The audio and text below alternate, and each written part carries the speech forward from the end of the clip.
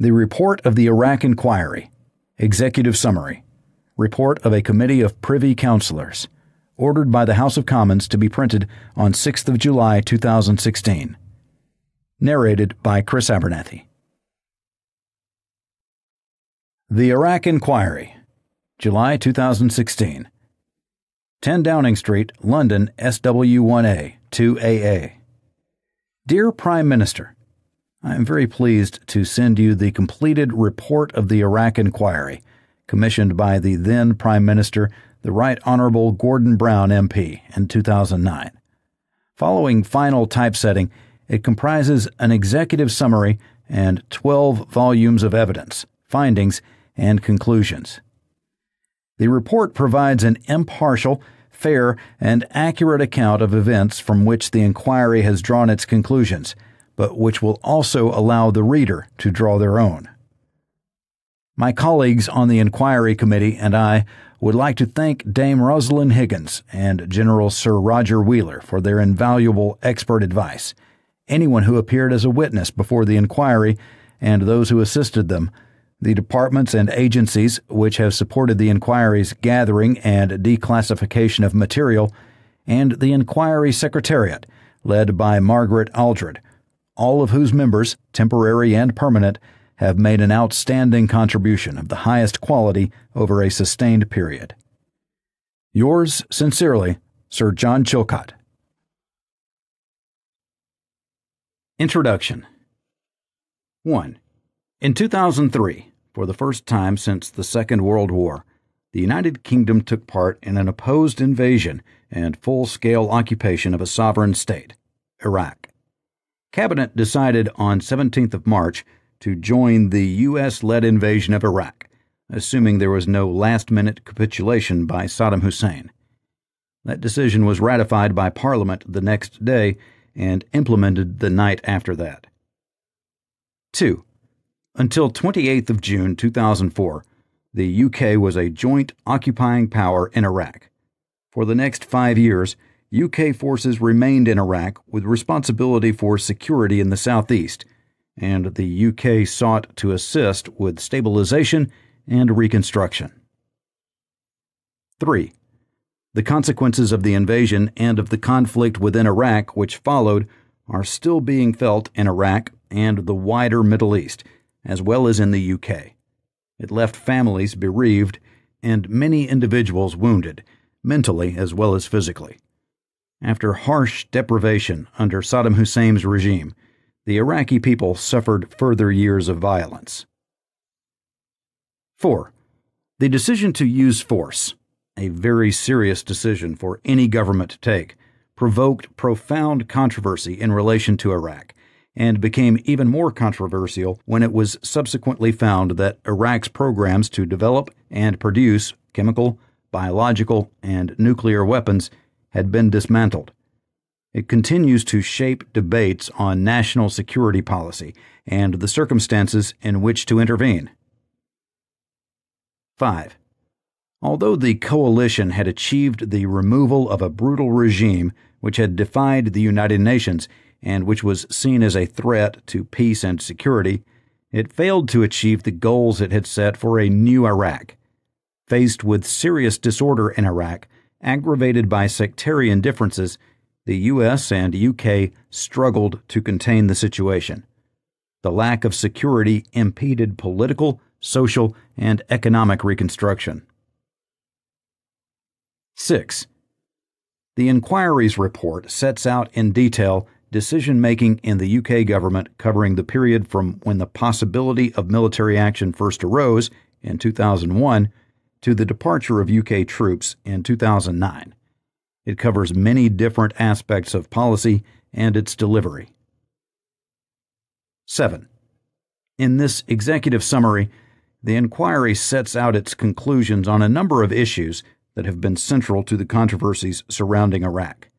In addition to the factors that shaped the decision to take military action in March 2003 without support for an authorizing resolution in the UN Security Council, they are the assessments of Iraqi WMD capabilities by the intelligence community prior to the invasion, including their presentation in the September 2002 dossier, advice on whether military action would be legal, the lack of adequate preparation for the post-conflict period, and the consequent struggle to cope with the deteriorating security situation in Iraq after the invasion. This summary also contains the inquiry's key findings and a compilation of lessons from the conclusions of individual sections of the report. 8. Other sections of the report contain detailed accounts of the relevant decisions and events, and the inquiry's full conclusions and lessons. 9. The following are extracts from the main body of the report, covering some of the most important issues considered by the inquiry. Pre-conflict strategy and planning. 10.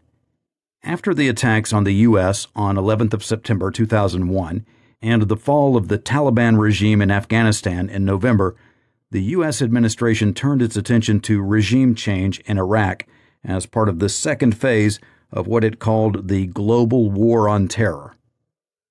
11. The UK government sought to influence the decisions of the U.S. administration and avoid unilateral U.S. military action on Iraq by offering partnership to the U.S. and seeking to build international support for the position that Iraq was a threat with which it was necessary to deal. 12. In Mr. Blair's view, the decision to stand shoulder to shoulder with the U.S. was an essential demonstration of solidarity with the UK's principal ally, as well as being in the UK's long-term national interests. 13. To do so required the UK to reconcile its objective of disarming Iraq, if possible by peaceful means, with the U.S. goal of regime change. That was achieved by the development of an ultimatum strategy threatening the use of force if Saddam Hussein did not comply with the demands of the international community, and by seeking to persuade the U.S. to adopt that strategy and pursue it through the UN. 14. President Bush's decision in September 2002 to challenge the UN to deal with Iraq and the subsequent successful negotiation of Resolution 1441, giving Iraq a final opportunity to comply with its disarmament obligations or face serious consequences if it did not, was perceived to be a major success for Mr. Blair's strategy and his influence on President Bush. 15. But U.S. willingness to act through the UN was limited. Following the Iraqi declaration of 7th of December 2002, the UK perceived that President Bush had decided that the U.S. would take military action in early 2003 if Saddam Hussein had not been disarmed and was still in power. 16. The timing of military action was entirely driven by the U.S. administration. 17. At the end of January 2003, Mr. Blair accepted the U.S. timetable for military action by mid-March. President Bush agreed to support a second resolution to help Mr. Blair. 18. The UK government's efforts to secure a second resolution faced opposition from those countries, notably France, Germany, and Russia, which believed that the inspections process could continue. The inspectors reported that Iraqi cooperation, while far from perfect, was improving. 19. By early March, the U.S. administration was not prepared to allow inspections to continue or give Mr. Blair more time to try to achieve support for action. The attempt to gain support for a second resolution was abandoned. 20. In the inquiry's view, the diplomatic options had not at that stage been exhausted. Military action was therefore not a last resort. 21. In mid-March, Mr. Blair's determination to stand alongside the U.S. left the UK with a stark choice. It could act with the U.S., but without the support of the majority of the Security Council in taking military action if Saddam Hussein did not accept the U.S. ultimatum giving him 48 hours to leave. Or it could choose not to join U.S.-led military action. 22. Led by Mr. Blair, the UK government chose to support military action. 23. Mr. Blair asked Parliament to endorse a decision to invade and occupy a sovereign nation without the support of a Security Council resolution explicitly authorizing the use of force. Parliament endorsed that choice. The UK decision to support U.S. military action. 24. President Bush decided at the end of 2001 to pursue a policy of regime change in Iraq. 25. The UK shared the broad objective of finding a way to deal with Saddam Hussein's defiance of UN Security Council resolutions and his assumed weapons of mass destruction, WMD, programs. However, based on consistent legal advice, the UK could not share the U.S. objective of regime change. The UK government therefore set as its objective the disarmament of Iraq in accordance with the obligations imposed in a series of Security Council resolutions. UK policy before 9/11. 26. Before the attacks on the U.S. on 11th of September 2001, 9/11, the UK was pursuing a strategy of containment based on a new sanctions regime to improve international support and incentivize Iraq's cooperation, narrowing and deepening the sanctions regime to focus only on prohibited items and at the same time improving financial controls to reduce the flow of illicit funds to Saddam Hussein. 27. When UK policy towards Iraq was formally reviewed and agreed by the Ministerial Committee on Defense and Overseas Policy, DOP, in May 1999, the objectives towards Iraq were defined as, quote, in the short term, to reduce the threat Saddam poses to the region, including by eliminating his weapons of mass destruction, WMD, programs, and, in the longer term, to reintegrate a territorially intact Iraq as a law-abiding member of the international community. End quote. 28. The policy of containment was seen as the only viable way to pursue those objectives. A policy of trying to topple Saddam would command no useful international support. Iraq was unlikely to accept the package immediately, but might be persuaded to acquiesce eventually. 29. After prolonged discussion about the way ahead, the UN Security Council adopted Resolution 1284 in December 1999, although China, France, and Russia abstained. 30. The resolution established a new inspectorate, the United Nations Monitoring, Verification, and Inspection Commission, UNMOVIC, which Dr. Hans Blix was subsequently appointed to lead. A timetable to identify and agree a work program, and the principle that if the inspectors reported cooperation in key areas, that would lead to the suspension of economic sanctions. 31.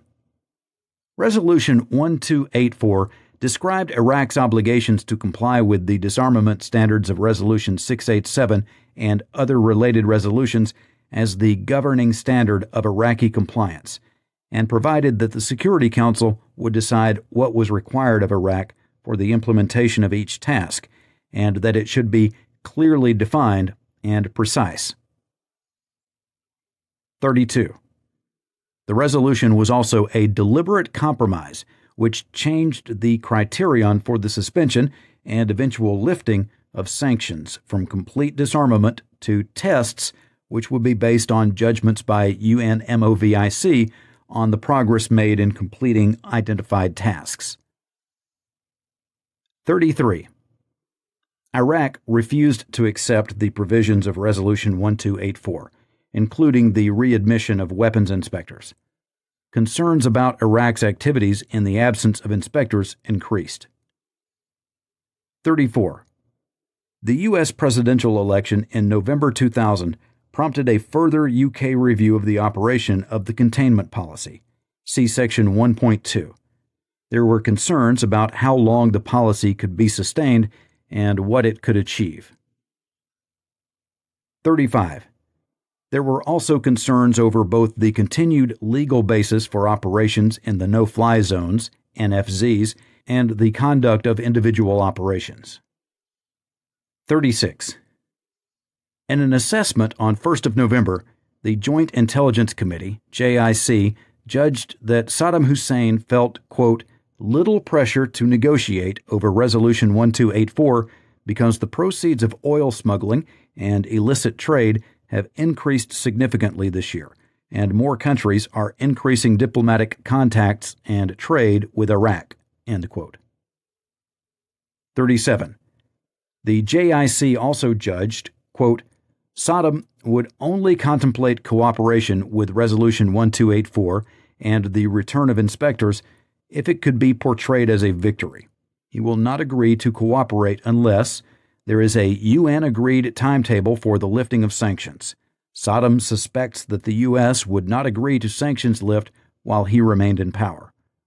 He is able to negotiate with the UN in advance to weaken the inspection provisions. His ambitions to rebuild Iraq's weapons of mass destruction programs makes him hostile to intrusive inspections or any other constraints likely to be effective. Before accepting 1284, Saddam will try to obtain the abolition of the no-fly zones. He is also likely to demand that the U.S. should abandon its stated aim to topple the Iraqi regime. End quote. 38. In November 2000, Mr. Blair's preferred option was described as the implementation of 1284, enabling inspectors to return and sanctions to be suspended. 39. In December 2000, the British Embassy, Washington, reported growing pressure to change course from containment to military action to oust Saddam Hussein, but no decision to change policy or to begin military planning had been taken by President Clinton. 40. The key judgments of a JIC assessment in February 2001 included: there was, quote, broad international consensus to maintain the arms embargo at least as long as Saddam remains in power. Saddam faces no economic pressure to accept Resolution 1284 because he is successfully undermining the economic sanctions regime, end quote. Quote, through abuse of the UN Oil for Food program and smuggling of oil and other goods, it was estimated that Saddam Hussein would be able to appropriate in the region of $1.5 billion to $1.8 billion in cash and goods in 2001, and there was scope for earning even more. Iranian interdiction efforts had significantly reduced smuggling down the Gulf, but Saddam Hussein had compensated by exploiting land routes to Turkey and Syria. Most countries believed that economic sanctions were ineffective, counterproductive, and should now be lifted. Without active enforcement, the economic sanctions regime would continue to erode. 41. The assessment also stated Saddam Hussein needed funds to maintain his military and security apparatus and secure its loyalty. Despite the availability of funds, Iraq had been slow to comply with UN recommendations on food allocation. Saddam needed the Iraqi people to suffer to underpin his campaign against sanctions. Encouraged by the success of Iraq's border trade agreement with Turkey, frontline states were not enforcing sanctions. There had been a significant increase in the erosion of sanctions over the past 6 months. 42. When Mr. Blair had his first meeting with President Bush at Camp David in late February 2001, the U.S. and U.K. agreed on the need for a policy which was more widely supported in the Middle East region. Mr. Blair had concluded that public presentation needed to be improved. He suggested that the approach should be presented as a deal comprising 4 elements. Do the right thing by the Iraqi people, with whom we have no quarrel. Tighten weapons controls on Saddam Hussein. Retain financial control on Saddam Hussein. And retain our ability to strike. 43. The stated position of the UK government in February 2001 was that containment had been broadly successful. 44. During the summer of 2001, the UK had been exploring the way forward with the US, Russia, and France on a draft Security Council resolution to put in place a smart sanctions regime. But there was no agreement on the way ahead between the UK, the US, China, France, and Russia, the 5 permanent members of the UN Security Council. 45. Mr. Blair told the inquiry that until 11th of September 2001, the UK had a policy of containment, but sanctions were eroding. The policy was partially successful, but it did not mean that Saddam Hussein was not still developing his prohibited programs. The impact of 9/11. 46. The attacks on the U.S. on 11th of September 2001 changed perceptions about the severity and likelihood of the threat from international terrorism. They showed that attacks intended to cause large-scale civilian casualties could be mounted anywhere in the world. 47. In response to that perception of a greater threat, governments felt a responsibility to act to anticipate and reduce risks before they turned into a threat. That was described to the inquiry by a number of witnesses as a change to the calculus of risk after 9/11. 48. In the wake of the attacks, Mr. Blair declared that the UK would stand shoulder to shoulder with the US to defeat and eradicate international terrorism. 49. The JIC assessed on 18th of September that the attacks on the U.S. had set a new benchmark for terrorist atrocity, and that terrorists seeking comparable impact might try to use chemical, biological, radiological, or nuclear devices. Only Islamic extremists, such as those who shared Osama bin Laden's agenda, had the motivation to pursue attacks with the deliberate aim of causing maximum casualties. 50. Throughout the autumn of 2001, Mr. Blair took an active and leading role in building a coalition to act against that threat, including military action against al-Qaeda and the Taliban regime in Afghanistan. He also emphasized the potential risk of terrorists acquiring and using nuclear, biological, or chemical weapons, and the dangers of inaction. 51. In November 2001, the JIC assessed that Iraq had played no role in the 9/11 attacks on the U.S., and that practical cooperation between Iraq and al-Qaeda was unlikely.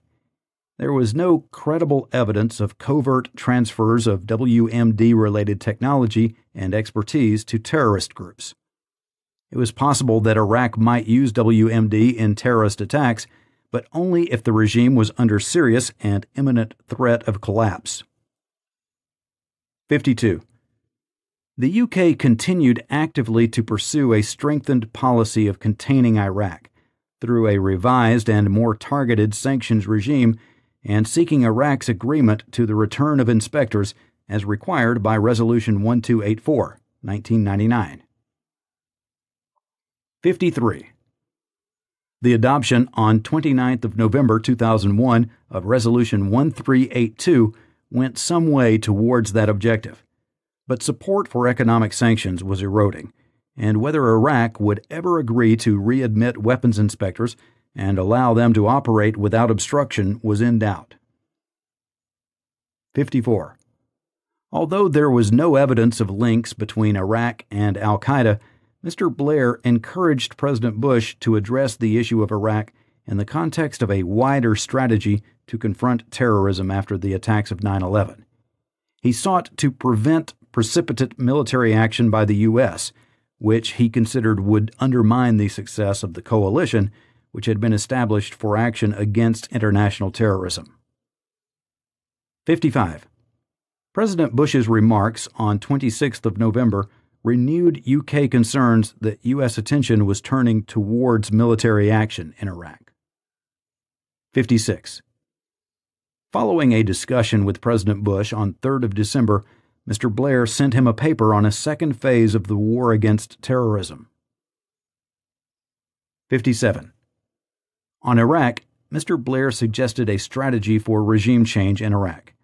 This would build over time until the point was reached where military action could be taken if necessary without losing international support.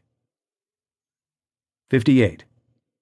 The strategy was based on the premise that Iraq was a threat which had to be dealt with, and it had multiple diplomatic strands.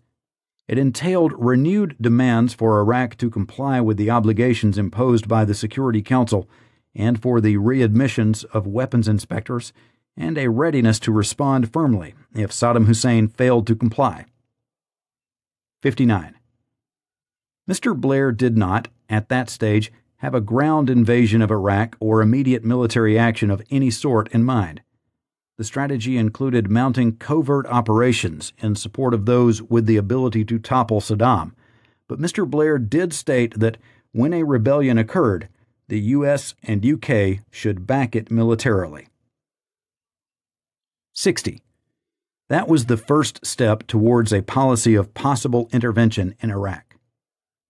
61. A number of issues, including the legal basis for any military action, would need to be resolved as part of developing the strategy. 62. The UK government does not appear to have had any knowledge at that stage that President Bush had asked General Tommy Franks, Commander-in-Chief, U.S. Central Command, to review the military options for removing Saddam Hussein, including options for a conventional ground invasion. 63. Mr. Blair also emphasized the threat which Iraq might pose in the future. That remained a key part of his position in the months that followed. 64. In his annual State of the Union speech on 29 January 2002, President Bush described the regimes in North Korea and Iran as sponsors of terrorism. He added that Iraq had continued to, quote, flaunt its hostility towards America and to support terror. The Iraqi regime has plotted to develop anthrax and nerve gas and nuclear weapons for over a decade. This is a regime that has already used poison gas to murder thousands of its own citizens. This is a regime that agreed to international inspections, then kicked out the inspectors. This is a regime that has something to hide from the civilized world." End quote. 65. President Bush stated, quote, "States like these, North Korea, Iran, and Iraq, and their terrorist allies constitute an axis of evil, arming to threaten the peace of the world. By seeking weapons of mass destruction, these regimes pose a grave and growing danger." End quote. 66. From late February 2002, Mr. Blair and Mr. Straw began publicly to argue that Iraq was a threat which had to be dealt with. Iraq needed to disarm or be disarmed. 67. The urgency and certainty with which the position was stated reflected the ingrained belief that Saddam Hussein's regime retained chemical and biological warfare capabilities, was determined to preserve and, if possible, enhance its capabilities, including at some point in the future a nuclear capability, and was pursuing an active policy of deception and concealment. It also reflected the wider context in which the policy was being discussed with the U.S. 68. On 26 February 2002, Sir Richard Dearlove, the chief of the Secret Intelligence Service, advised that the U.S. administration had concluded that containment would not work, was drawing up plans for a military campaign later in the year, and was considering presenting Saddam Hussein with an ultimatum for the return of inspectors, while setting the bar so high that Saddam Hussein would be unable to comply. 69. The following day, the JIC assessed that Saddam Hussein feared a U.S. military attack on the scale of the 1991 military campaign to liberate Kuwait, but did not regard such an attack as inevitable, and that Iraqi opposition groups would not act without visible and sustained U.S. military support on the ground. 70. At Cabinet on 7th of March, Mr. Blair and Mr. Straw emphasized that no decisions to launch further military action had been taken, and any action taken would be in accordance with international law. 71. The discussion in Cabinet was couched in terms of Iraq's need to comply with its obligations and future choices by the international community on how to respond to the threat which Iraq represented. 72. Cabinet endorsed the conclusion that Iraq's WMD programs posed a threat to peace and endorsed a strategy of engaging closely with the U.S. government in order to shape policy and its presentation. It did not discuss how that might be achieved. 73. Mr. Blair sought and was given information on a range of issues before his meeting with President Bush at Crawford on 5th and 6th of April, but no formal and agreed analysis of the issues and options was sought or produced, and there was no collective consideration of such advice. 74. Mr. Straw's advice of 25th of March proposed that the U.S. and U.K. should seek an ultimatum to Saddam Hussein to readmit weapons inspectors. That would provide a route for the U.K. to align itself with the U.S. without adopting the U.S. objective of regime change. This reflected advice that regime change would be unlawful. 75. At Crawford, Mr. Blair offered President Bush a partnership in dealing urgently with the threat posed by Saddam Hussein. He proposed that the UK and the U.S. should pursue a strategy based on an ultimatum calling on Iraq to permit the return of weapons inspectors or face the consequences. 76. President Bush agreed to consider the idea, but there was no decision until September 2002. 77. In the subsequent press conference on 6th of April, Mr. Blair stated that doing nothing was not an option. The threat of WMD was real and had to be dealt with. The lesson of 11th of September was to ensure that groups were not allowed to develop a capability they might use. 78. In his memoir, Mr. Blair characterized the message that he and President Bush had delivered to Saddam Hussein as change the regime attitude on WMD inspections or face the prospect of changing regime. 79. Documents written between April and July 2002 reported that in the discussion with President Bush at Crawford, Mr. Blair had set out a number of considerations in relation to the development of policy on Iraq. These were variously described as the UN inspectors needed to be given every chance of success. The U.S. should take action within a multilateral framework with international support, not unilateral action. A public information campaign should be mounted to explain the nature of Saddam Hussein's regime and the threat he posed. Any military action would need to be within the framework of international law. The military strategy would need to ensure Saddam Hussein could be removed quickly and successfully. A convincing blueprint was needed for a post-Saddam Hussein Iraq, which would be acceptable to both Iraq's population and its neighbors. The U.S. should advance the Middle East peace process in order to improve the chances of gaining broad support in the Middle East for military action against Iraq, and to preempt accusations of double standards. Action should enhance rather than diminish regional stability. Success would be needed in Afghanistan to demonstrate the benefits of regime change. 80.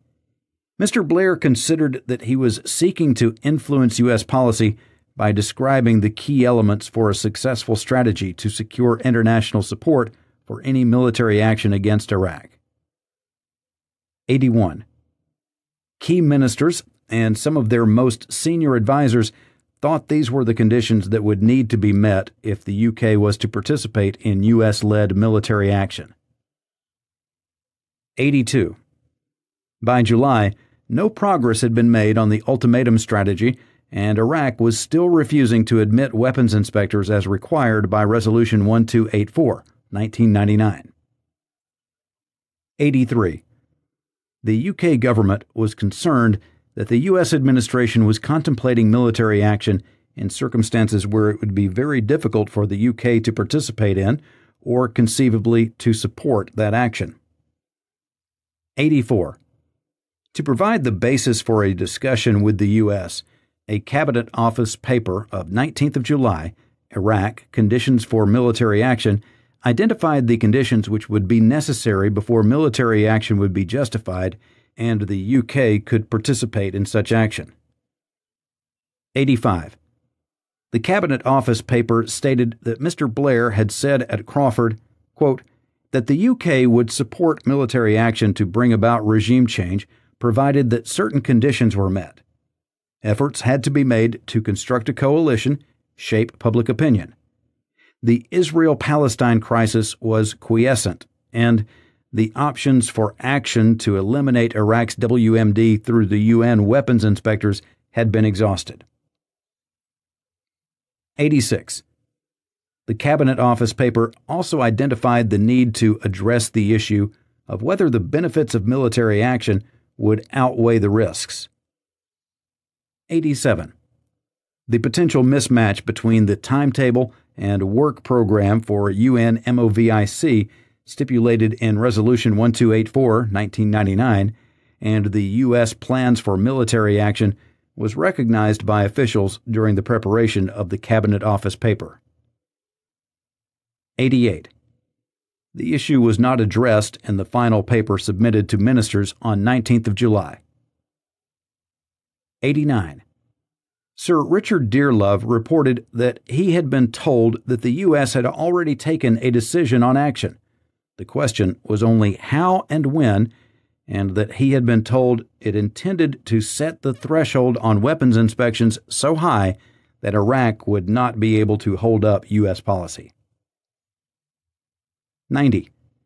Mr. Blair's meeting with ministerial colleagues and senior officials on 23rd of July was not seen by those involved as having taken decisions. 91. Further advice and background material were commissioned, including on the possibility of a UN ultimatum to Iraq and the legal basis for action. The record stated, quote, "We should work on the assumption that the UK would take part in any military action, but we needed a fuller picture of U.S. planning before we could take any firm decisions. CDS, the Chief of the Defense Staff, Admiral Sir Michael Boyce, should tell the U.S. military that we were considering a range of options." End quote. 92. Mr. Blair was advised that there would be formidable obstacles to securing a new UN resolution incorporating an ultimatum without convincing evidence of a greatly increased threat from Iraq. A great deal more work would be needed to clarify what the UK was seeking and how its objective might best be achieved. 93. Mr. Blair's note to President Bush of 28th of July sought to persuade President Bush to use the UN to build a coalition for action by seeking a partnership between the UK and the U.S. and setting out a framework for action. 94. The note began, quote, "I will be with you, whatever, but this is the moment to assess bluntly the difficulties. The planning on this and the strategy are the toughest yet. This is not Kosovo. This is not Afghanistan. It is not even the Gulf War. The military part of this is hazardous, but I will concentrate mainly on the political context for success." End quote. 95. Mr. Blair stated that getting rid of Saddam Hussein was, quote, "the right thing to do. He is a potential threat. He could be contained, but containment is always risky. His departure would free up the region, and his regime is brutal and inhumane." End quote. 96. Mr. Blair told President Bush that the UN was the simplest way to encapsulate a casus belli in some defining way, with an ultimatum to Iraq once military forces started to build up in October. That might be backed by a UN resolution. 97. Mr. Blair thought it unlikely that Saddam Hussein intended to allow inspectors to return. If he did, the JIC had advised that Iraq would obstruct the work of the inspectors. That could result in a material breach of the obligations imposed by the UN. 98. A workable military plan to ensure the collapse of the regime would be required. 99. The note reflected Mr. Blair's own views. The proposals had not been discussed or agreed with his colleagues. Decision to take the UN route. 100.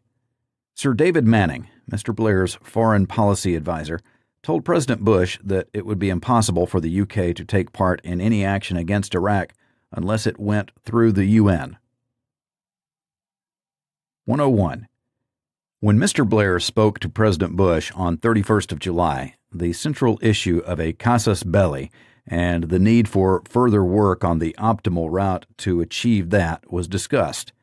Mr. Blair said that he wanted to explore whether the UN was the right route to set an ultimatum or whether it would be an obstacle. 102.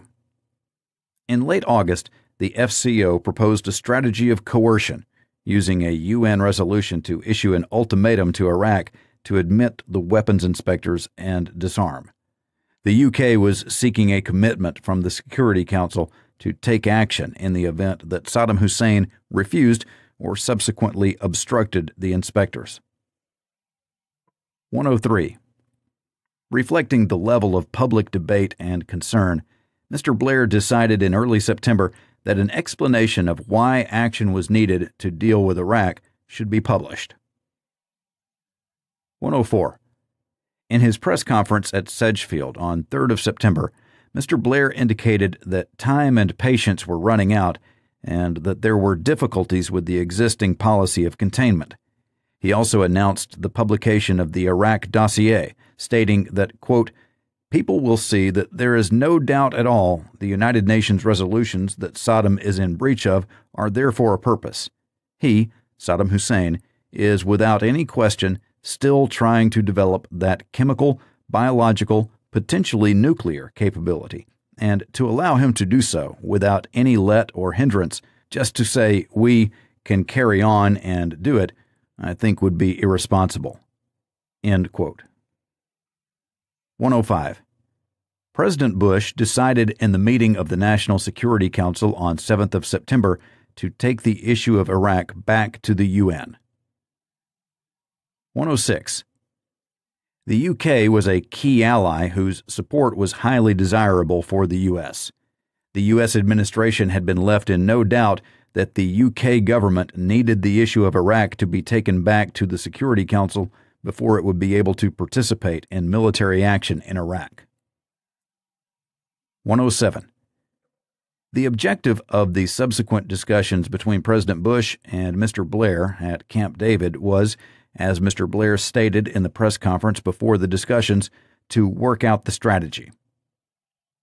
108. Mr. Blair told President Bush that he was in no doubt about the need to deal with Saddam Hussein. 109. Although at that stage no decision had been taken on which military package might be offered to the U.S. for planning purposes, Mr. Blair also told President Bush that if it came to war, the UK would take a significant military role. 110. In his speech to the General Assembly on 12th of September, President Bush set out his view of the grave and gathering danger posed by Saddam Hussein and challenged the UN to act to address Iraq's failure to meet the obligations imposed by the Security Council since 1990. He made clear that if Iraq defied the UN, the world must hold Iraq to account, and the U.S. would, quote, work with the UN Security Council for the necessary resolutions, end quote. But the U.S. would not stand by and do nothing in the face of the threat. 111. Statements made by China, France, and Russia in the General Assembly debate after President Bush's speech highlighted the different positions of the 5 permanent members of the Security Council, in particular about the role of the Council in deciding whether military action was justified. 112. The government dossier on Iraq was published on 24th of September. It was designed to make the case and secure parliamentary and public support for the government's policy that action was urgently required to secure Iraq's disarmament. 113. In his statement to Parliament on 24th of September and in his answers to subsequent questions, Mr. Blair presented Iraq's past, current, and potential future capabilities as evidence of the severity of the potential threat from Iraq's weapons of mass destruction. He said that at some point in the future, that threat would become a reality. 114. Mr. Blair wrote his statement to the House of Commons himself and chose the arguments to make clear his perception of the threat and why he believed that there was an overwhelming case for action to disarm Iraq. 115. Addressing the question of why Saddam Hussein had decided in mid-September, but not before, to admit the weapons inspectors, Mr. Blair stated that the answer was in the dossier, and it was because, quote, his chemical, biological, and nuclear program is not an historic leftover from 1998. The inspectors are not needed to clean up the old remains. His weapons of mass destruction program is active, detailed, and growing. The policy of containment is not working. The weapons of mass destruction program is not shut down. It is up and running now. End quote. 116. Mr. Blair posed and addressed three questions. Why Saddam? Why now? And why should Britain care? 117. On the question, why Saddam, Mr. Blair said that two things about Saddam Hussein stood out. Quote, he had used these weapons in Iraq, end quote, and thousands had died, and he had used them during the war with Iran, quote, in which 1 million people died, end quote, and the regime had, quote, no moderate elements to appeal to, end quote. 118. On the question, why now, Mr. Blair stated, quote, I agree I cannot say that this month or next, even this year or next, Saddam will use his weapons. But I can say that if the international community, having made the call for his disarmament, now, at this moment, at the point of decision, shrugs its shoulders and walks away, he will draw the conclusion dictators faced with a weakening will always draw, that the international community will talk but not act, will use diplomacy but not force. We know, again from our history, that diplomacy not backed by the threat of force has never worked with dictators and never will. End quote. Negotiation of Resolution 1441. 119. There were significant differences between the U.S. and U.K. positions, and between them and China, France, and Russia about the substance of the strategy to be adopted, including the role of the Security Council in determining whether peaceful means had been exhausted and the use of force to secure disarmament was justified. 120. Those differences resulted in difficult negotiations over more than 8 weeks before the unanimous adoption of Resolution 1441 on 8th of November 2002. 121. When President Bush made his speech on 12th of September, the U.S. and U.K. had agreed the broad approach, but not the substance of the proposals to be put to the UN Security Council or the tactics. 122.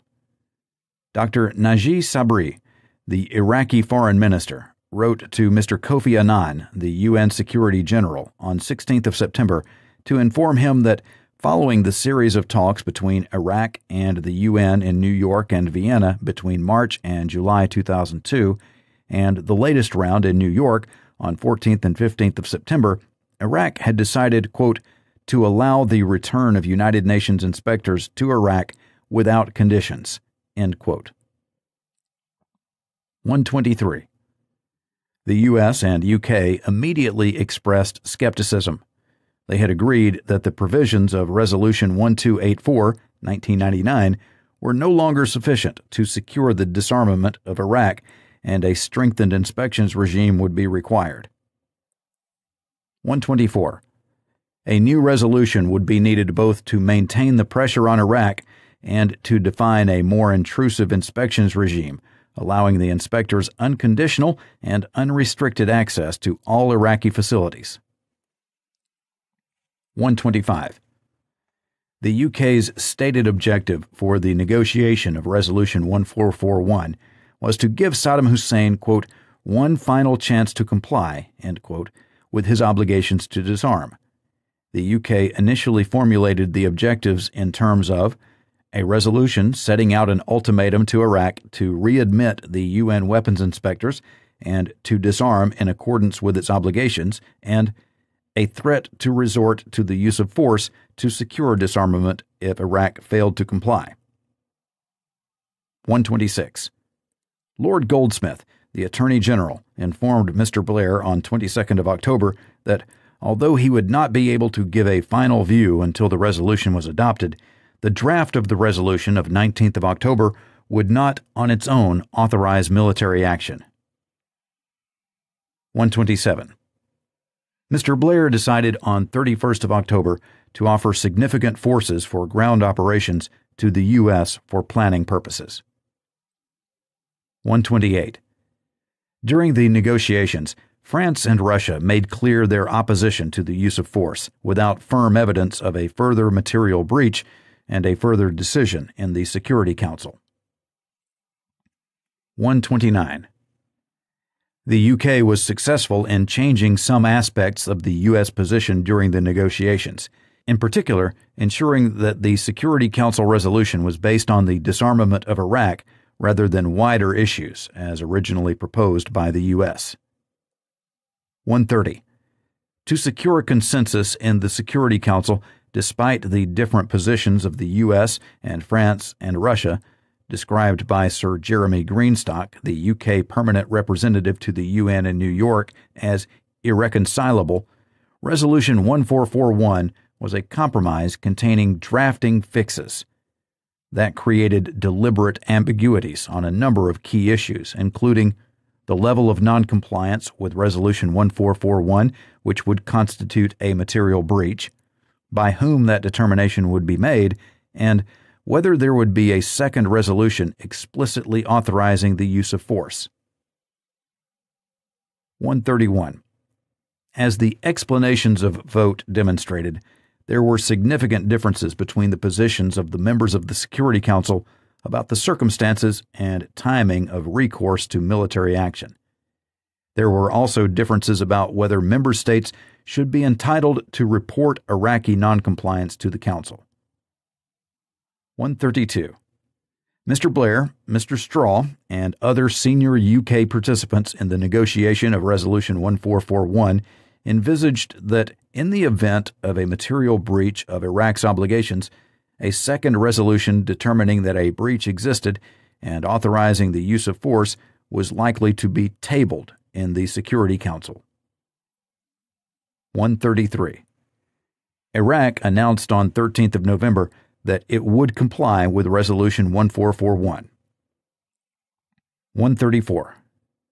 Iraq also restated its position that it had neither produced nor was in possession of weapons of mass destruction since the inspectors left in December 1998. It explicitly challenged the UK statement on 8th of November that Iraq had, quote, decided to keep possession, end quote, of its WMD. The prospect of military action. 135.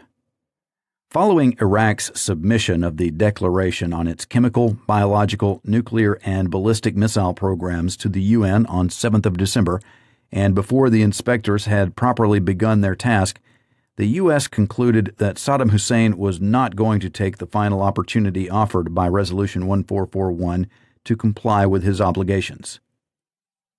136. Mr. Blair was advised on 11th of December that there was impatience in the U.S. administration, and it was looking at military action as early as mid-February 2003. 137.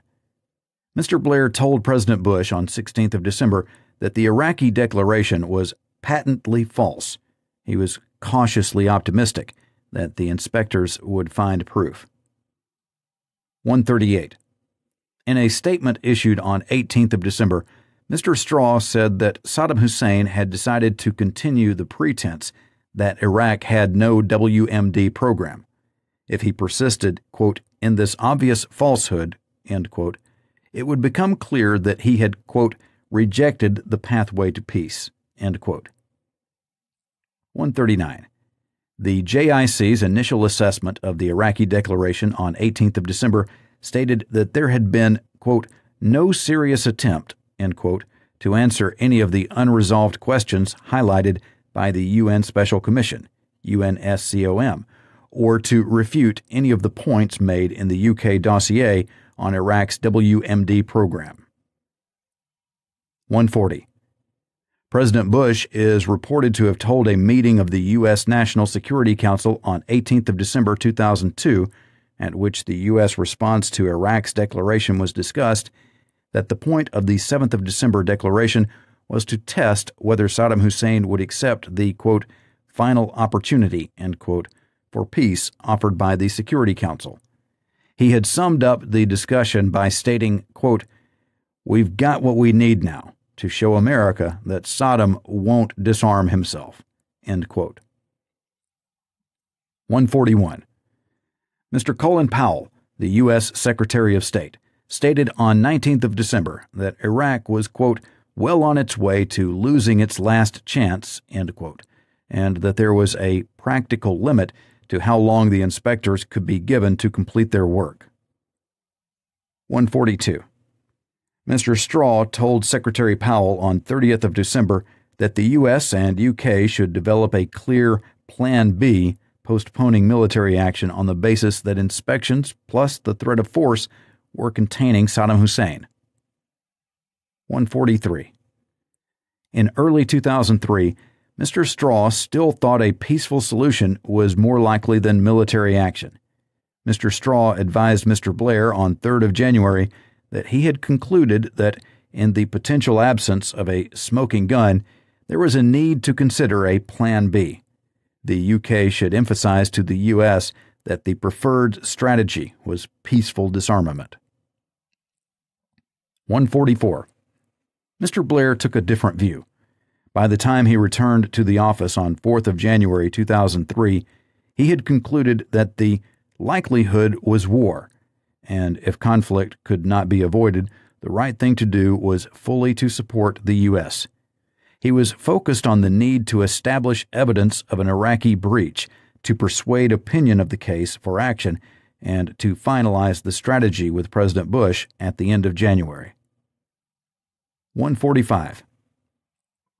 The UK objectives were published in a written ministerial statement by Mr. Straw on 7th of January. The prime objective was, quote, to rid Iraq of its weapons of mass destruction, WMD, and their associated programs and means of delivery, including prohibited ballistic missiles, as set out in UNSCR's, UN Security Council resolutions. This would reduce Iraq's ability to threaten its neighbors and the region, and prevent Iraq using WMD against its own people. UNSCRs also require Iraq to renounce terrorism and return captured Kuwaitis and property taken from Kuwait. End quote. 146. Lord Goldsmith gave Mr. Blair his draft advice on 14th of January that Resolution 1441 would not by itself authorize the use of military force. 147. Mr. Blair agreed on 17th of January to deploy a UK division with 3 combat brigades for possible operations in southern Iraq. 148. There was no collective discussion of the decision by senior ministers. 149. In January 2003, there was a clear divergence between the UK and U.S. government positions over the timetable for military action, and the UK became increasingly concerned that U.S. impatience with the inspections process would lead to a decision to take unilateral military action in the absence of support for such action in the Security Council. 150. On 23rd of January, Mr. Blair was advised that the U.S. military would be ready for action in mid-February. 151. In a note to President Bush on 24th of January, Mr. Blair wrote that the arguments for proceeding with a second Security Council resolution, quote, or at the very least a clear statement, end quote, from Dr. Blix, which allowed the U.S. and U.K. to argue that a failure to pass a second resolution was in breach of the spirit of 1441, remained, in his view, overwhelming, and that inspectors should be given until the end of March or early April to carry out their task. 152. Mr. Blair suggested that, in the absence of a smoking gun, Dr. Blix would be able to harden up his findings on the basis of a pattern of non-cooperation from Iraq, and that would be sufficient for support for military action in the Security Council. 153. The U.S. and U.K. should seek to persuade others, including Dr. Blix, that was the true view of Resolution 1441. 154. Mr. Blair used an interview on Breakfast with Frost on 26th of January to set out the position that the inspections should be given sufficient time to determine whether or not Saddam Hussein was cooperating fully. If he was not, that would be a sufficient reason for military action. A find of WMD was not required. 155. Mr. Blair's proposed approach to his meeting with President Bush was discussed in a meeting of ministers before Cabinet on 30th of January and then discussed in general terms in Cabinet itself. 156. In a note prepared before his meeting with President Bush on 31st of January, Mr. Blair proposed seeking a UN resolution on 5th of March, followed by an attempt to, quote, mobilize Arab opinion to try to force Saddam out, end quote, before military action on 15th of March. 157. When Mr. Blair met President Bush on 31st of January, it was clear that the window of opportunity before the U.S. took military action would be very short. The military campaign could begin, quote, around 10th of March, end quote. 158. President Bush agreed to seek a second resolution to help Mr. Blair, but there were major reservations within the U.S. administration about the wisdom of that approach. 159. Mr. Blair confirmed that he was, quote, solidly with the president and ready to do whatever it took to disarm Saddam, end quote, Hussein. 160. Reporting on his visit to Washington, Mr. Blair told Parliament on 3rd of February 2003 that Saddam Hussein was not cooperating as required by Resolution 1441, and if that continued, a second resolution should be passed to confirm such a material breach. 161. Mr. Blair continued to set the need for action against Iraq in the context of the need to be seen to enforce the will of the UN and to deter future threats. The gap between the permanent members of the Security Council widens. 162. In their reports to the Security Council on 14th of February, Dr. Blix reported that UN MOVIC had not found any weapons of mass destruction, and the items that were not accounted for might not exist, but Iraq needed to provide the evidence to answer the questions, not belittle them. Dr. Mohammed El-Baradei, Director General of the International Atomic Energy Agency, IAEA, reported that the IAEA had found no evidence of ongoing prohibited nuclear or nuclear-related activities in Iraq, although a number of issues were still under investigation. 163. In the subsequent debate, members of the Security Council voiced widely divergent views. 164. Mr. Annan concluded that there were real differences on strategy and timing in the Security Council. Iraq's non-cooperation was insufficient to bring members to agree that war was justified. They would only move if they came to their own judgment that inspections were pointless. 165. On 19th of February, Mr. Blair sent President Bush a 6-page note. He proposed focusing on the absence of full cooperation and a simple resolution stating that Iraq had failed to take the final opportunity, with a side statement defining tough tests of cooperation and a vote on 14th of March to provide a deadline for action. 166. President Bush and Mr. Blair agreed to introduce a draft resolution at the UN the following week, but its terms were subject to further discussion. 167. On 20th of February, Mr. Blair told Dr. Blix that he wanted to offer the U.S. an alternative strategy, which included a deadline and tests for compliance. He did not think Saddam Hussein would cooperate, but he would try to get Dr. Blix as much time as possible. Iraq could have signaled a change of heart in the December declaration. The Americans did not think that Saddam was going to cooperate. Quote, "Nor did he, but we needed to keep the international community together." End quote. 168. Dr. Blix stated that full cooperation was a nebulous concept, and a deadline of 15th of April would be too early. Dr. Blix commented that, quote, "Perhaps there was not much WMD in Iraq after all," end quote. Mr. Blair responded that, quote, "Even German and French intelligence were sure that there was WMD in Iraq," end quote. Dr. Blix said they seemed unsure about, quote, "mobile BW production facilities," end quote. Quote, "It would be paradoxical and absurd if 250,000 men were to invade Iraq and find very little," end quote. 169. Mr. Blair responded that, quote, "Our intelligence was clear that Saddam had reconstituted his WMD program," end quote. 170. On 24th of February, the UK, US, and Spain tabled a draft resolution stating that Iraq had failed to take the final opportunity offered by Resolution 1441, and that the Security Council had decided to remain seized of the matter. The draft failed to attract support. 171.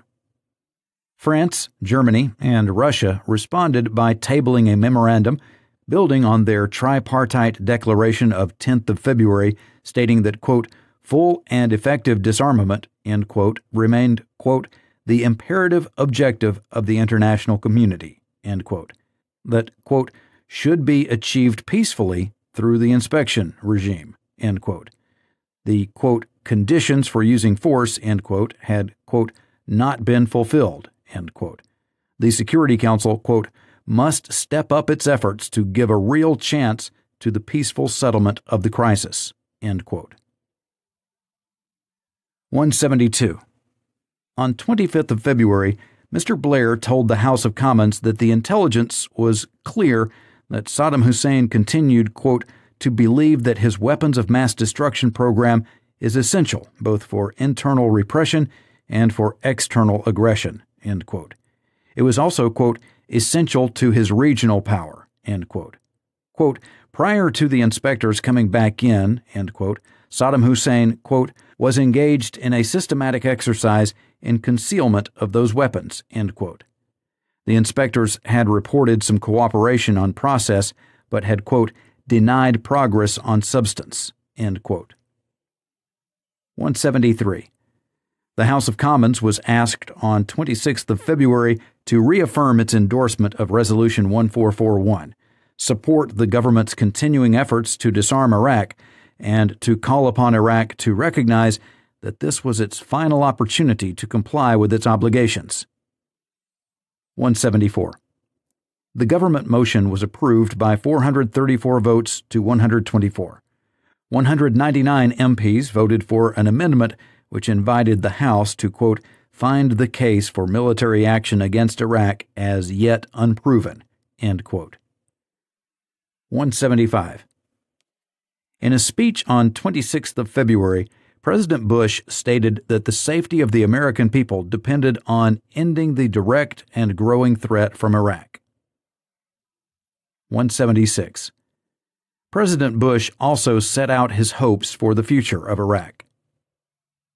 177.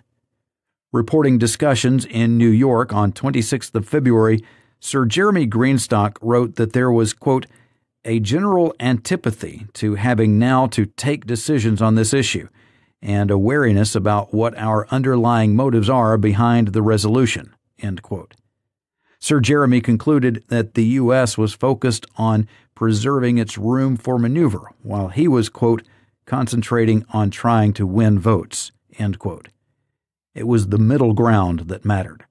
Mexico and Chile were the pivotal skeptics. 178. Lord Goldsmith told No. 10 officials on 27th of February that the safest legal course for future military action would be to secure a further Security Council resolution. He had, however, reached the view that a reasonable case could be made that Resolution 1441 was capable of reviving the authorization to use force in Resolution 678, 1990, without a further resolution, if there were strong factual grounds for concluding that Iraq had failed to take the final opportunity offered by Resolution 1441. 179. Lord Goldsmith advised that to avoid undermining the case for reliance on Resolution 1441, it would be important to avoid giving any impression that the UK believed a second resolution was legally required. 180. Informal consultations in the Security Council on 27th of February showed there was little support for the UK-US-Spanish draft resolution. 181. An Arab League summit on 1st of March concluded that the crisis in Iraq must be resolved by peaceful means and in the framework of international legitimacy. 182. Following his visit to Mexico, Sir David Manning concluded that Mexican support for a second resolution was, quote, not impossible, but would not be easy and would almost certainly require some movement, end quote. 183. During Sir David's visit to Chile, President Ricardo Lagos repeated his concerns, including the difficulty of securing 9 votes or winning the presentational battle without further clarification of Iraq's noncompliance. He also suggested identifying benchmarks. 184. Mr. Blair wrote in his memoir that during February, quote, despite his best endeavors, end quote, divisions in the Security Council had grown, not reduced, and that the, quote, dynamics of disagreement, end quote, were producing new alliances. France, Germany, and Russia were moving to create an alternative pole of power and influence. 185. Mr. Blair thought that was highly damaging, but inevitable. Quote, they felt as strongly as I did, and they weren't prepared to indulge the U.S. as they saw it, end quote. 186. Mr. Blair concluded that for moral and strategic reasons, the U.K. should be with the U.S., and that, quote, we should make a last-ditch attempt for a peaceful solution. First, to make the moral case for removing Saddam. Second, to try one more time to reunite the international community behind a clear base for action in the event of a continuing breach. End quote. 187. On 3rd of March, Mr. Blair proposed an approach focused on setting a deadline of 17th of March for Iraq to disclose evidence relating to the destruction of prohibited items and permit interviews, and an amnesty if Saddam Hussein left Iraq by 21st of March. 188. Mr. Straw told Secretary Powell that the level of support in the UK for military action without a second resolution was palpably very low. In that circumstance, even if a majority in the Security Council had voted for the resolution, with only France exercising its veto, he was increasingly pessimistic about support within the Labour Party for military action. The debate in the UK was, quote, significantly defined by the tone of the debate in Washington, and particularly remarks made by the President and others to the right of him, which suggested that the U.S. would go to war whatever, and was not bothered about a second resolution one way or another." End quote. 189. Following a discussion with Mr. Blair, Mr. Straw told Secretary Powell that Mr. Blair, quote, "was concerned that, having shifted world and British public opinion over the months, it had now been seriously set back in recent days. We were not in the right position. The Prime Minister was considering a number of ideas which he might well put to the President." End quote. 190. Mr. Straw recorded that Secretary Powell had advised that if Mr. Blair wanted to make proposals, he should do so quickly. The U.S. was not enthusiastic about the inclusion of an immunity clause for Saddam Hussein in the resolution. 191. Mr. Straw reported that Secretary Powell had told President Bush that he judged a vetoed resolution would no longer be possible for the UK. Mr. Straw said that without a second resolution, approval for military action could be beyond reach. 192. Mr. Straw told the Foreign Affairs Committee, FAC, on 4th of March that it was, quote, "a matter of fact," end quote, that Iraq had been in material breach, quote, "for some weeks," end quote, and Resolution 1441 provided sufficient legal authority to justify military action against Iraq if it was, quote, "in further material breach," end quote. 193. Mr. Straw also stated that a majority of members of the Security Council had been opposed to the suggestion that Resolution 1441 should state explicitly that military action could be taken only if there were a second resolution. 194. Mr. Blair was informed on the evening of 4th of March that U.S. military planners were looking at 12th of March as the possible start date for the military campaign, and that Mr. Jeff Hoon, the Defense Secretary, was concerned about the apparent disconnect with activity in the UN. 195. Baroness Amos, Minister of State, Department for International Development, DFID, advised on 4th of March that Angola, Cameroon, and Guinea were not yet ready to commit to a yes vote and had emphasized the need for P5 unity. 196. Sir Christopher Hum, British Ambassador to China, advised on 4th of March that if the resolution was put to a vote that day, China would abstain. 197.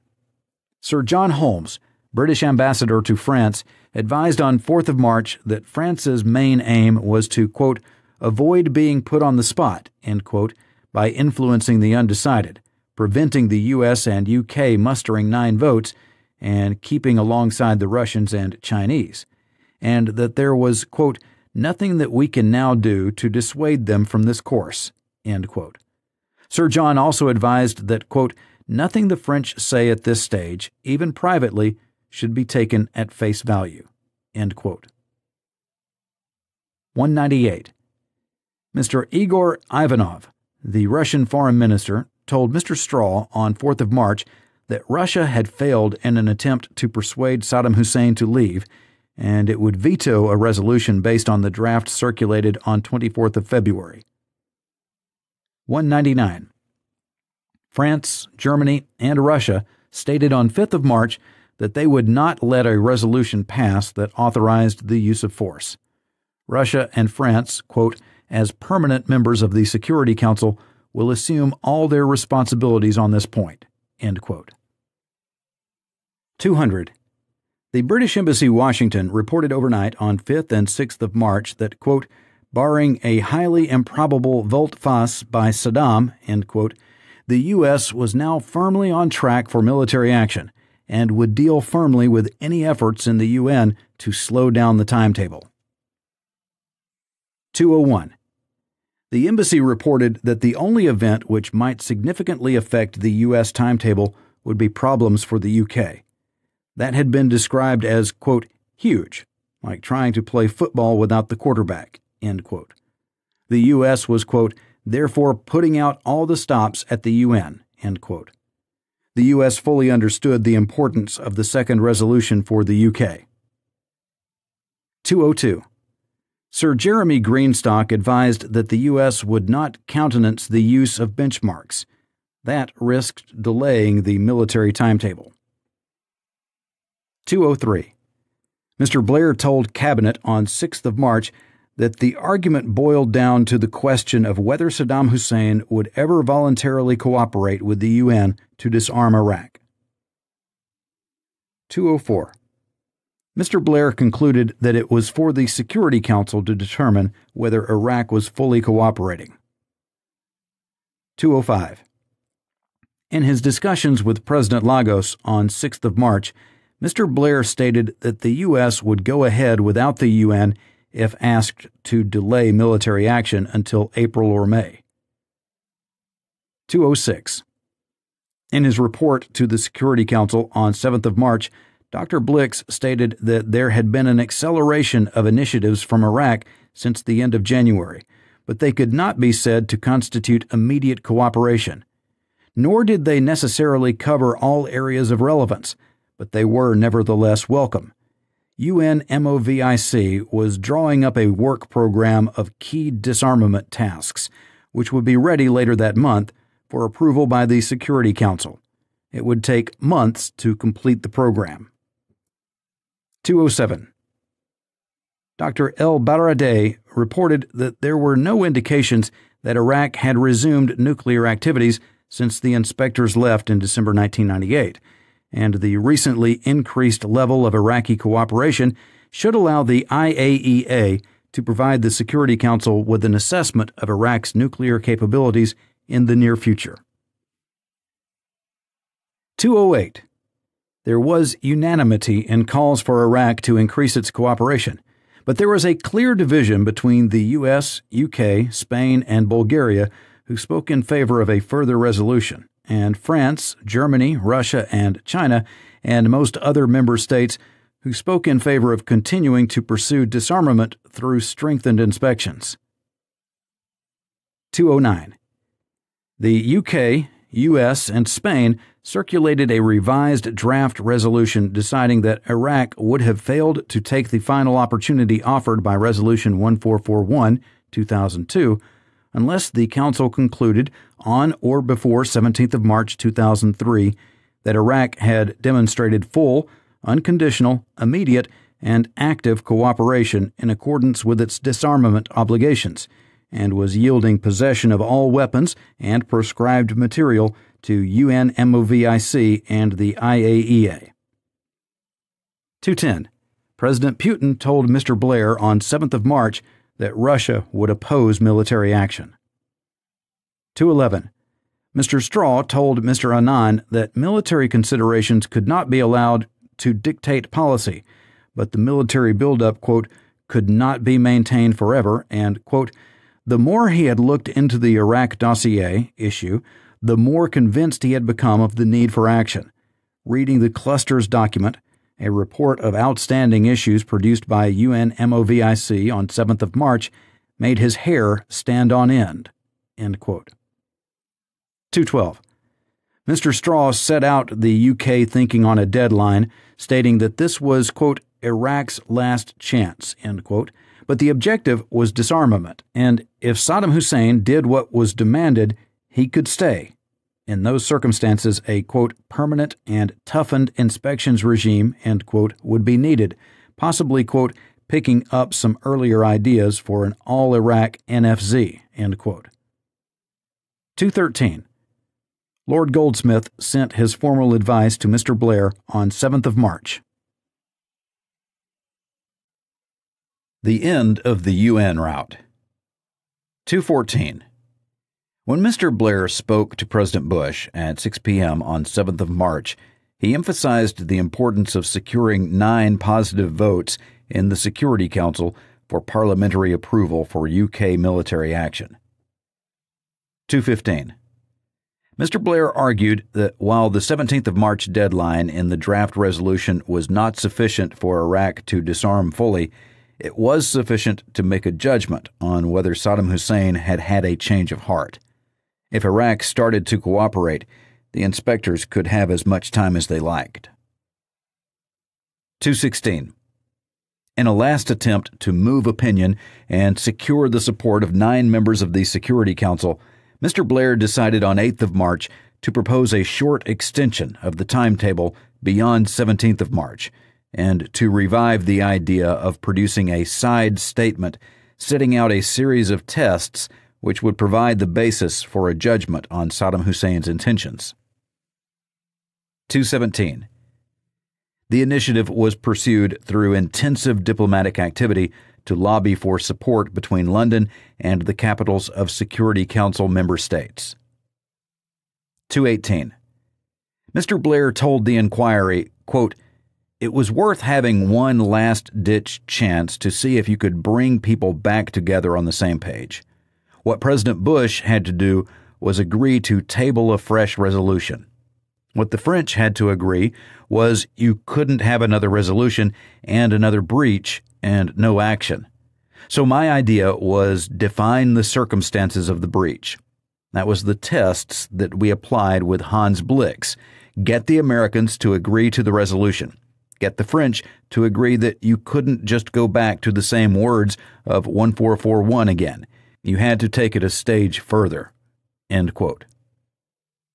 219. In a discussion on 9th of March, Mr. Blair told President Bush that he needed a second resolution to secure parliamentary support for UK involvement in military action. He sought President Bush's support for setting out tests in a side statement, including that the vote in the Security Council might have to be delayed, quote, "by a couple of days," end quote. 220. President Bush was unwilling to countenance delay. He was reported to have told Mr. Blair that if the second resolution failed, he would find another way to involve the UK. 221. Mr. Blair told President Bush the UK would be with the U.S. in taking action if he, Mr. Blair, possibly could be. 222. Sir Jeremy Greenstock reported that Dr. Blix was prepared to work with the UK on identifying tests, but had reminded him that UNMOVIC still lacked clear evidence that Iraq possessed any WMD. 223. Mr. Blair spoke twice to President Lagos on 10th of March in an attempt to find a path that President Lagos and President Vicente Fox of Mexico could support. 224. In the second conversation, Mr. Blair said that he thought it, quote, would be possible to find different wording, end quote, on the ultimatum to Iraq. Timing, quote, would be difficult, but he would try to get some flexibility, end quote, if the first two issues fell into place. 225. Mr. Straw reported that Secretary Powell thought that there were 7 solid votes and uncertainty about Mexico, Chile, and Pakistan. If there were fewer than 9, the second resolution should not be put to the vote. 226. Mr. Straw replied that, quote, he was increasingly coming to the view that we should not push the matter to a vote if we were going to be vetoed, end quote, but that had not yet been agreed by Mr. Blair. 227. By 10th of March, President Bush's position was hardening, and he was very reluctant to delay military action. 228. When Mr. Blair spoke to President Bush, they discussed the, quote, 7 solid votes, end quote, for the resolution. 229. Mr. Alistair Campbell, Mr. Blair's Director of Communications and Strategy, wrote that Mr. Blair had done most of the talking. President Bush thought President Jacques Chirac of France was, quote, trying to get us to the stage where we would not put the resolution to a vote because we would be so worried about losing, end quote. 230. Mr. Blair had argued that if Chile and Mexico could be shifted, that would, quote, change the weather, end quote. If France and Russia then vetoed the resolution, but the, quote, numbers were right on the UN, end quote, Mr. Blair thought that he would, quote, have a fighting chance of getting it through the Commons, end quote. Subsequently, Mr. Blair suggested that a change in Chile and Mexico's position might be used to influence President Putin. 231. President Bush was, quote, worried about rolling in more time, end quote, but Mr. Blair had, quote, held his ground, end quote, arguing that Chile and Mexico would, quote, need to be able to point to something that they won last minute that explains why they finally supported us, end quote. President Bush said, quote, let me be frank, the first resolution is for the benefit of Great Britain. We would want it so we can go ahead together, end quote. President Bush's position was that the U.S. and U.K., quote, must not retreat from 1441, and we cannot keep giving them more time, end quote. It was, quote, time to do this, end quote, and there should be, quote, no more deals, end quote. 232. Sir David Manning sent the UK proposals for a revised deadline and a side statement identifying 6 tests on which Saddam Hussein's intentions would be judged to Dr. Condoleezza Rice, President Bush's national security advisor, and to President Lagos. 233. Mr. Blair wrote in his memoir that President Bush and his military were concerned about delay. Quote, the proposal for tests, more time, was indeed a hard sell to George. His system was completely against it. His military were, not unreasonably, fearing that delay gave the enemy time, and time could mean a tougher struggle and more lives lost. This was also troubling my military. We had all sorts of contingency plans in place. There was both UK and US intelligence warning us of the risks. Nonetheless, I thought it was worth a try. End quote. 234. Mr. Blair also wrote, quote, Chile and Mexico were prepared to go along, but only up to a point. Ricardo made it clear that if there was heavy opposition from France, it would be tough for them to participate in what would then be a token vote, incapable of being passed because of a veto, and what's more, a veto not by Russia, but by France. Unfortunately, the French position had, if anything, got harder, not softer. They were starting to say they would not support military action in any circumstances, irrespective of what the inspectors found. End quote. 235. In a press conference on 10th of March, Mr. Annan reiterated the Security Council's determination to disarm Iraq, but said that every avenue for a peaceful resolution of the crisis had to be exhausted before force should be used. 236. Mr. Annan also warned that if the Security Council failed to agree on a common position and action was taken without the authority of the Council, the legitimacy and support for any such action would be seriously impaired. 237. In an interview on 10th of March, President Chirac stated that it was for the inspectors to advise whether they could complete their task. If they reported that they were not in a position to guarantee Iraq's disarmament, it would be, quote, for the Security Council alone to decide the right thing to do. But in that case, regrettably, the war would become inevitable. It isn't today. End quote. 238. President Chirac stated that he did not consider that the draft resolution tabled by the U.S., UK, and Spain would attract support from 9 members of the Security Council. In that case, there would be no majority for action, quote, so there won't be a veto problem, end quote. 239. But if there were a majority, quote, in favor of the new resolution, end quote, France would vote no. 240. In response to a question asking, quote, and this evening, this is your position in principle, end quote, President Chirac responded, quote, my position is that, regardless of the circumstances, France will vote no because she considers this evening that there are no grounds for waging war in order to achieve the goal we have set ourselves, that is, to disarm Iraq, end quote. 241. By 11th of March, it was clear that in the time available before the U.S. was going to take military action, it would be difficult to secure 9 votes in the Security Council for a resolution determining that Iraq had failed to take the final opportunity offered by Resolution 1441. 242. Mr. Straw wrote to Mr. Blair on 11th of March setting out his firm conclusion that, quote, if we cannot gain 9 votes and be sure of no veto, we should not push our second resolution to a vote. The political and diplomatic consequences for the UK would be significantly worse to have our resolution defeated than if we camp on 1441, end quote. 243. Mr. Straw set out his reasoning in some detail, including that, although in earlier discussion he had, quote, warmed to the idea, end quote, that it was worth pushing the issue to a vote, quote, if we had 9 votes and faced only a French veto, end quote, the more he, quote, thought about this, the worse an idea it becomes, end quote. A veto by France only was, quote, in practice less likely than 2 or even 3 vetoes, end quote.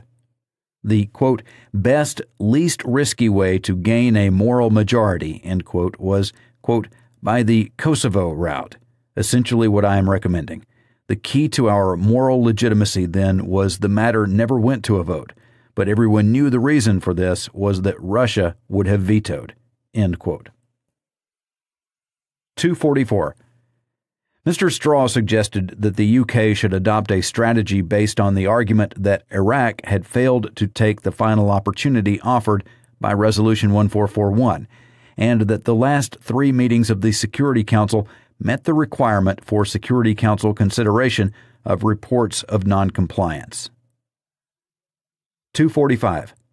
Mr. Straw also identified the need for a Plan B for the UK not to participate in military action in the event that the government failed to secure a majority in the Parliamentary Labour Party for military action. 246. Mr. Straw concluded, quote, we will obviously need to discuss all this, but I thought it best to put it in your mind as events could move fast, and what I propose is a great deal better than the alternatives.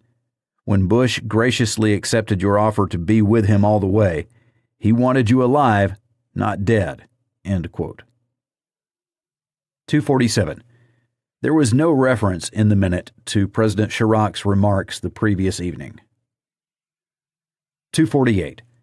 When Mr. Blair and President Bush discussed the position late on 11th of March, it was clear that President Bush was determined not to postpone the start of military action. They discussed the impact of President Chirac's, quote, veto threats, end quote.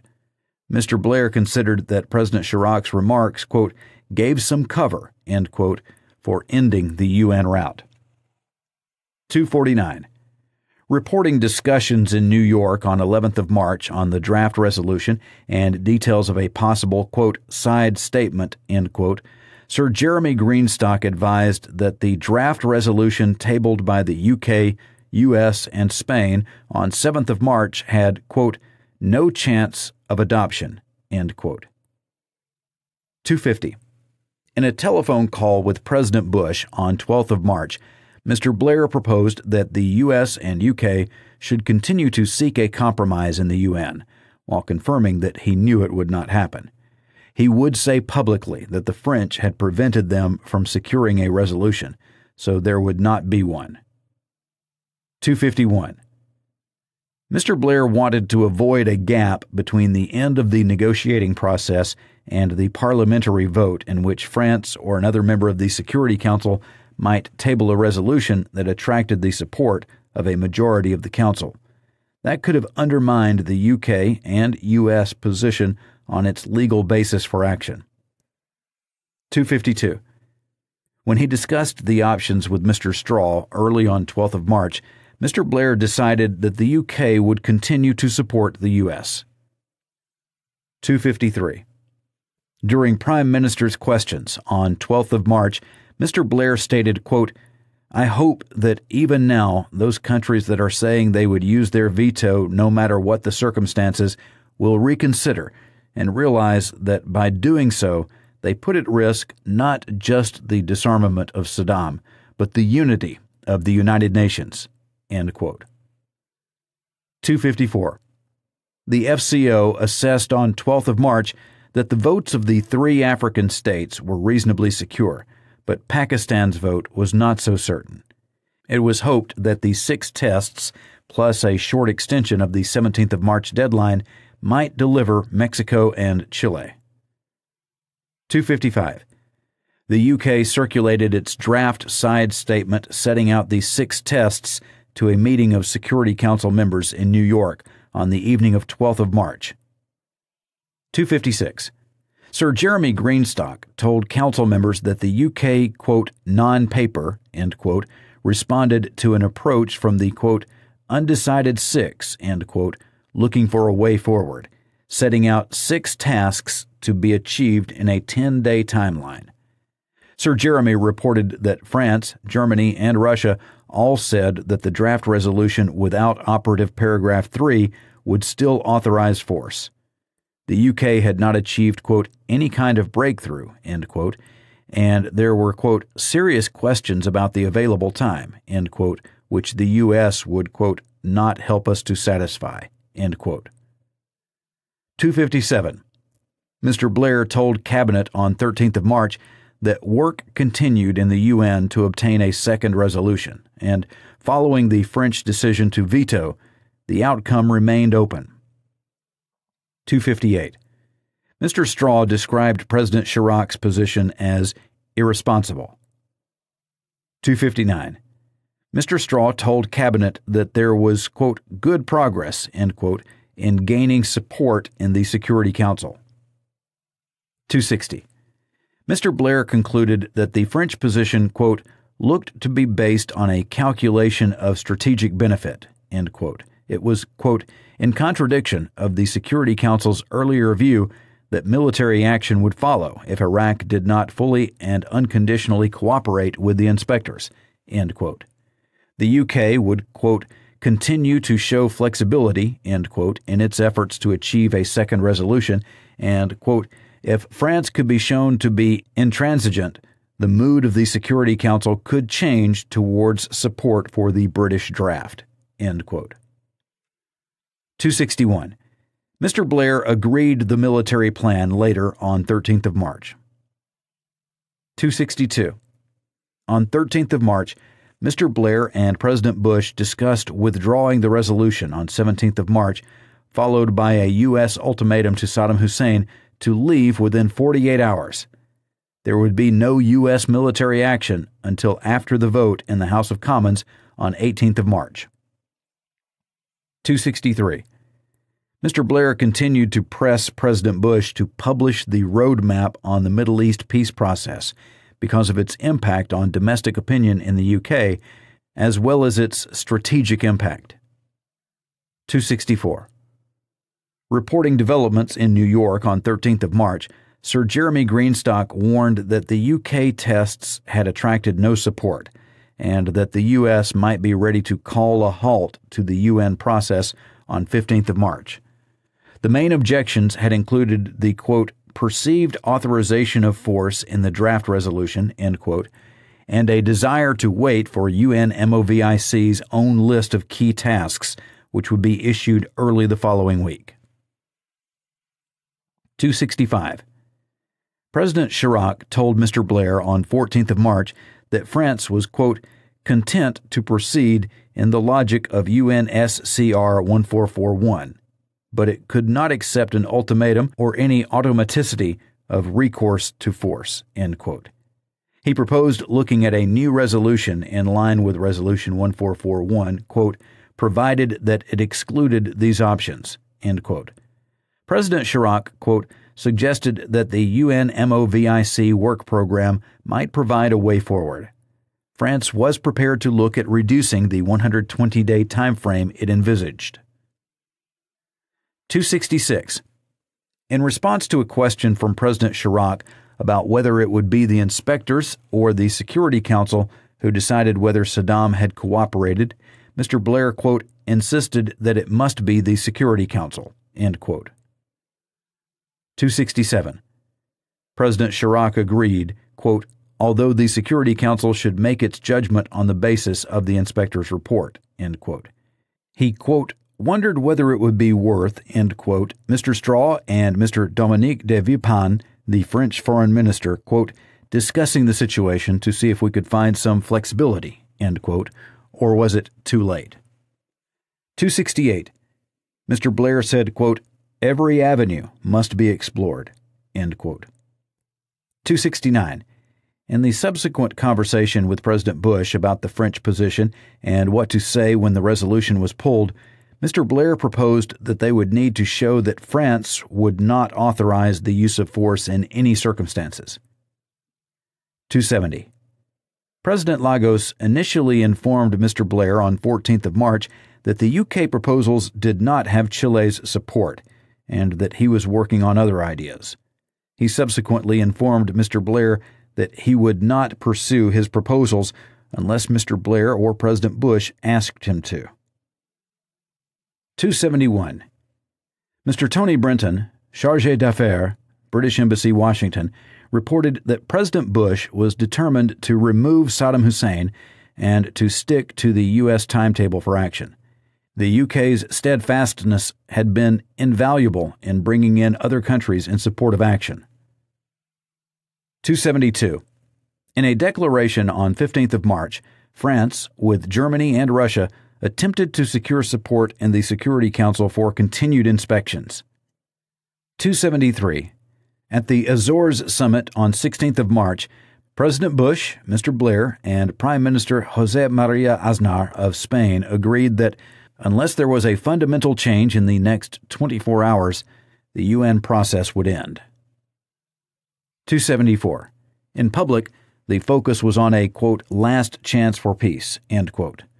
The joint communiqué contained a final appeal to Saddam Hussein to comply with his obligations and to the Security Council to back a second resolution containing an ultimatum.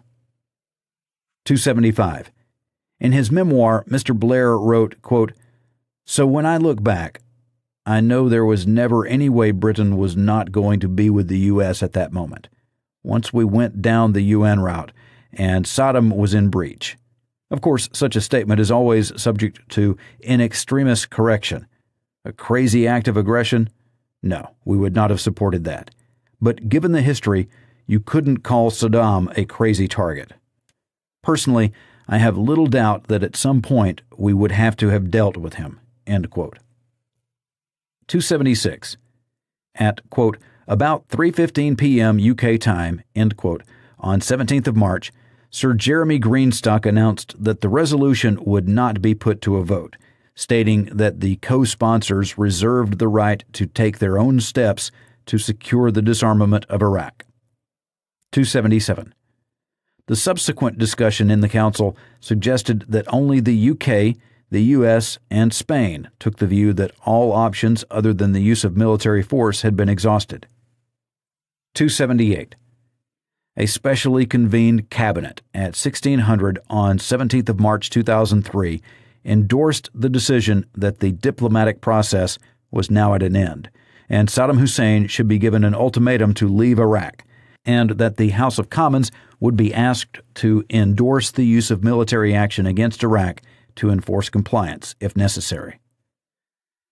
279. In his statement to the House of Commons that evening, Mr. Straw said that the government had reluctantly concluded that France's actions had put a consensus in the Security Council on a further resolution, quote, beyond reach, end quote. 280. As a result of Saddam Hussein's persistent refusal to meet the UN's demands, the Cabinet had decided to ask the House of Commons to support the UK's participation in military action, should that be necessary, to achieve the disarmament of Iraq, quote, and thereby the maintenance of the authority of the United Nations, end quote. 281. Mr. Straw stated that Lord Goldsmith's written answer, quote, set out the legal basis for the use of force, end quote. 282. Mr. Straw drew attention to the significance of the fact that no one, quote, in discussion in the Security Council and outside, end quote, had claimed that Iraq was in full compliance with its obligations. 283. In a statement later that evening, Mr. Robin Cook, the leader of the House of Commons set out his doubts about the degree to which Saddam Hussein possessed, quote, clear and present danger, end quote, and his concerns that the UK was being, quote, pushed too quickly into conflict, end quote, by the U.S. without the support of the UN and in the face of hostility from many of the UK's traditional allies. 284. On 17th of March, President Bush issued an ultimatum giving Saddam Hussein 48 hours to leave Iraq. 285. The French president's office issued a statement early on 18th of March stating that the U.S. ultimatum was a unilateral decision going against the will of the international community, who wanted to pursue Iraqi disarmament in accordance with Resolution 1441. It stated, quote, only the Security Council is authorized to legitimize the use of force. France appeals to the responsibility of all to see that international legality is respected. To disregard the legitimacy of the UN, to favor force over the law, would be to take on a heavy responsibility. End quote. 286. On the evening of 18th of March, the House of Commons passed by 412 votes to 149 a motion supporting, quote, the decision of Her Majesty's government that the United Kingdom should use all means necessary to ensure the disarmament of Iraq's weapons of mass destruction, end quote. 287. President Bush wrote in his memoir that he convened, quote, the entire National Security Council, end quote, on the morning of 19th of March, where he, quote, gave the order to launch Operation Iraqi Freedom, end quote. 288. In the Security Council debate on 19th of March, the majority of members of the Security Council, including France, Russia, and China, made clear that they thought the goal of disarming Iraq could be achieved by peaceful means, and emphasized the primary responsibility of the Security Council for the maintenance of international peace and security. 289. UN MOVIC and the IAEA had provided the work programs required by Resolution 1284. They included 12 key tasks identified by UN MOVIC where progress, quote, could have an impact on the Council's assessment of cooperation of Iraq, end quote. 290. Shortly before midnight on 19th of March, the U.S. informed Sir David Manning that there was to be a change to the plan, and U.S. airstrikes would be launched at 0300 GMT on 20th of March. 291. Early on the morning of 20th of March, U.S. forces crossed into Iraq and seized the port area of Qasr. 292. Mr. Blair continued to state that France was responsible for the impasse. 293. At Cabinet on 20th of March, Mr. Blair concluded that the government, quote, should lose no opportunity to propagate the reason at every level and as widely as possible why we had arrived at a diplomatic impasse and why it was necessary to take action against Iraq. France had not been prepared to accept that Iraq's failure to comply with its obligations should lead to the use of force to achieve compliance. End quote. Why Iraq? Why now? 294. In his memoir, Mr. Blair described his speech opening the debate on 18th of March as, quote, the most important speech I had ever made, end quote. 295. Mr. Blair framed the decision for the House of Commons as a tough and stark choice between retreat and holding firm to the course of action the government had set. Mr. Blair stated that he believed passionately in the latter. He deployed a wide range of arguments to explain the grounds for military action and to make a persuasive case for the government's policy. 296. In setting out his position, Mr. Blair recognized the gravity of the debate and the strength of opposition in both the country and Parliament to immediate military action. In his view, the issue mattered so much because the outcome would not just determine the fate of the Iraqi regime and the Iraqi people, but would, quote, determine the way in which Britain and the world confront the central security threat of the 21st century, the development of the United Nations, the relationship between Europe and the United States, the relations within the European Union, and the way in which the United States engages with the rest of the world. So it could hardly be more important. It will determine the pattern of international politics for the next generation." End quote. Was Iraq a serious or imminent threat? 297. On 18th of March 2003, the House of Commons was asked to recognize that Iraq's weapons of mass destruction and long-range missiles and its continuing non-compliance with Security Council resolutions posed a threat to international peace and security, and to support the use of all means necessary to ensure the disarmament of Iraq's weapons of mass destruction, on the basis that the United Kingdom must uphold the authority of the United Nations as set out in Resolution 1441 and many resolutions preceding it. 298. In his statement, Mr. Blair addressed both the threat to international peace and security presented by Iraq's defiance of the UN and its failure to comply with its disarmament obligations as set out in Resolution 1441, 2002. Iraq was, quote, "the test of whether we treat the threat seriously," end quote. 299. Mr. Blair rehearsed the government's position on Iraq's past pursuit and use of weapons of mass destruction, its failures to comply with the obligations imposed by the UN Security Council between 1991 and 1998, Iraq's repeated declarations which proved to be false, and the, quote, "large quantities of weapons of mass destruction," end quote, which were, quote, "unaccounted for," end quote. He described UNSCOM's final report in January 1999 as, quote, "a withering indictment of Saddam's lies, deception, and obstruction," end quote. 300.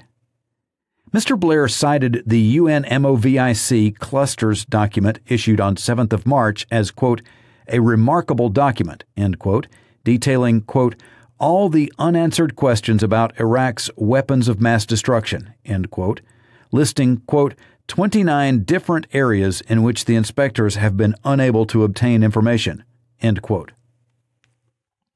301. He stated that, based on Iraq's false declaration, its failure to cooperate, the unanswered questions in the UN MOVIC clusters document, and the unaccounted for material, the Security Council should have convened and condemned Iraq as in material breach of its obligations. If Saddam Hussein continued to fail to cooperate, force should be used. 302. Addressing the wider message from the issue of Iraq, Mr. Blair asked, quote, "what would any tyrannical regime possessing weapons of mass destruction think when viewing the history of the world's diplomatic dance with Saddam over 12 years? That our capacity to pass firm resolutions has only been matched by our feebleness in implementing them," end quote. 303. Mr. Blair acknowledged that Iraq was, quote, "not the only country with weapons of mass destruction," end quote, but declared, quote, "back away from this confrontation now, and future conflicts will be infinitely worse and more devastating in their effects," end quote. 304. Mr. Blair added, quote, "the real problem is that people dispute Iraq as a threat, dispute the link between terrorism and weapons of mass destruction, and dispute, in other words, the whole basis of our assertion that the two together constitute a fundamental assault on our way of life," end quote. 305. Mr. Blair also described a, quote, "threat of chaos and disorder," end quote, arising from, quote, "tyrannical regimes with weapons of mass destruction and extreme terrorist groups," end quote, prepared to use them. 306. Mr. Blair set out his concerns about proliferators of nuclear equipment or expertise, quote, dictatorships with highly repressive regimes, end quote, who were, quote, desperately trying to acquire, end quote, chemical, biological, or, quote, particularly nuclear weapons capability, end quote. Some of those were, quote, a short time away from having a serviceable nuclear weapon, end quote, and that activity was increasing, not diminishing, and the possibility of terrorist groups obtaining and using weapons of mass destruction, including a, quote, radiological bomb, end quote. 307. Those two threats had very different motives and different origins. He accepted fully that the association between the two was, quote, loose, but it is hardening. The possibility of the two coming together, of terrorist groups in possession of weapons of mass destruction, or even of a so-called dirty radiological bomb, is now, in my judgment, a real and present danger to Britain and its national security, end quote. 308. Later in his speech, Mr. Blair stated that the threat which Saddam Hussein's arsenal posed, quote, to British citizens at home and abroad cannot simply be contained, whether in the hands of his regime or in the hands of the terrorists to whom he would give his weapons. They pose a clear danger to British citizens, end quote. 309. This fusion of long-standing concerns about proliferation with the post-9/11 concerns about mass casualty terrorism was at the heart of the government's case for taking action at this time against Iraq. 310. The UK assessment of Iraq's capabilities set out in Section 4 of the report shows the proliferation of nuclear, chemical, and biological weapons and their delivery systems, particularly ballistic missiles, was regarded as a major threat. But Iran, North Korea, and Libya were of greater concern than Iraq in terms of the risk of nuclear and missile proliferation. JIC assessments reflected in the September 2002 dossier had consistently taken the view that if sanctions were removed or became ineffective, it would take Iraq at least 5 years following the end of sanctions to produce enough fissile material for a weapon. On 7th of March, the IAEA had reported to the Security Council that there was no indication that Iraq had resumed its nuclear activities. The September dossier stated that Iraq could produce a nuclear weapon within 1 to 2 years if it obtained fissile material and other essential components from a foreign supplier. There was no evidence that Iraq had tried to acquire fissile material and other components, or, were it able to do so, that it had the technical capabilities to turn these materials into a usable weapon. JIC assessments had identified the possible stocks of chemical and biological weapons, which would largely have been for short-range, battlefield use by the Iraqi armed forces. The JIC had also judged in the September dossier that Iraq was producing chemical and biological agents, and that there were development programs for longer-range missiles capable of delivering them. Iraq's proscribed Al-Samad II missiles were being destroyed. 311.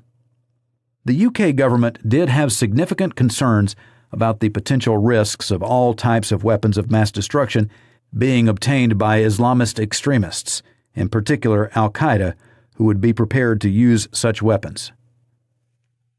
312. Saddam Hussein's regime had the potential to proliferate material and know-how to terrorist groups, but it was not judged likely to do so. 313. On 28th of November 2001, the JIC assessed that Saddam Hussein had, quote, refused to permit any al-Qaeda presence in Iraq, end quote. Evidence of contact between Iraq and Osama bin Laden, UBL, was, quote, fragmentary and uncorroborated, end quote, including that Iraq had been in contact with al-Qaeda for exploratory discussions on toxic materials in late 1988. Quote, with common enemies, there was clearly scope for collaboration, end quote. There was, quote, no evidence that these contacts led to practical cooperation. We judge it unlikely. There is no evidence UBL's organization has ever had a presence in Iraq, end quote.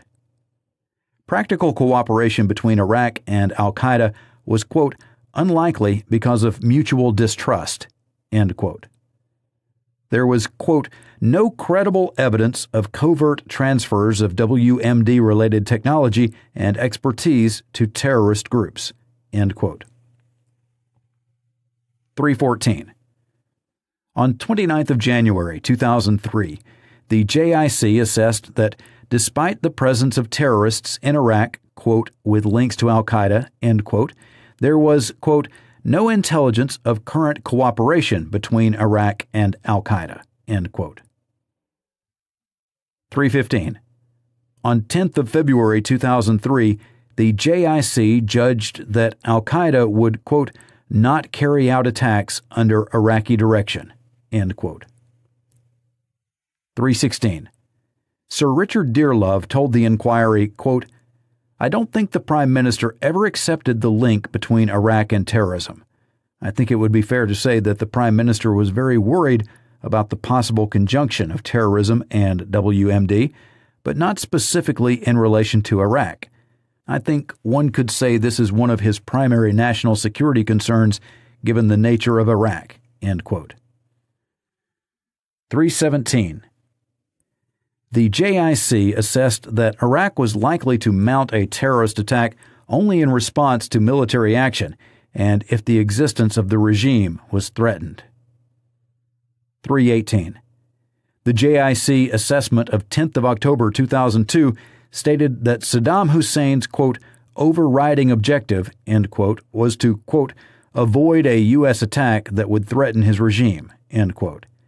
The JIC judged that in the event of U.S.-led military action against Iraq, Saddam would, quote, aim to use terrorism or the threat of it. Fearing the U.S. response, he is likely to weigh the costs and benefits carefully in deciding the timing and circumstances in which terrorism is used. But intelligence on Iraq's capabilities and intentions in this field is limited, end quote. 319. The JIC also judged that Saddam's, quote, capability to conduct effective terrorist attacks, end quote, was, quote, very limited, end quote. Iraq's, quote, terrorism capability, end quote, was, quote, inadequate to carry out chemical or biological attacks beyond individual assassination attempts using poisons, end quote. 320. The JIC assessment of 29th of January 2003 sustained its earlier judgments on Iraq's ability and intent to conduct terrorist operations. 321. Sir David Omand, the Security and Intelligence Coordinator in the Cabinet Office from 2002 to 2005, told the inquiry that in March 2002, the Security Service judged that the, quote, threat from terrorism from Saddam's own intelligence apparatus in the event of an intervention in Iraq was judged to be limited and containable, end quote. 322.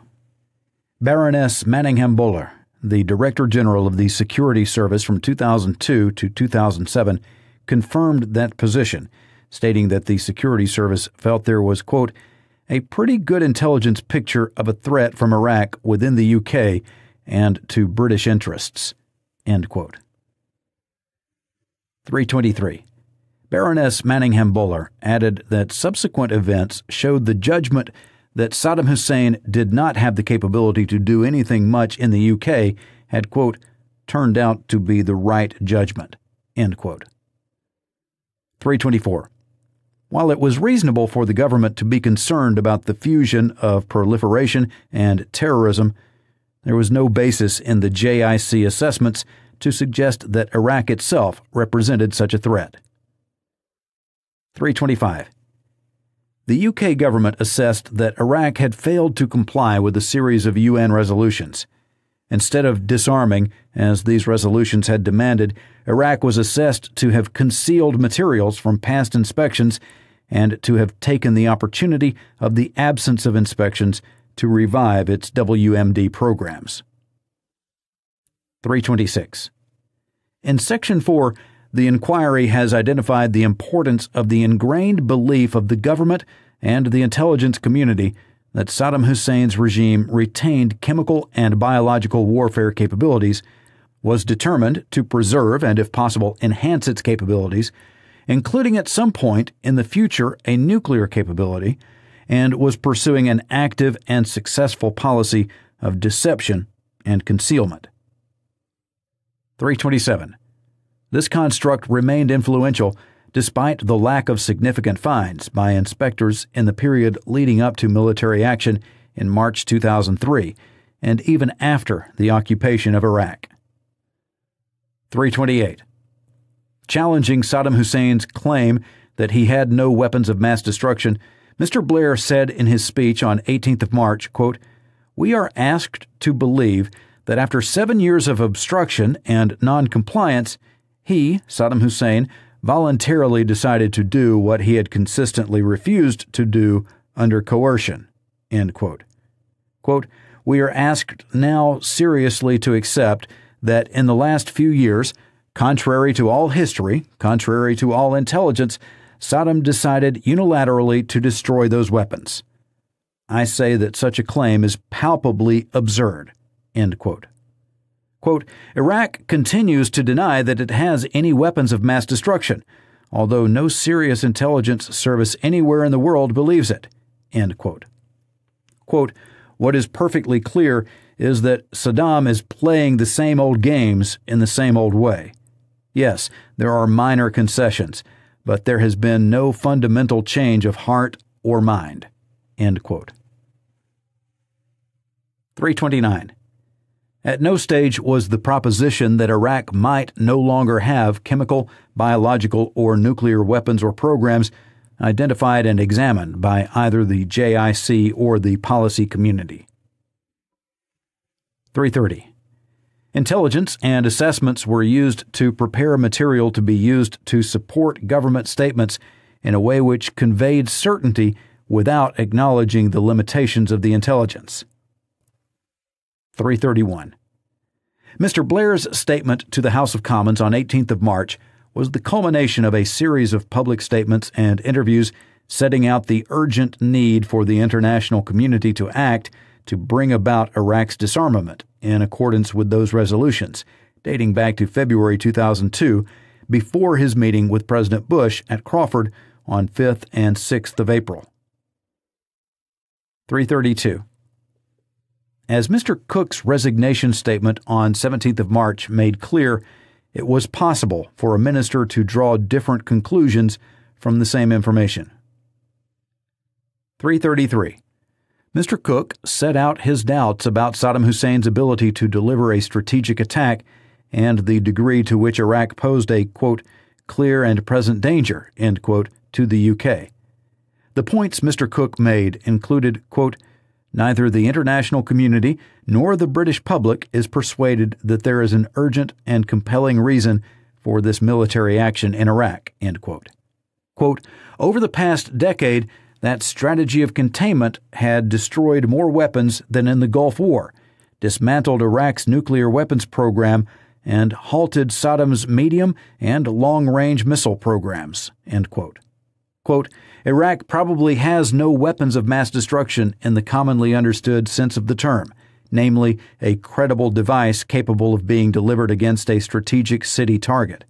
It probably has biological toxins and battlefield chemical munitions, but it has had them since the 1980s when U.S. companies sold Saddam anthrax agents and the then British government approved chemical and munitions factories.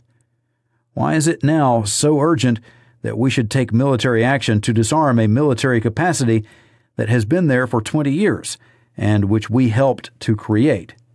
Why is it necessary to resort to war this week while Saddam's ambition to complete his weapons program is blocked by the presence of UN inspectors?" End quote. 334. On 12th of October 2004, announcing the withdrawal of 2 lines of intelligence reporting which had contributed to the pre-conflict judgments on mobile biological production facilities and the regime's intentions. Mr. Straw stated that he did, quote, "not accept, even with hindsight, that we were wrong to act as we did in the circumstances that we faced at the time.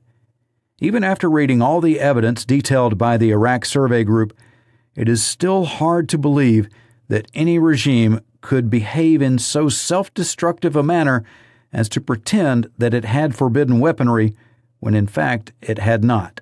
End quote. 335. Iraq had acted suspiciously over many years, which led to the inferences drawn by the government and the intelligence community that it had been seeking to protect concealed WMD assets. When Iraq denied that it had retained any WMD capabilities, the UK government accused it of lying. 336. This led the government to emphasize the ability of Iraq successfully to deceive the inspectors and cast doubt on the investigative capacity of the inspectors. The role of the inspectors, however, as was often pointed out, was not to seek out assets that had been hidden, but rather to validate Iraqi claims. 337. By March 2003, however, the Al-Samad II missiles, which exceeded the range permitted by the UN, were being destroyed.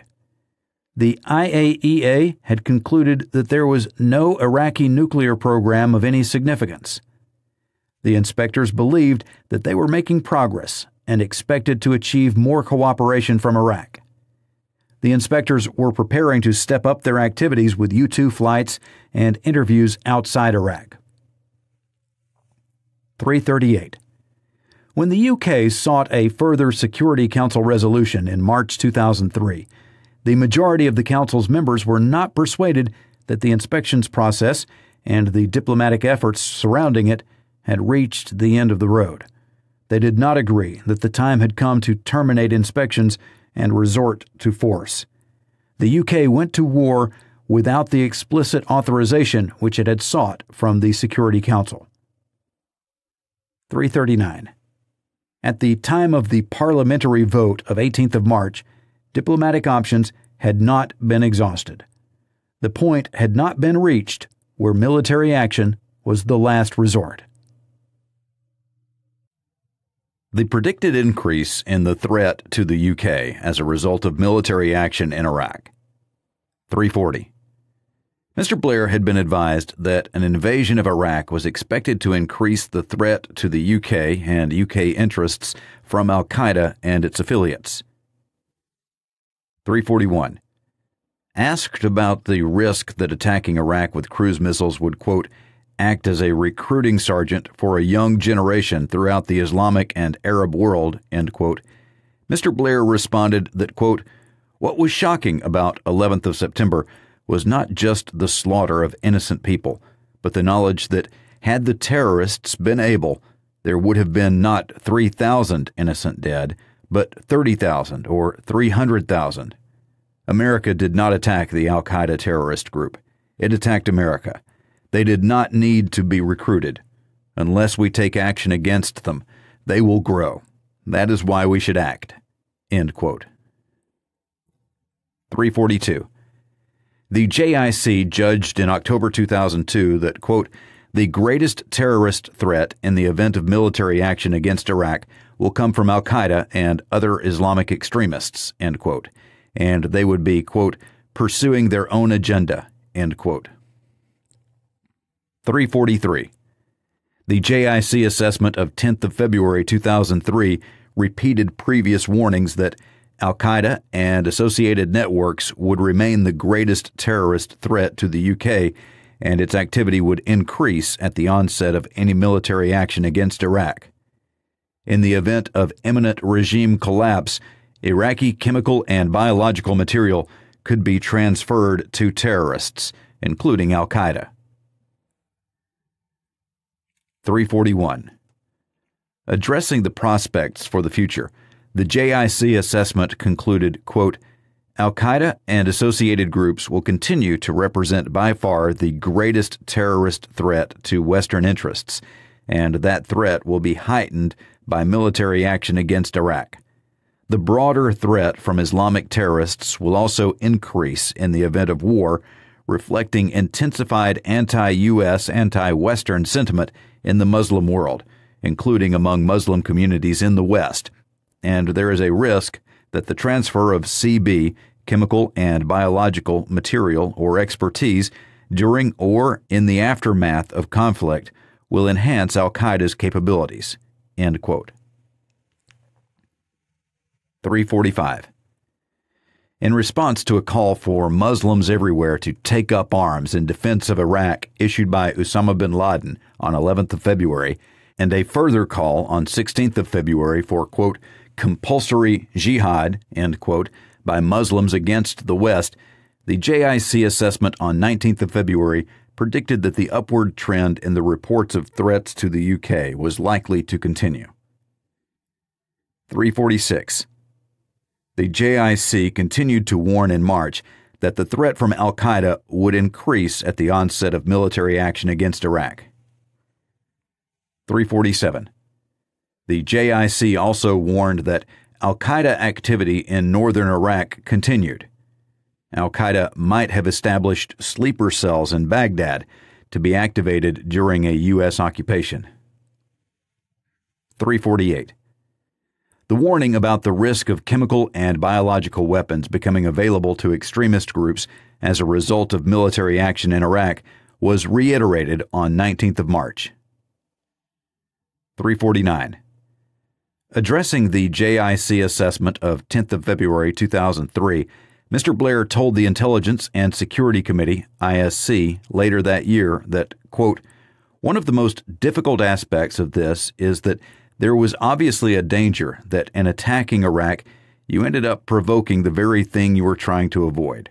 On the other hand, I think you had to ask the question, could you really, as a result of that fear, leave the possibility that in time developed into a nexus between terrorism and WMD in an event? This is where you've just got to make your judgment about this. But this is my judgment, and it remains my judgment, and I suppose time will tell whether it's true or it's not true. End quote. 350. In its response to the ISC report, the government drew, quote, attention to the difficult judgment that had to be made and the factors on both sides of the argument to be taken into account. End quote. 351. Baroness Manningham Buller told the inquiry, quote, by 2003-2004, we were receiving an increasing number of leads to terrorist activity from within the UK.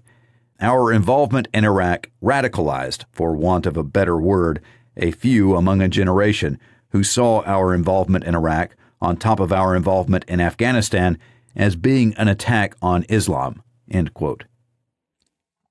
352. Asked about the proposition that it was right to remove Saddam Hussein's regime to forestall a fusion of weapons of mass destruction and international terrorism at some point in the future, and if it had eliminated a threat of terrorism from his regime, Baroness Manningham Buller replied, quote, it eliminated the threat of terrorism from his direct regime. It didn't eliminate the threat of terrorism using unconventional methods, so using weapons of mass destruction as a terrorist weapon is still a potential threat. After all, Osama bin Laden said it was the duty of members of his organization or those in sympathy with it to acquire and use these weapons. It is interesting that such efforts as we have seen to get access to these sort of materials have been low grade and not very professional, but it must be a cause of concern to my former colleagues that at some stage terrorist groups will resort to these methods.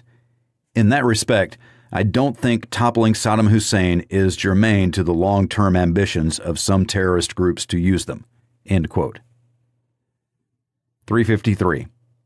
Asked specifically about the theory that at some point in the future, Saddam Hussein would probably have brought together international terrorism and weapons of mass destruction in a threat to Western interests, Baroness Manningham Buller responded, quote, it is a hypothetical theory. It certainly wasn't of concern in either the short term or the medium term to my colleagues and myself." End quote. 354. Asked if, quote, "a war in Iraq would aggravate the threat from whatever source to the United Kingdom," end quote, Baroness Manningham-Buller stated that that was the view communicated by the JIC assessments. 355. Baroness Manningham-Buller subsequently added that if ministers had read the JIC assessments, they could, quote, "have had no doubt," end quote, about that risk. She said that by the time of the July 2005 attacks in London, quote, "an increasing number of British-born individuals were attracted to the ideology of Osama bin Laden and saw the West's activities in Iraq and Afghanistan as threatening their fellow religionists and the Muslim world." End quote. 356. Asked whether the judgment that the effect of the invasion of Iraq had increased the terrorist threat to the UK was based on hard evidence or a broader assessment, Baroness Manningham-Buller replied, quote, "I think we can produce evidence because of the numerical evidence of the number of plots, the number of leads, the number of people identified, and the correlation of that to Iraq and statements of people as to why they were involved. So I think the answer to your question, yes," end quote. 357. In its request for a statement, the inquiry asked Mr. Blair if he had read the JIC assessment of 10th of February 2002 and what weight he had given to it when he decided to take military action. 358. In his statement, Mr. Blair wrote, quote, "I was aware of the JIC assessment of 10th of February that the al-Qaeda threat to the UK would increase. But I took the view then, and take the same view now, that to have backed down because of the threat of terrorism would be completely wrong. In any event, following 9/11 and Afghanistan, we were a terrorist target, and as recent events in Europe and the U.S. show, irrespective of Iraq, there are ample justifications such terrorists will use as excuses for terrorism." End quote. The UK's relationship with the U.S.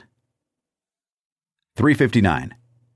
The UK's relationship with the U.S. was a determining factor in the government's decisions over Iraq. 360. It was the U.S. administration which decided in late 2001 to make dealing with the problem of Saddam Hussein's regime the second priority after the ousting of the Taliban in Afghanistan in the, quote, "global war on terror," end quote. In that period, the U.S. administration turned against a strategy of continued containment of Iraq, which it was pursuing before the 9/11 attacks. 361. This was not, initially, the view of the UK government. Its stated view at that time was that containment had been broadly effective and that it could be adapted in order to remain sustainable. Containment continued to be the declared policy of the UK throughout the first half of 2002. 362. The declared objectives of the UK and the U.S. towards Iraq up to the time of the invasion differed. The U.S. was explicitly seeking to achieve a change of regime, the UK to achieve the disarmament of Iraq, as required by UN Security Council resolutions. 363. Most crucially, the U.S. administration committed itself to a timetable for military action, which did not align with and eventually overrode the timetable and processes for inspections in Iraq, which had been set by the UN Security Council. The UK wanted UN MOVIC and the IAEA to have time to complete their work, and wanted the support of the Security Council and of the international community more widely before any further steps were taken. This option was foreclosed by the U.S. decision. 364. On these and other important parts, including the planning for the post-conflict period and the functioning of the Coalition Provisional Authority, CPA, the UK government decided that it was right or necessary to defer to its close ally and senior partner, the U.S. 365. It did so essentially for two reasons: concern that vital areas of cooperation between the UK and the US could be damaged if the UK did not give the US its full support over Iraq, the belief that the best way to influence US policy towards the direction preferred by the UK was to commit full and unqualified support and seek to persuade from the inside. 366. The UK government was right to think very carefully about both of those points. 367. First, the close strategic alliance with the U.S. has been a cornerstone of the UK's foreign and security policy under successive governments since the Second World War. Mr. Blair rightly attached great importance to preserving and strengthening it. 368. After the attacks on the U.S. on 11th of September 2001, that relationship was reinforced when Mr. Blair declared that the U.K. would stand, quote, shoulder to shoulder, end quote, with the U.S. to defeat and eradicate international terrorism. The action that followed in Afghanistan to bring about the fall of the Taliban served to strengthen and deepen the sense of shared endeavor. 369. When the U.S. administration turned its attention to regime change in Iraq as part of the second phase of the, quote, global war on terror, end quote, Mr. Blair's immediate response was to seek to offer a partnership and to work with it to build international support for the position that Iraq was a threat which had to be dealt with. 370. In Mr. Blair's view, the decision to stand alongside the U.S. was in the UK's long-term national interests.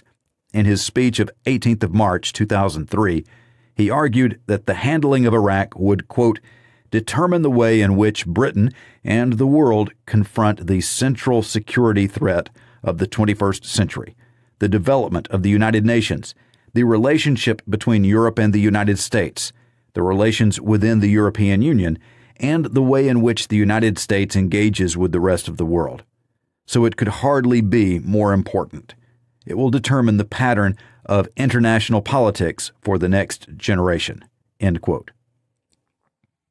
371. In his memoir in 2010, Mr. Blair wrote, quote, I knew in the final analysis I would be with the U.S. because it was right morally and strategically. But we should make a last-ditch attempt for a peaceful solution. First, to make the moral case for removing Saddam. Second, to try one more time to reunite the international community behind a clear base for action in the event of a continuing breach. End quote. 372. Concern about the consequences were the UK not to give full support to the U.S. featured prominently in policy calculations across Whitehall. Mr. Hoon, for example, sought advice from Sir Kevin Tebbit, MOD Permanent Under-Secretary, on the implications for the alliance of the UK's approach to Iraq. 373. Although there has historically been a very close relationship between the British and American peoples and a close identity of values between our democracies, it is an alliance founded not on emotion, but on hard-headed appreciation of mutual benefit. The benefits do not by any means flow only in one direction. 374. In his memoir, Mr. Blair wrote, quote, I agreed with the basic U.S. analysis of Saddam as a threat. I thought he was a monster, and to break the U.S. partnership in such circumstances, when America's key allies were all rallying round, would, in my view, then and now, have done major long-term damage to that relationship. End quote. 375. The government was right to weigh the possible consequences for the wider alliance with the U.S. very carefully, as previous governments have done. A policy of direct opposition to the U.S. would have done serious short-term damage to the relationship, but it is questionable whether it would have broken the partnership. 376. Over the past 7 decades, the UK and US have adopted differing and sometimes conflicting positions on major issues. For example, Suez, the Vietnam War, the Falklands, Grenada, Bosnia, the Arab-Israel dispute, and, at times, Northern Ireland. Those differences did not fundamentally call into question the practice of close cooperation to mutual advantage on the overall relationship, including defense and intelligence. 377. The opposition of Germany and France to U.S. policy in 2002 to 2003 does not appear to have had a lasting impact on the relationships of those countries with the U.S., despite the bitterness at the time. 378. However, a decision not to oppose does not have to be translated into unqualified support. Throughout the post-Second World War period, and notably during the wartime alliance, the UK's relationship with the U.S. and the commonality of interests therein have proved strong enough to bear the weight of different approaches to international problems, and not infrequent disagreements. 379. Had the UK stood by its differing position on Iraq, which was not an opposed position, but one in which the UK had identified conditions seen as vital by the UK government, the inquiry does not consider that this would have led to a fundamental or lasting change in the UK's relationship with the US. 380. This is a matter of judgment, and one on which Mr. Blair, bearing the responsibility of leadership, took a different view. 381. The second reason for committing unqualified support was by standing alongside and taking part in the planning, the UK would be able to influence U.S. policy. 382. Mr. Blair's stalwart support for the U.S. after 9/11 had a significant impact in that country. Mr. Blair developed a close working relationship with President Bush.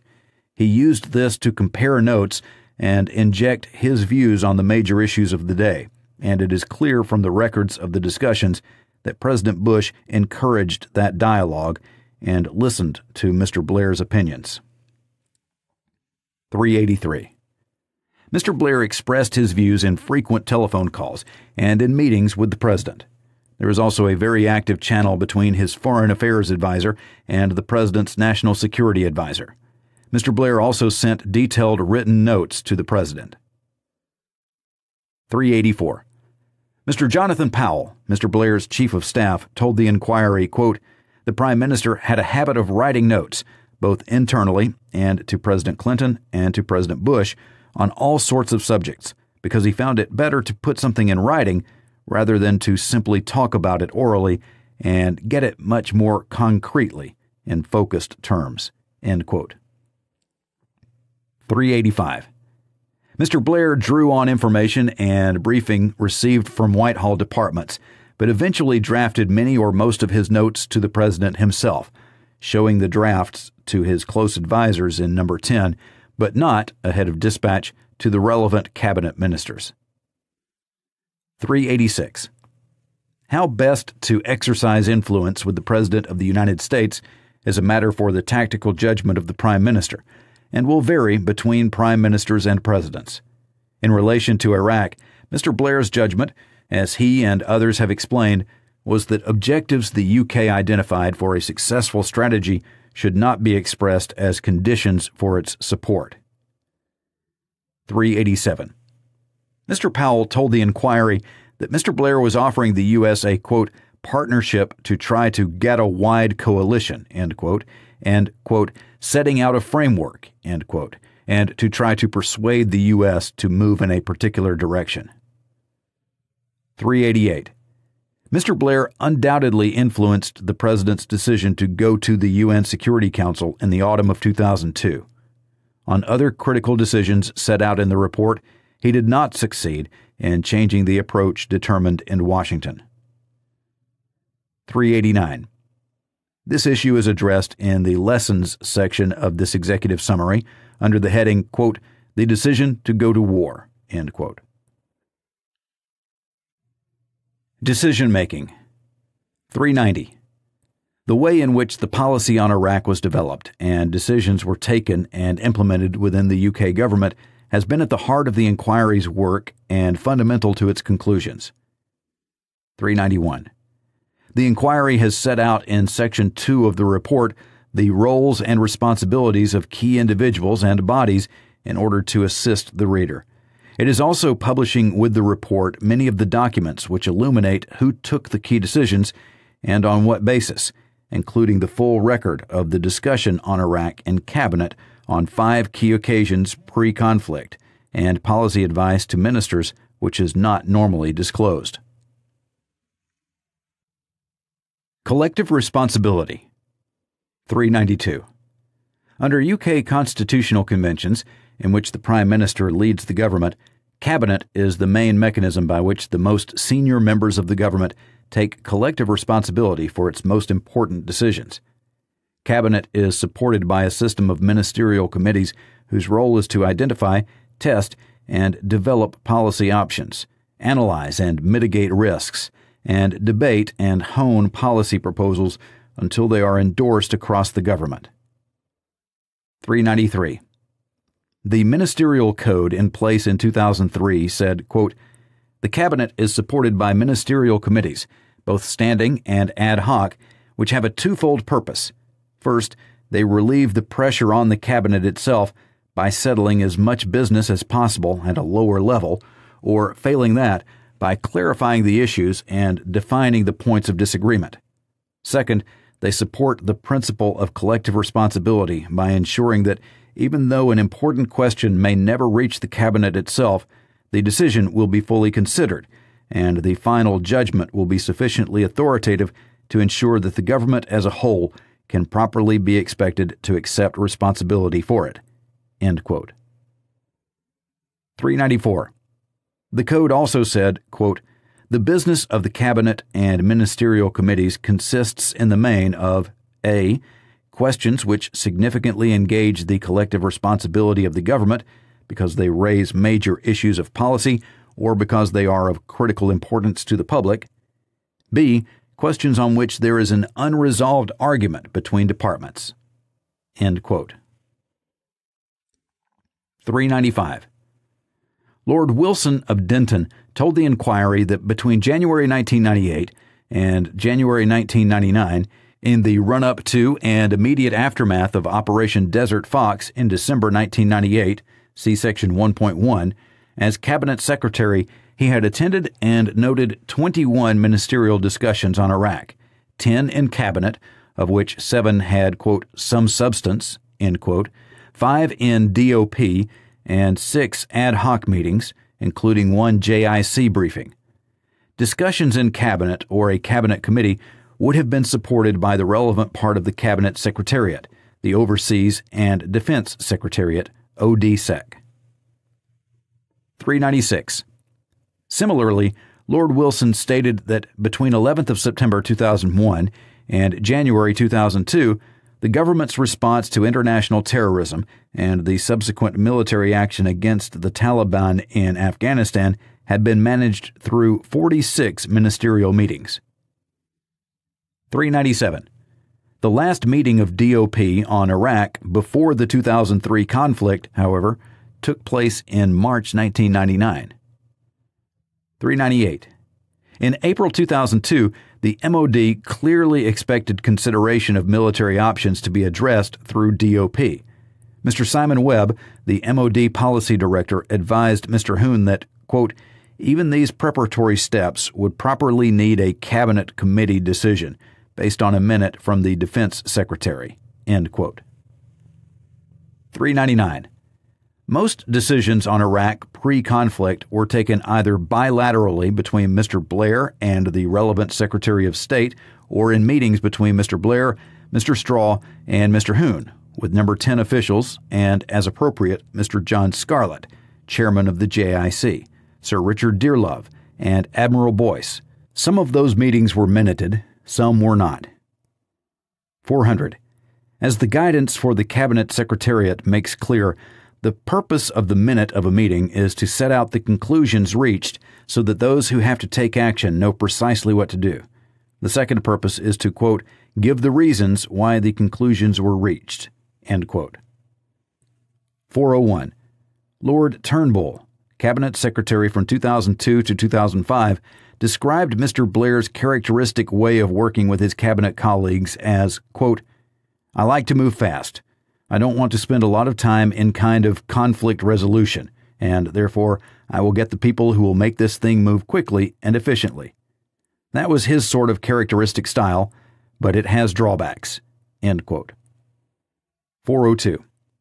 Lord Turnbull subsequently told the inquiry that the group described above was, quote, "a professional forum.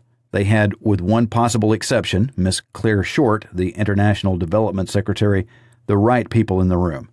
It wasn't the kind of sofa government in the sense of the Prime Minister and his special advisors and political cronies." End quote. 403.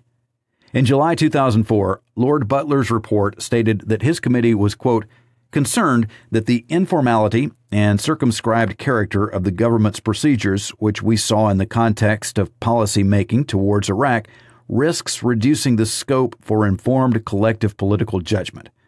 Such risks are particularly significant in a field like the subject of our review, where hard facts are inherently difficult to come by, and the quality of judgment is accordingly all the more important." End quote. 404. In response, Mr. Blair agreed that, quote, "where a small group is brought together to work on operational military planning and developing the diplomatic strategy, in future such a group will operate formally as an ad hoc cabinet committee." End quote. 403. The inquiry considers that where policy options include significant military deployments, particularly where they will have implications for the responsibilities of more than one cabinet minister, are likely to be controversial and/or are likely to give rise to significant risks, the options should be considered by a group of ministers meeting regularly, whether or not they are formally designated as a cabinet committee, so that cabinet as a whole can be enabled to take informed collective decisions.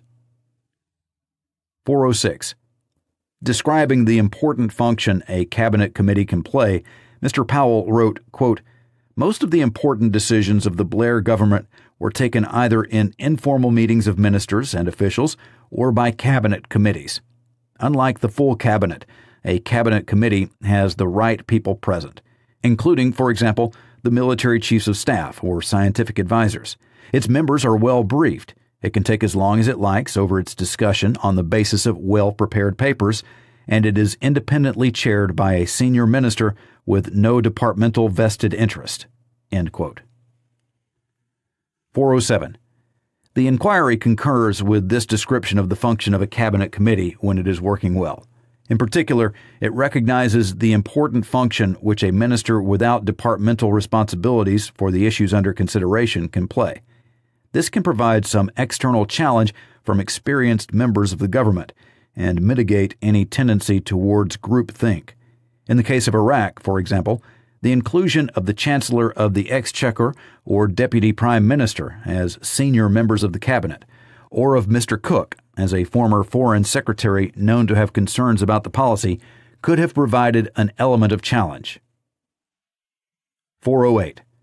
Mr. Powell likewise recognizes the importance of having written advice which can be seen before a meeting, allowing all those present to have shared information and the opportunity to digest it and seek further advice if necessary.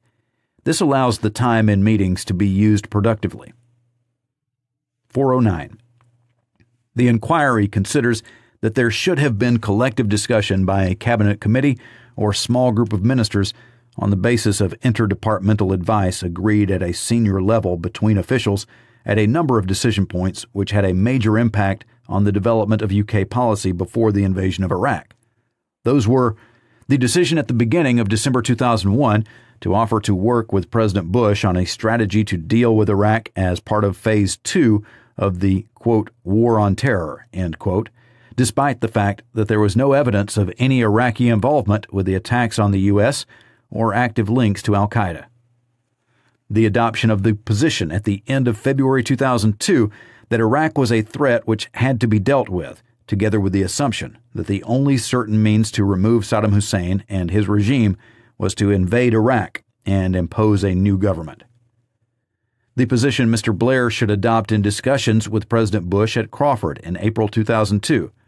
The meeting at Chequers on 2nd of April was given a presentation on the military options, and did not explore the political and legal implications of a conflict with Iraq.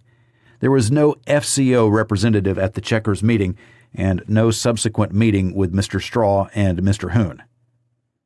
The position Mr. Blair should adopt in his discussion with President Bush at Camp David on 5th and 6th of September 2002. Mr. Blair's long note of 28th of July telling President Bush, quote, "I will be with you, whatever," end quote, was seen, before it was sent, only by number 10 officials. A copy was sent afterwards to Mr. Straw, but not to Mr. Hoon. While the note was marked personal to signal that it should have a restricted circulation, it represented an extensive statement of the UK government's position by the Prime Minister to the President of the United States. The Foreign and Defense Secretaries should certainly have been given an opportunity to comment on the draft in advance. A discussion in mid-September 2002 on the need for robust post-conflict planning. The decision on 31st of October 2002 to offer ground forces to the U.S. for planning purposes. The decision on 17th of January 2003 to deploy large-scale ground forces for operations in southern Iraq. The position Mr. Blair should adopt in his discussion with President Bush in Washington on 31st of January 2003. The proposals in Mr. Blair's note to President Bush of 19th of February suggesting a deadline for a vote in the Security Council of 14th of March. A review of UK policy at the end of February 2003 when the inspectors had found no evidence of WMD and there was only limited support for the second resolution in the Security Council. The question of whether Iraq had committed further material breaches as specified in Operative Paragraph 4 of Resolution 1441, 2002, as posed in Mr. Brummel's letter of 14th of March to Mr. Rycroft. 410.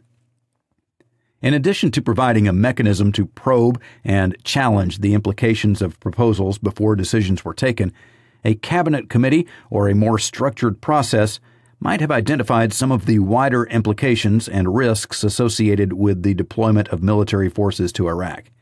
It might also have offered the opportunity to remedy some of the deficiencies in planning which are identified in Section 6 of the report.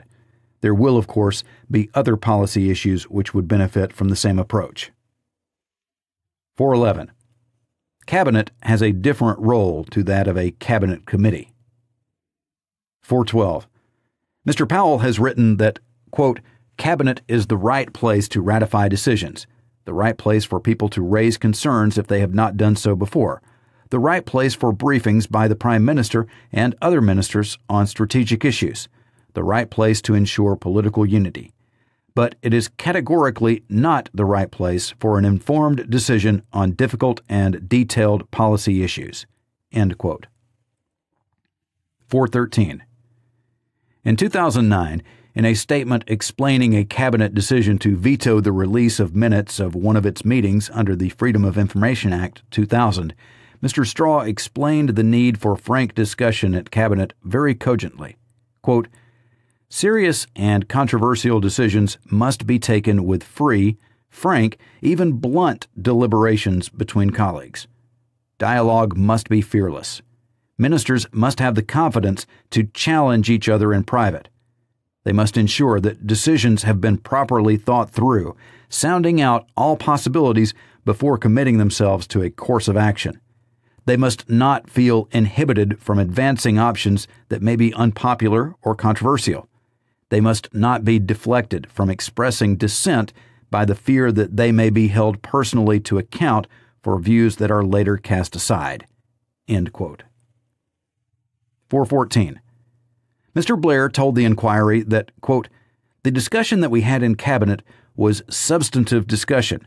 We had it again and again and again, and the options were very simple. The options were a sanctions framework that was effective. Alternatively, the UN inspectors doing the job. Alternatively, you have to remove Saddam. Those were the options. End quote. 415. Mr. Blair added, quote, nobody in the cabinet was unaware of what the whole issue was about. It was the thing running throughout the whole of the political mainstream at the time. There were members of the cabinet who would challenge and disagree, but most of them agreed." End quote. 416. The inquiry has seen the minutes of 26 meetings of cabinet between 28th of February 2002 and 17th of March 2003, at which Iraq was mentioned, and Cabinet Secretariat notebooks. Cabinet was certainly given updates on diplomatic developments and had opportunities to discuss the general issues. The number of occasions on which there was a substantive discussion of the policy was very much more limited. 417. There were substantive discussions of the policy on Iraq, although not necessarily of all the issues, as the report sets out, in Cabinet on 7th of March and 23rd of September 2002, and 16th of January, 13th of March, and 17th of March 2003. Those are the records which are being published with the report. 418. At the Cabinet meeting on 7th of March 2002, Mr. Blair concluded, quote, "The concerns expressed in discussion were justified. It was important that the United States did not appear to be acting unilaterally. It was critically important to reinvigorate the Middle East peace process. Any military action taken against President Saddam Hussein's regime had to be effective. On the other hand, the Iraqi regime was in clear breach of its obligations under several United Nations Security Council resolutions. Its WMD programs posed a threat to peace. Iraq's neighbors regarded President Saddam Hussein as a danger. The right strategy was to engage closely with the government of the United States in order to be in a position to shape policy and its presentation. The international community should proceed in a measured but determined way to decide how to respond to the real threat represented by the Iraqi regime. No decisions to launch military action had been taken, and any action taken would be in accordance with international law. The Cabinet took note with approval." End quote. 419. Cabinet on 17th of March 2003 noted Mr. Blair's conclusion that, quote, "The diplomatic process was at an end. Saddam Hussein would be given an ultimatum to leave Iraq, and the House of Commons would be asked to endorse the use of military action against Iraq to enforce compliance, if necessary." End quote. 420. In Section 5 of the report, the inquiry concludes that Lord Goldsmith should have been asked to provide written advice which fully reflected the position on 17th of March and explained the legal basis on which the UK could take military action and set out the risks of legal challenge. 421. There was no substantive discussion of the military options, despite promises by Mr. Blair before the meeting on 17th of March. 422. In his statement for the inquiry, Mr. Hoon wrote that by the time he joined Cabinet in 1999, quote, "The pattern of the organization and format of Cabinet meetings was well established. Tony Blair was well known to be extremely concerned about leaks from Cabinet discussions. It was my perception that, largely as a consequence of this, he did not normally expect key decisions to be made in the course of Cabinet meetings. Papers were submitted to the Cabinet Office, and in turn by the Cabinet Office to appropriate Cabinet committees for decisions." End quote. 423. Mr. Hoon wrote, quote, "At no time when I was serving in the Ministry of Defense were other Cabinet ministers involved in discussions about the deployment of specific forces and the nature of their operations. Relevant details would have been circulated to 10 Downing Street or other government departments as necessary. I do not recall a single Cabinet-level discussion of specific troop deployments and the nature of their operations." End quote. 424. The inquiry recognizes that there will be operational constraints on discussion of the details of military deployments, but that would not preclude the discussion of the principles and the implications of military options. 425. In January 2006, the Cabinet discussed the proposal to deploy military forces to Helmand later that year. 426. The inquiry also recognizes that the nature of foreign policy, as the report vividly demonstrates, requires the Prime Minister of the UK, the Foreign Secretary, and their most senior officials to be involved in negotiating and agreeing policy on a day-by-day and sometimes hour-by-hour basis. 427. It would neither be necessary nor feasible to seek a mandate from Cabinet at each stage of a discussion. That reinforces the importance of ensuring Cabinet is kept informed as strategy evolves, is given the opportunity to raise questions, and is asked to endorse key decisions. Cabinet ministers need more information than will be available from the media, especially on sensitive issues of foreign and security policy. 428.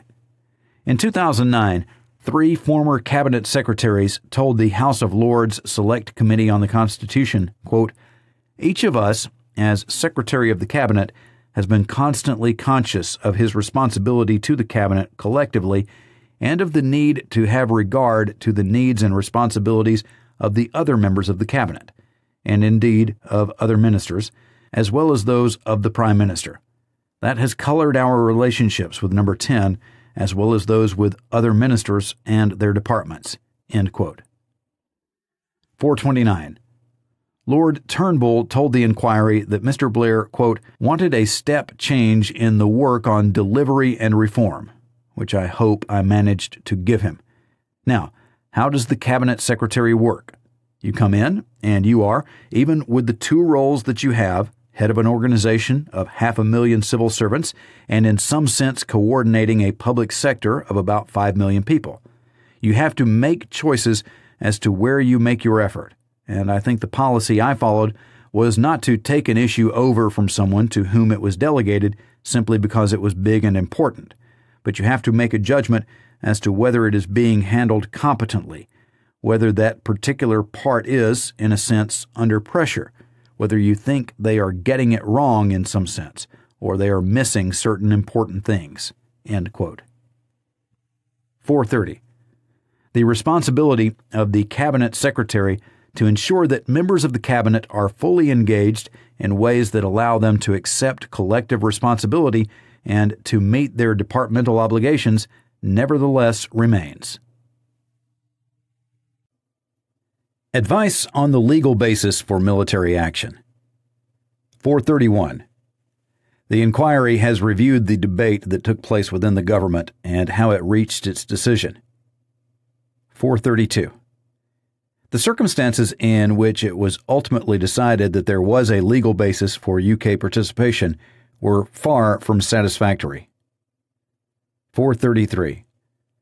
It was not until 13th of March 2003 that Lord Goldsmith advised that there was, on balance, a secure legal basis for military action. 434. In the letter of 14th of March 2003 from Lord Goldsmith's office to Number 10, which is addressed in Section 5 of the report, Mr. Blair was told that an essential ingredient of the legal basis was that he, himself, should be satisfied of the fact that Iraq was in breach of Resolution 1441. 435. In accordance with that advice, it was Mr. Blair who decided that, so far as the UK was concerned, Iraq was and remained in breach of Resolution 1441. 436. Apart from Number 10's response to the letter of 14th of March, sent the following day, in terms that can only be described as perfunctory, no formal record was made of that decision, and the precise grounds on which it was made remain unclear. 437. The inquiry was told, and it accepts, that it would have been possible at that stage for the UK government to have decided not to go ahead with military action if it had been necessary to make a decision to do so, or if the House of Commons on 18th of March had voted against the government. 438. Although, when Resolution 1441 was adopted, there was unanimous support for a rigorous inspections and monitoring regime backed by the threat of military force as the means to disarm Iraq, there was no such consensus in the Security Council in March 2003. If the matter had been left to the Security Council to decide, military action might have been postponed and possibly avoided. 439. The Charter of the United Nations vests responsibility for the maintenance of peace and security in the Security Council. The UK government was claiming to act on behalf of the international community, quote, to uphold the authority of the Security Council, end quote, knowing that it did not have a majority in the Security Council in support of its actions. In those circumstances, the UK's actions undermined the authority of the Security Council. 440. A determination by the Security Council on whether Iraq was in fact in material breach of Resolution 1441 would have furthered the UK's aspiration to uphold the authority of the Council. The timing of Lord Goldsmith's advice on the interpretation of Resolution 1441. 441. Following the adoption of Resolution 1441, a decision was taken to delay the receipt of formal advice from Lord Goldsmith. 442. On 11th of November 2002, Mr. Powell told Lord Goldsmith that there should be a meeting sometime before Christmas to discuss the legal position. 443. On 9th of December, formal instructions to provide advice were sent to Lord Goldsmith. They were sent by the FCO on behalf of the FCO and the MOD, as well as Number 10. 444. The instructions made it clear that Lord Goldsmith should not provide an immediate response. 445. When Lord Goldsmith met Mr. Powell, Sir David Manning and Baroness Morgan, Director of Political and Government Relations to the Prime Minister, on 19th of December, he was told that he was not, at that stage, being asked for his advice, and that when he was, it would be helpful for him to discuss a draft with Mr. Blair in the first instance.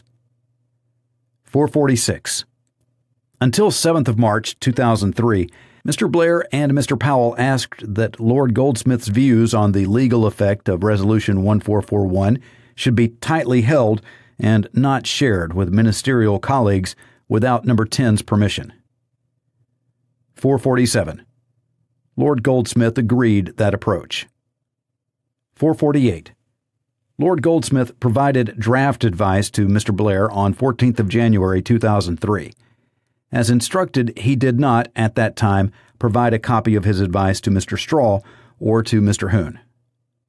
449. Although Lord Goldsmith was invited to attend Cabinet on 16th of January, there was no discussion of Lord Goldsmith's views. 450.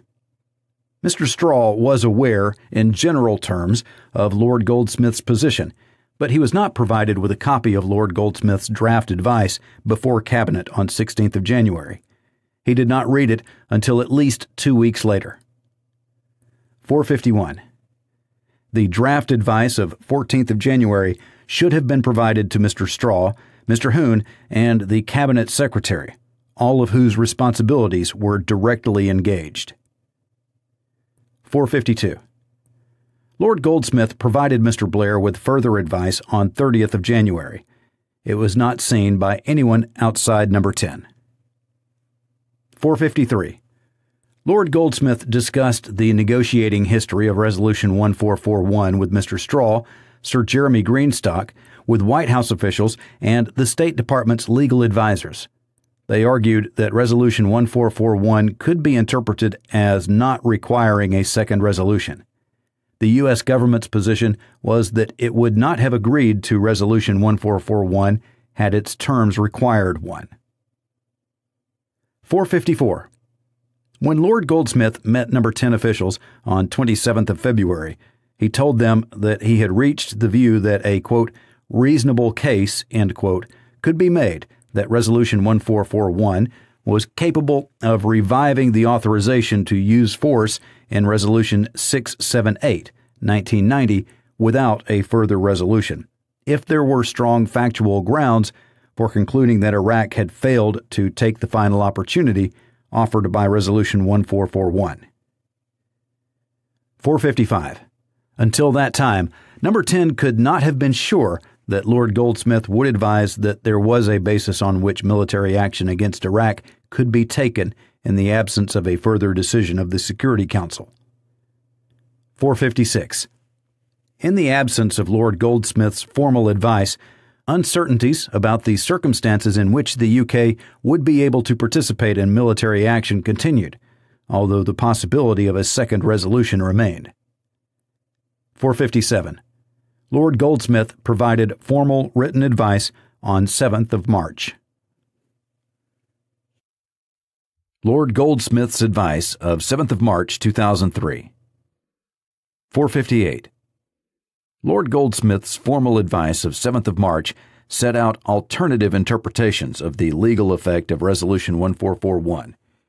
He concluded that the safer route would be to seek a second resolution, and he set out the ways in which, in the absence of a second resolution, the matter might be brought before a court.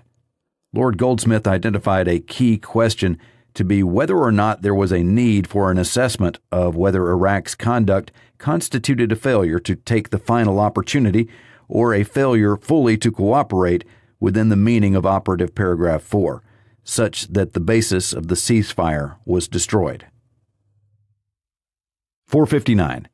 Lord Goldsmith wrote, paragraph 26, quote, "A narrow textual reading of the resolution suggested no such assessment was needed because the Security Council had predetermined the issue. Public statements, on the other hand, say otherwise." End quote. 460. While Lord Goldsmith remained, quote, "of the opinion that the safest legal course would be to secure a second resolution," end quote, he concluded, paragraph 28, that, quote, "A reasonable case can be made that Resolution 1441 was capable of reviving the authorization in Resolution 678 without a further resolution," end quote. 461. Lord Goldsmith wrote that a reasonable case did not mean that if the matter ever came to court, he would be confident that the court would agree with this view. He judged a court might well conclude that OPs 4 and 12 required a further Security Council decision in order to revive the authorization in Resolution 678. 462. Lord Goldsmith noted that on a number of previous occasions, including in relation to Operation Desert Fox in Iraq in 1998 and Kosovo in 1999, UK forces had participated in military action on the basis of advice from previous attorneys general that, paragraph 30, quote, "the legality of the action under international law was no more than reasonably arguable," end quote. 463. Lord Goldsmith warned Mr. Blair, paragraph 29, quote, "The argument that Resolution 1441 alone has revived the authorization to use force in Resolution 678 will only be sustainable if there are strong factual grounds for concluding that Iraq failed to take the final opportunity. In other words, we would need to be able to demonstrate hard evidence of non-compliance and non-cooperation. The views of UNMOVIC and the IAEA will be highly significant in this respect." End quote. 464. Lord Goldsmith added, quote, "In the light of the latest reporting by UNMOVIC, you will need to consider extremely carefully whether the evidence of non-cooperation and non-compliance by Iraq is sufficiently compelling to justify the conclusion that Iraq has failed to take its final opportunity." End quote. 465. Mr. Straw, Mr. Hoon, Dr. John Reed, Minister without Portfolio and Labour Party Chair, and the Chiefs of Staff had all seen Lord Goldsmith's advice of 7th of March before the No. 10 meeting on 11th of March, but it is not clear how and when it reached them. 466. Other ministers whose responsibilities were directly engaged, including Mr. Gordon Brown, Chancellor of the Exchequer, and Miss Short, and their senior officials, did not see the advice. Lord Goldsmith's arrival at a, quote, "better view," end quote. 467. At the meeting on 11th of March, Mr. Blair stated that Lord Goldsmith's, quote, "advice made it clear that a reasonable case could be made," end quote, that Resolution 1441 was, quote, "capable of reviving," end quote, the authorization of Resolution 678, quote, although of course a second resolution would be preferable, end quote. There was concern, however, that the advice did not offer a clear indication that military action would be lawful. 468. Lord Goldsmith was asked after the meeting by Admiral Boyce on behalf of the armed forces and by the Treasury Solicitor, Miss Juliet Weldon, in respect of the civil service, to give a clear-cut answer on whether military action would be lawful rather than unlawful. 469. On 12th of March, Mr. Blair and Mr. Straw reached the view that there was no chance of securing a majority in the Security Council in support of the draft resolution of 7th of March, and there was a risk of one or more vetoes if the resolution was put to a vote. 470. There is no evidence to indicate that Lord Goldsmith was informed of their conclusion. 471. Lord Goldsmith concluded on 13th of March that, on balance, the, quote, better view, end quote, was that the conditions for the operation of the revival argument were met in this case, meaning that there was a lawful basis for the use of force without a further resolution beyond Resolution 1441. The exchange of letters on 14th and 15th of March 2003. 472. Mr. David Brummel, legal secretary to the law officers, wrote to Mr. Matthew Rycroft, Mr. Blair's private secretary for foreign affairs, on 14th of March, quote, it is an essential part of the legal basis for military action without a further resolution of the Security Council that there is strong evidence that Iraq has failed to comply with and cooperate fully in the implementation of Resolution 1441, and has thus failed to take the final opportunity offered by the Security Council in that resolution. The Attorney General understands that it is unequivocally the Prime Minister's view that Iraq has committed further material breaches as specified in operative paragraph 4 of Resolution 1441. But as this is a judgment for the Prime Minister, the Attorney would be grateful for confirmation that this is the case. End quote. 473. Mr. Rycroft replied to Mr. Brummel on 15th of March, quote, this is to confirm that it is indeed the Prime Minister's unequivocal view that Iraq is in further material breach of its obligations, as in OP4 of UNSCR 1441, because of false statements or omissions in the declarations submitted by Iraq pursuant to this resolution, and failure to comply with and cooperate fully in the interpretation of this resolution. End quote. 474. It is unclear what specific grounds Mr. Blair relied upon in reaching his view. 475.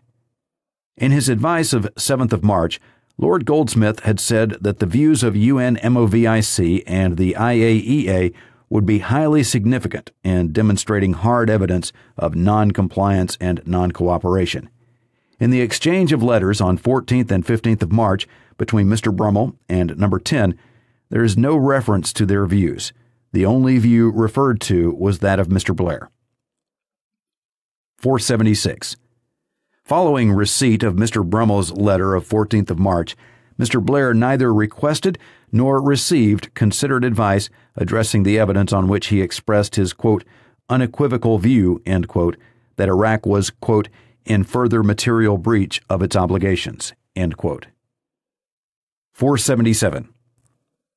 Senior ministers should have considered the question posed in Mr. Brummel's letter of 14th of March, either in the Defense and Overseas Policy Committee or a War Cabinet on the basis of formal advice. Such a committee should then have reported its conclusions to Cabinet before its members were asked to endorse the government's policy.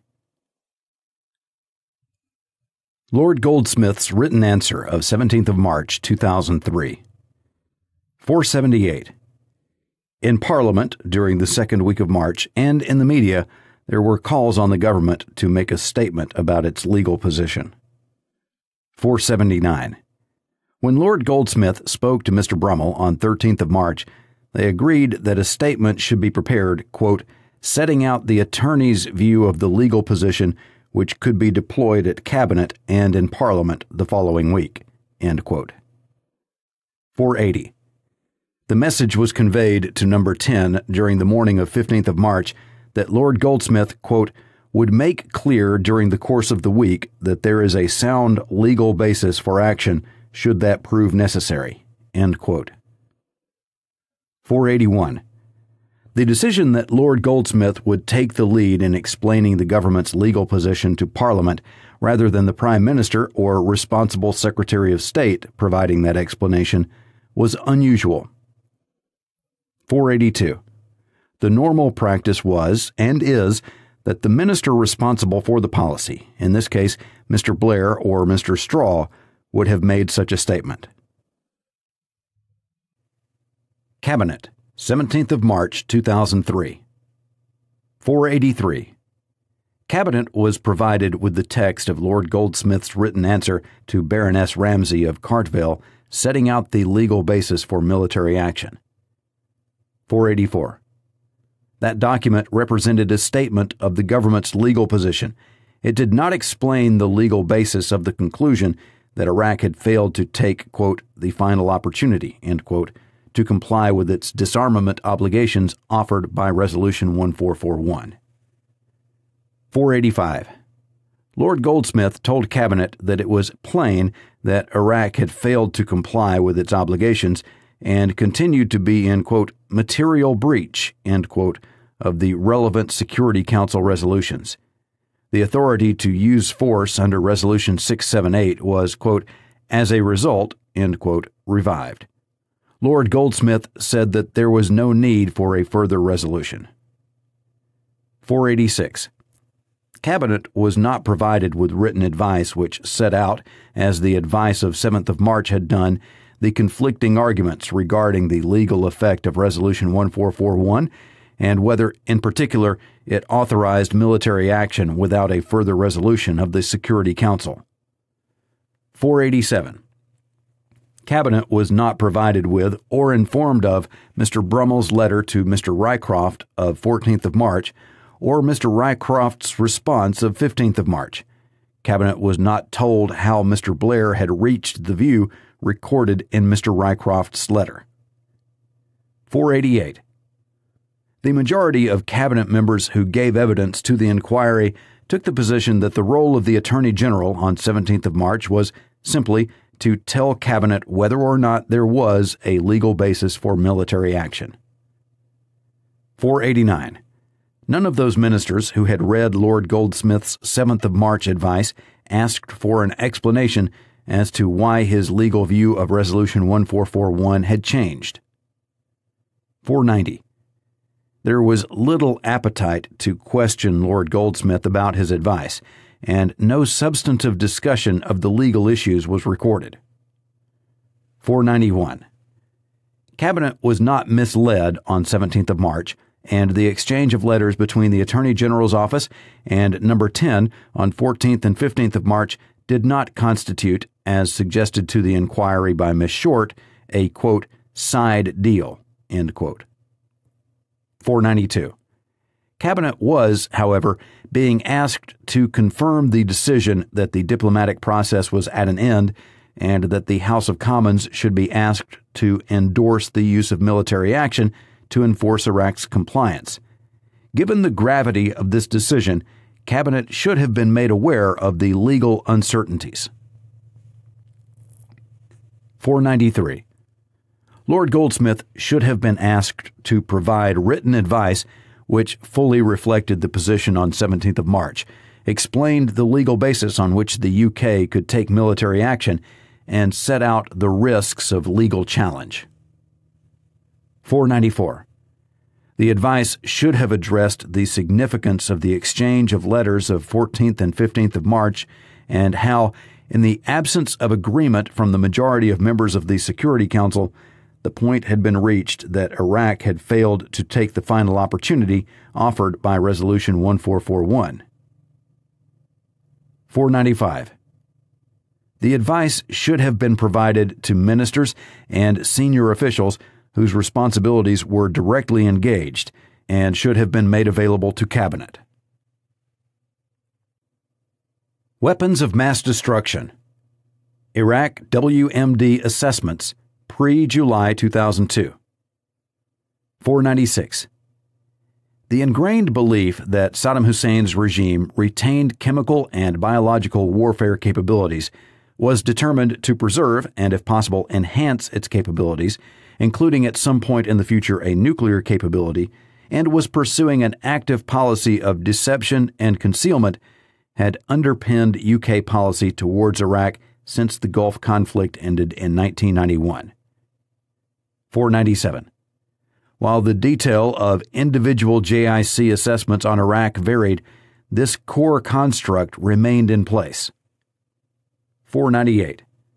Security Council resolutions adopted since 1991 demanded Iraq's disarmament and the readmission of inspectors and imposed sanctions in the absence of Iraqi compliance with those and other obligations. Agreement to those resolutions indicated that doubts about whether Iraq had disarmed were widely shared. 499. In parallel, by 2000, the wider risk of proliferation was regarded as a major threat.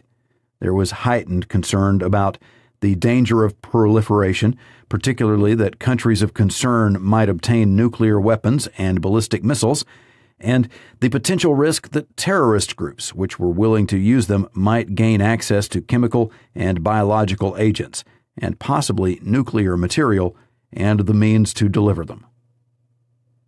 500. These concerns were reinforced after 9/11. 501. The view conveyed in JIC assessments between December 2000 and March 2002 was that despite the considerable achievements of UNSCOM and the IAEA between 1991 and December 1998, including dismantling Iraq's nuclear program, the inspectors had been unable to account for some of the ballistic missiles and chemical and biological weapons and material produced by Iraq, and that it had not totally destroyed all its stockpile of chemical and biological weapons, retained up to 360 tons of chemical agents and precursor chemicals and growth media which would allow it to produce more chemical and biological agents, hidden a small number of long-range Al-Hussein ballistic missiles, and retained the knowledge, documentation, and personnel which would allow it to reconstitute its chemical, biological, nuclear, and ballistic missile programs. 502. The JIC also judged that since the departure of the weapons inspectors, Iraq was actively pursuing programs to extend the range of its existing short-range ballistic missiles beyond the permitted range of 150 kilometers, had begun development of a ballistic missile with a range greater than 1,000 kilometers, was capable of resuming undetected production of, quote, significant quantities, end quote, of chemical and biological agents, and in the case of VX, a nerve agent, might have already done so, and was pursuing activities that could be linked to a nuclear program. 503. Iraq's chemical, biological, and ballistic missile programs were seen as a threat to international peace and security in the Middle East region, but Iraq was viewed as a less serious proliferation threat than other key countries of concern, Iran, Libya, and North Korea, which had current nuclear programs. Iraq's nuclear facilities had been dismantled by the weapons inspectors.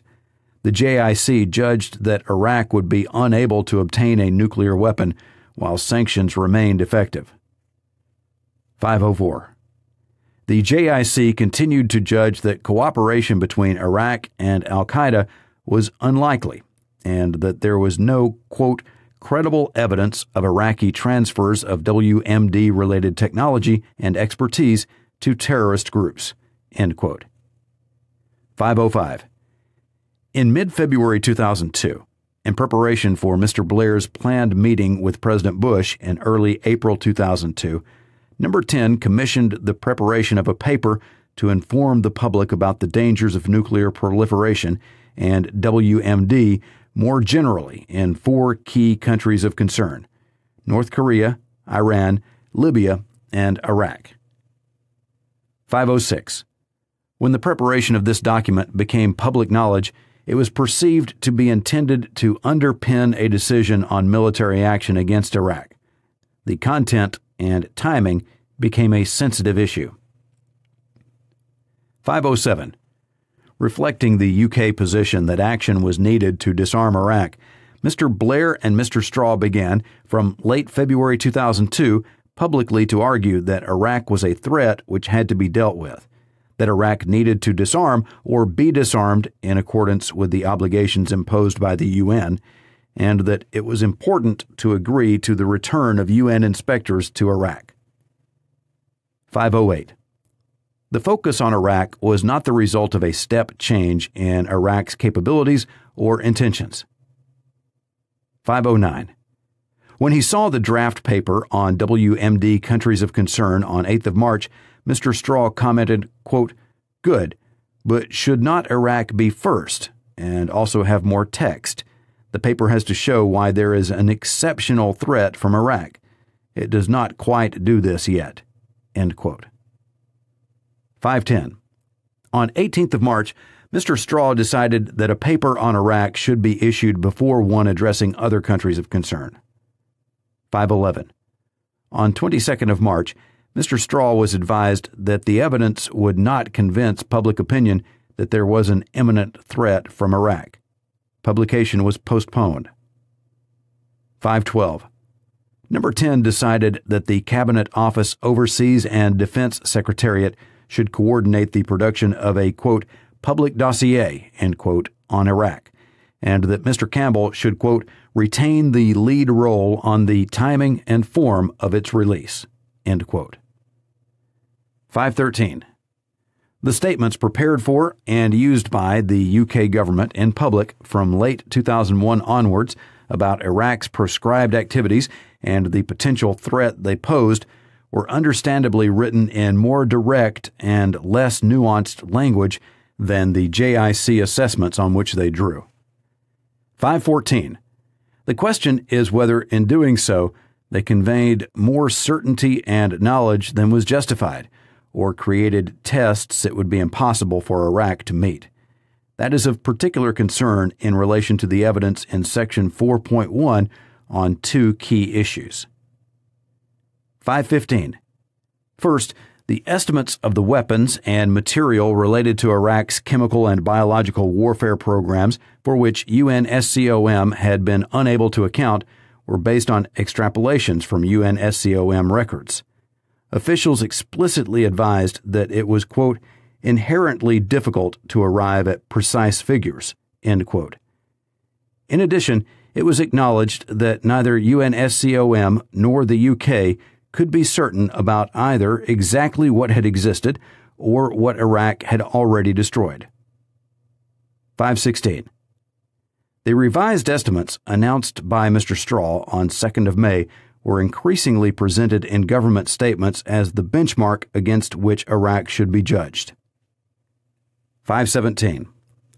Second, the expert MOD examination of issues in late March 2002 exposed the difficulties Iraq would have to overcome before it could acquire a nuclear weapon.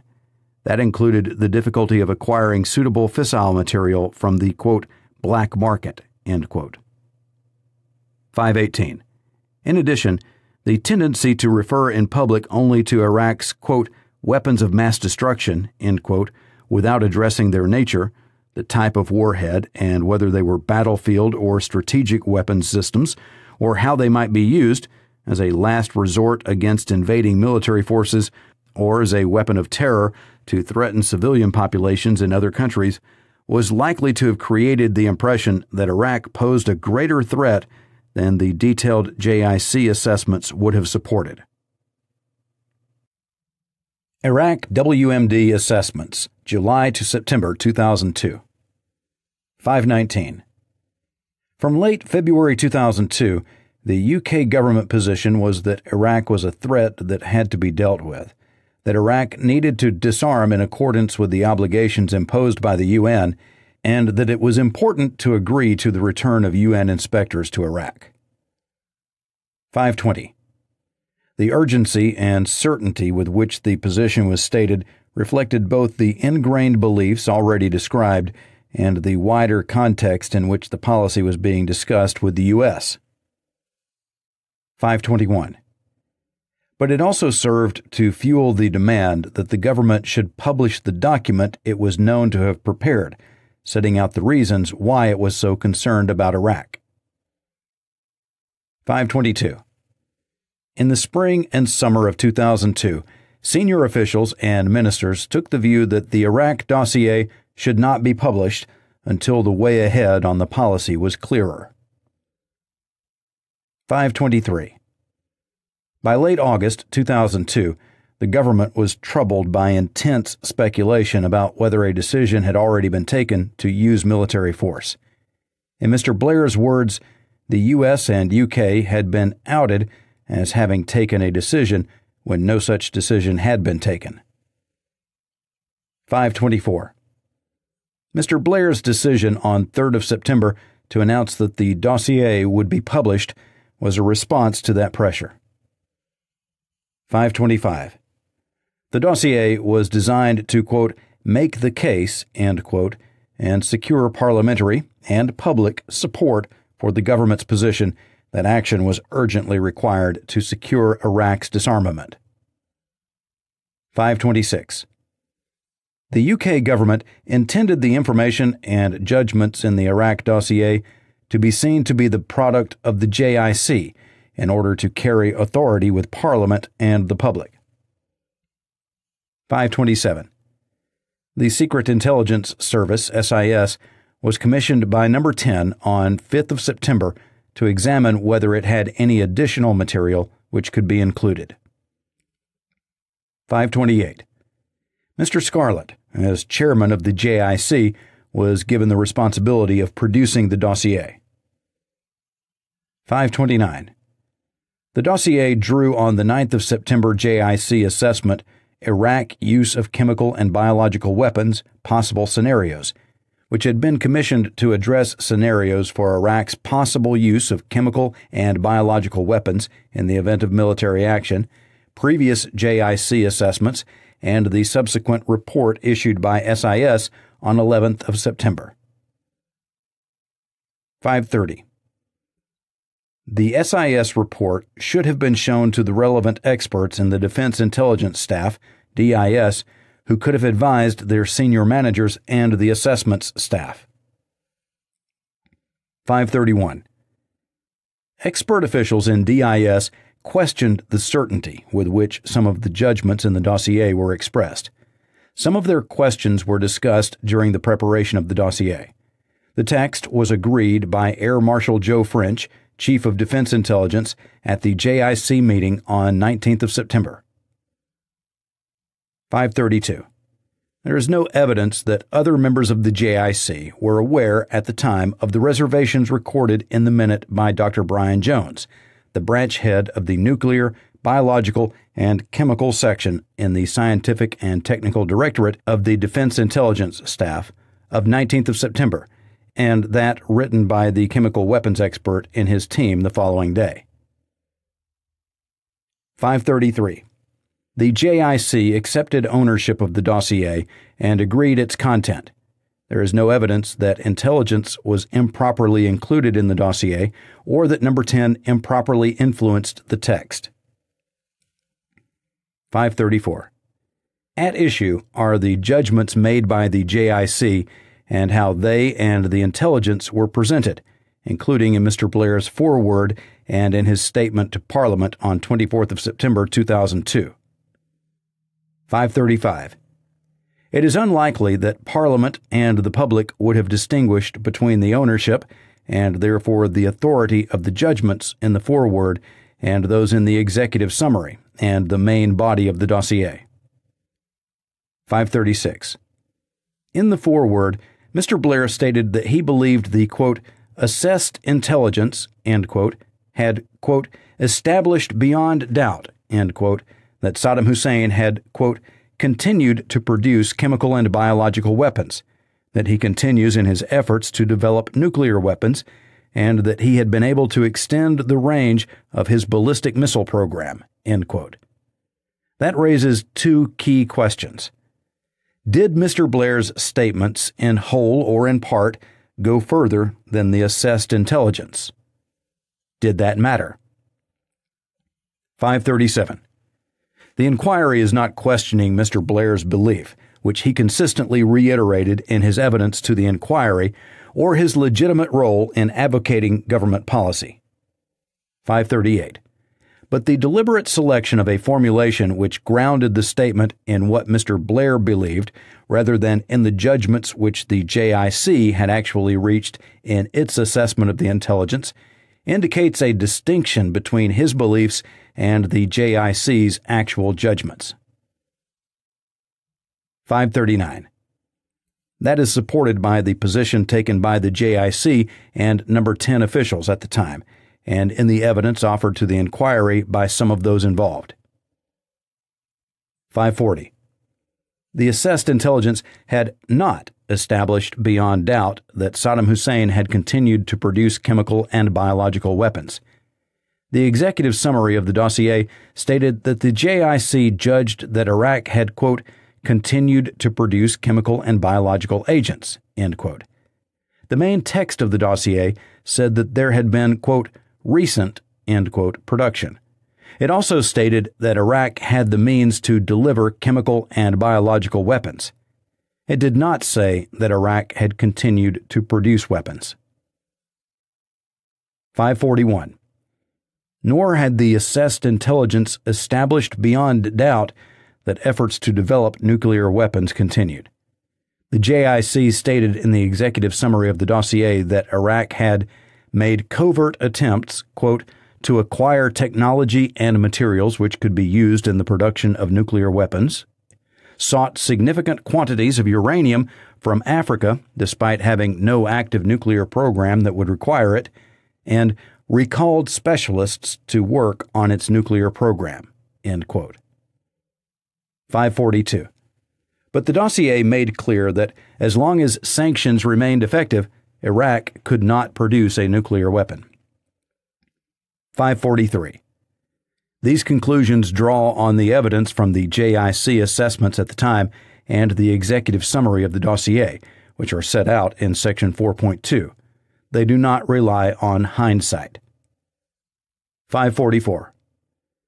The JIC itself should have made that position clear, because its ownership of the dossier, which was intended to inform a highly controversial policy debate, carried with it the responsibility to ensure that the JIC's integrity was protected.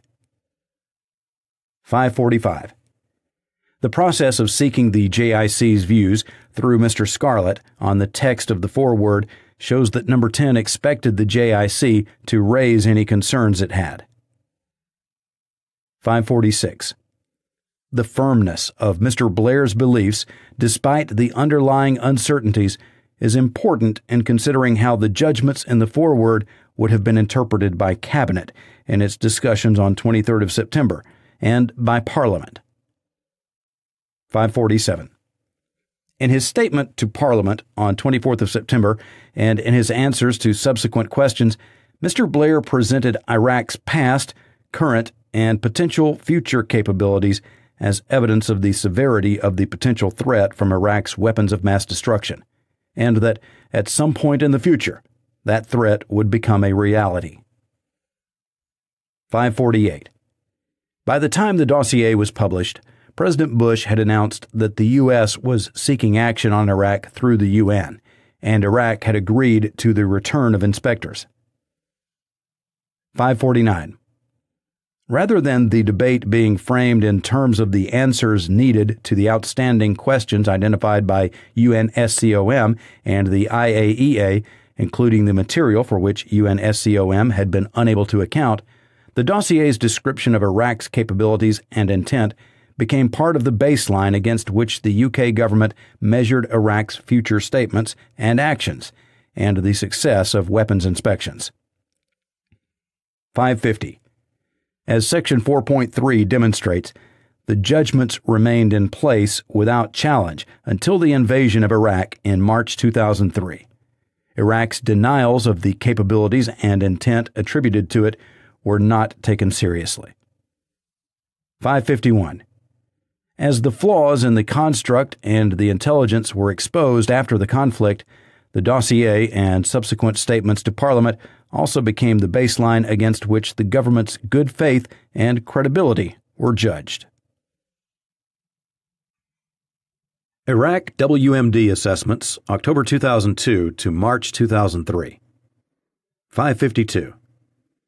From October 2002 onwards, the JIC focused on two main themes: Iraq's attitude to the return of the inspectors, and, from 8th of November, its compliance with the specific obligations imposed by Resolution 1441, and Iraq's options, diplomatic and military, including the possible use of chemical and biological weapons and ballistic missiles against coalition forces or countries in the region in either preemptive attacks or in response to a military attack. 553.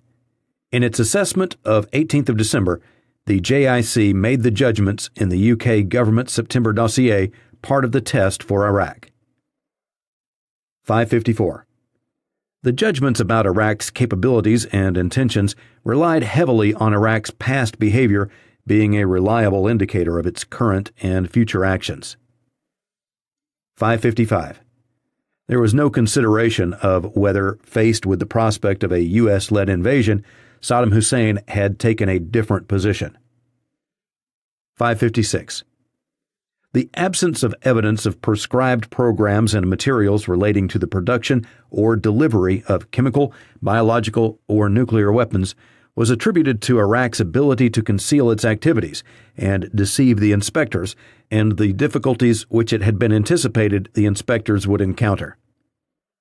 557. The JIC assessment of 11th of October 2002 stated that a good intelligence flow from inside Iraq supporting tougher inspections would be, quote, central to success, end quote. 558. A key element of the assessments was the reporting and intelligence on Iraq's intentions to conceal its activities, deceive the inspectors, and obstruct the conduct of inspections, particularly Iraq's attitudes to preventing interviews with officials who were identified as associated with its proscribed programs, or who had been involved in Iraq's unilateral destruction of its weapons and facilities. 559.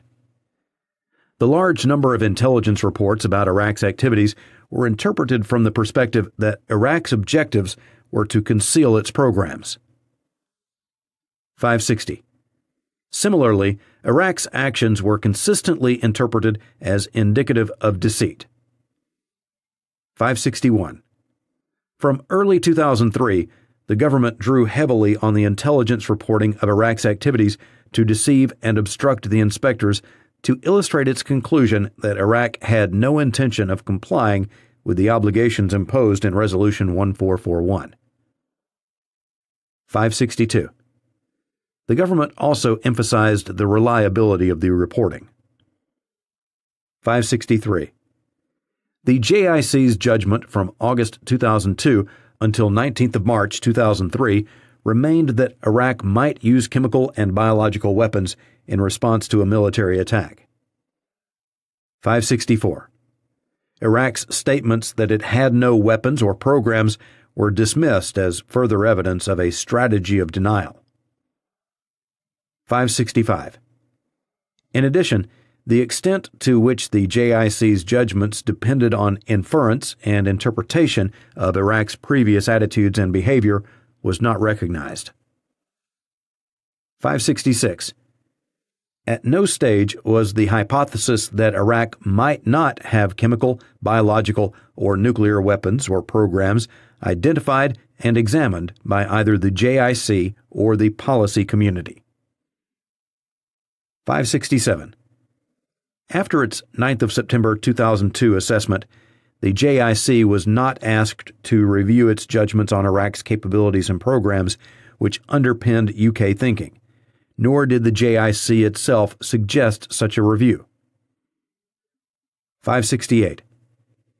As a result, there was no formal reassessment of the JIC judgments, and the 9th of September assessment and the 24th of September dossier provided part of the baseline for the UK government's view of Iraq's capabilities and intentions on its chemical, biological, nuclear, and ballistic missile programs. 569. Given the weight which rested on the JIC's judgments about Iraq's possession of WMD and its future intent for the decision in March that military action should, if necessary, be taken to disarm Iraq, a formal reassessment of the JIC's judgments should have taken place. 570. This might have been prompted by Dr. Blix's report to the Security Council on 14th of February 2003, which demonstrated the developing divergence between the assessments presented by the U.S. and UK. Dr. Blix's report of 7th of March, which changed the view that Iraqi behavior was preventing UN MOVIC from carrying out its tasks, should certainly have prompted a review. The search for WMD. 571. Section 4.4 considers the impact of the failure to find stockpiles of WMD in Iraq in the months immediately after the invasion, and of the emerging conclusions of the Iraq Survey Group, ISG, on the government's response to demands for an independent judge-led inquiry into pre-conflict intelligence on Iraq, and the government's public presentation of the nature of the threat from Saddam Hussein's regime and the decision to go to war. 572. The inquiry has not sought to comment in detail on the specific conclusions of the ISC, FAC, Hutton, and Butler reports, all of which were published before the withdrawal by SIS in September 2004 of a significant proportion of the intelligence underpinning the JIC assessments and September 2002 dossier on which UK policy had rested. 573. In addition to the conclusions of those reports, the inquiry notes the forthright statement in March 2005 of the U.S. Commission on the Intelligence Capabilities of the United States regarding weapons of mass destruction. Reporting to President Bush, the Commission stated that, quote, the U.S. intelligence community was dead wrong in almost all of its pre-war judgments about Iraq's weapons of mass destruction.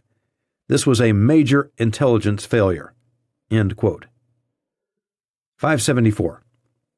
The evidence in Section 4.4 shows that after the invasion, the UK government, including the intelligence community, was reluctant to admit and to recognize publicly the mounting evidence that there had been failings in the UK's pre-conflict collection, validation, analysis, and presentation of intelligence on Iraq's WMD.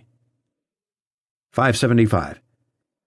Despite the failure to identify any evidence of WMD programs during pre-conflict inspections, the UK government remained confident that evidence would be found after the Iraqi regime had been removed. 576. Almost immediately after the start of the invasion, UK ministers and officials sought to lower public expectations of immediate or significant finds of WMD in Iraq. 577. The lack of evidence to support pre-conflict claims about Iraq's WMD challenged the credibility of the government and the intelligence community and the legitimacy of the war. 578. The government and the intelligence community were both concerned about the consequences of the presentational aspects of their pre-war assessments being discredited. 579. By June, the government had acknowledged the need for a review of the UK's pre-conflict intelligence on Iraq. It responded to demands for an independent, judge-led inquiry by expressing support for the reviews initiated by the ISC and the FAC. 580. The announcement of the Hutton inquiry into the circumstances surrounding the death of Dr. David Kelly on 18th of July reinforced the government's position that additional reviews were not needed. 581. The government maintained that position until January 2004, backed by 3 votes in the House of Commons on 4th of June, 15th of July, and 22nd of October 2003, rejecting a succession of opposition motions calling for an independent inquiry into the use of pre-war intelligence. 582. Mr. Blair's initial response to growing criticism of the failure to find WMD was to counsel patience. 583.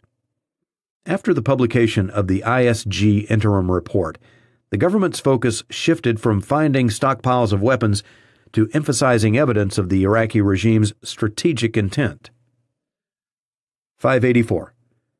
Once President Bush made clear his decision to set up an independent inquiry, Mr. Blair's resistance to a public inquiry became untenable. 585.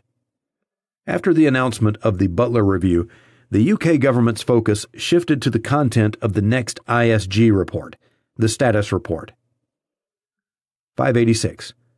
The government, still concerned about the nature of the public debate on WMD in the UK, sought to ensure that the Status Report included existing ISG material highlighting the strategic intentions of Saddam Hussein's regime and breaches of Security Council resolutions.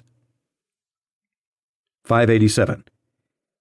Mr. Blair remained concerned about continuing public and parliamentary criticism of the pre-conflict intelligence, the failure to find WMD, and the decision to invade Iraq.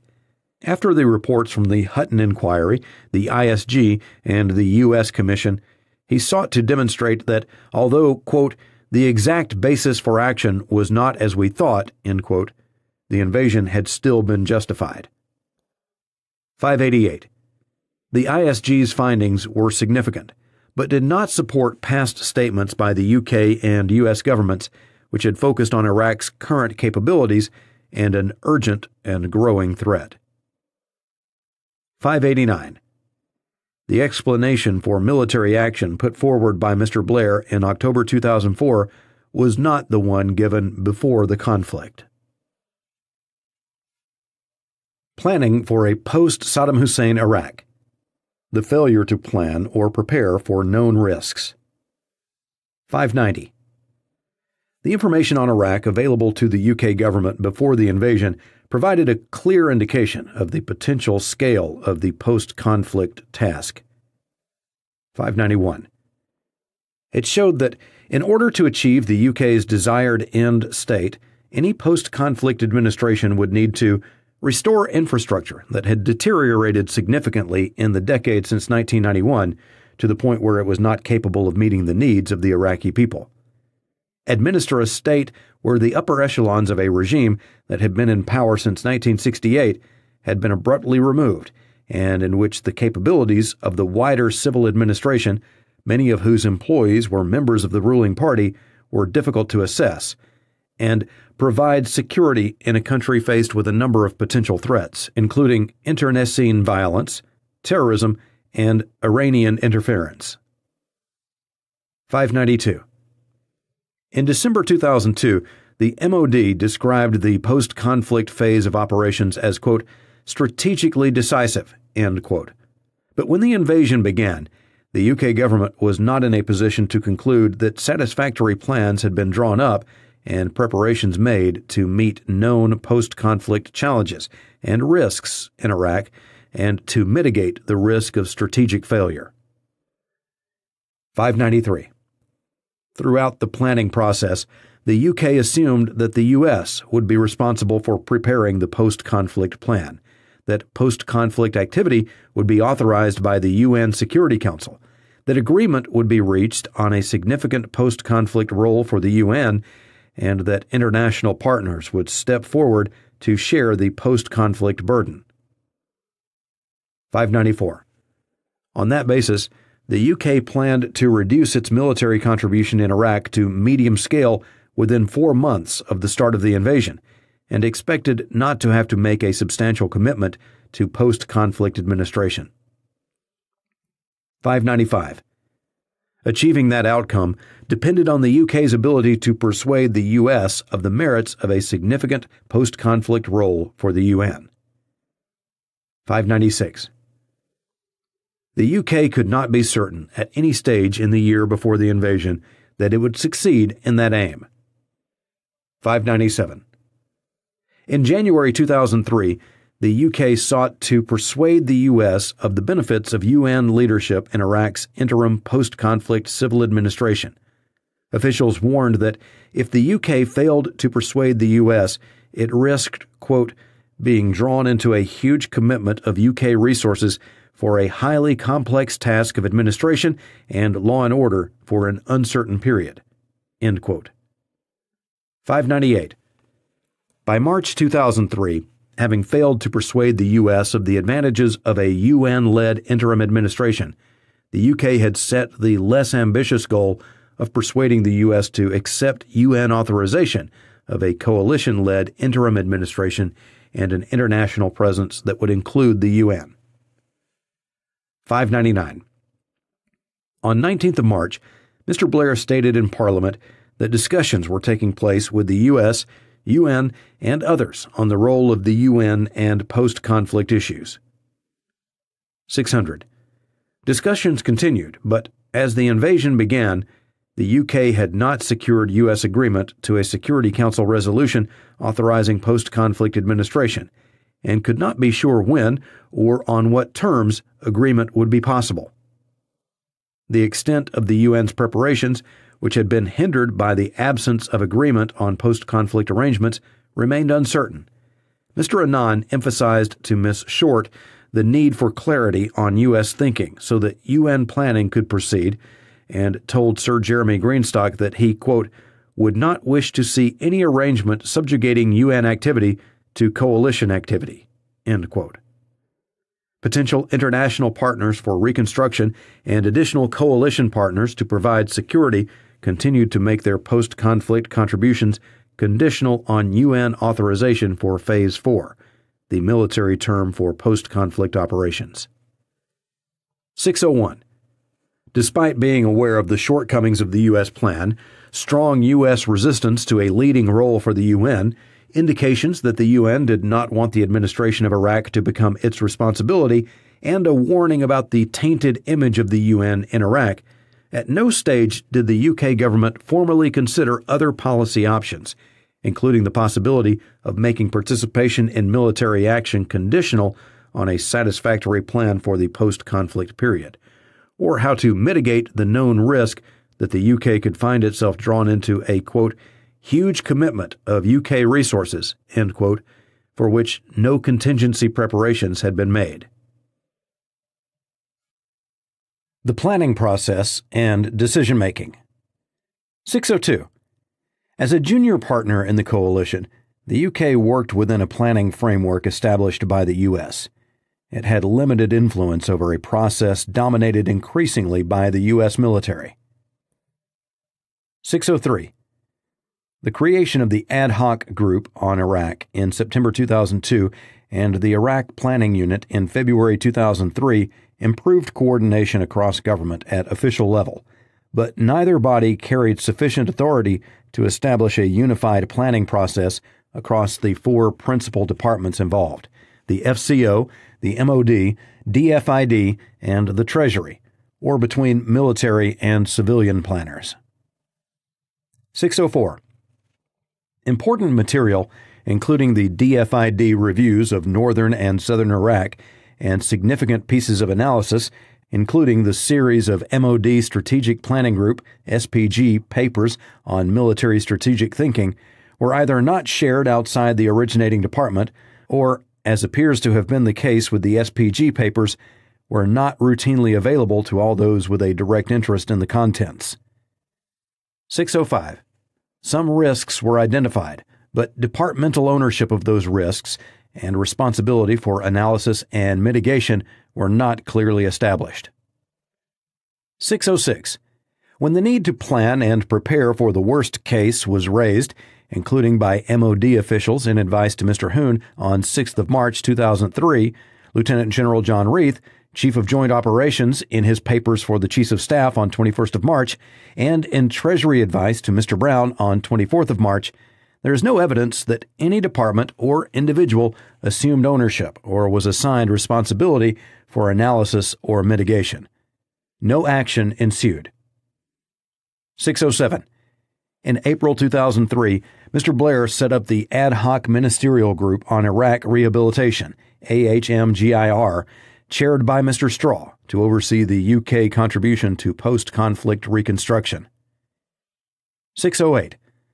Until the creation of the AHMGIR, Mr. Straw, Mr. Hoon, and Ms. Short remained jointly responsible for directing post-conflict planning and preparation. 609. In the absence of a single person responsible for overseeing all aspects of planning and preparation, departments pursued complementary but separate objectives. Gaps in UK capabilities were overlooked. 610. The FCO, which focused on policy making and negotiation, was not equipped by past experience or practice, or by its limited human and financial resources to prepare for nation building of the scale required in Iraq, and did not expect to do so. 611.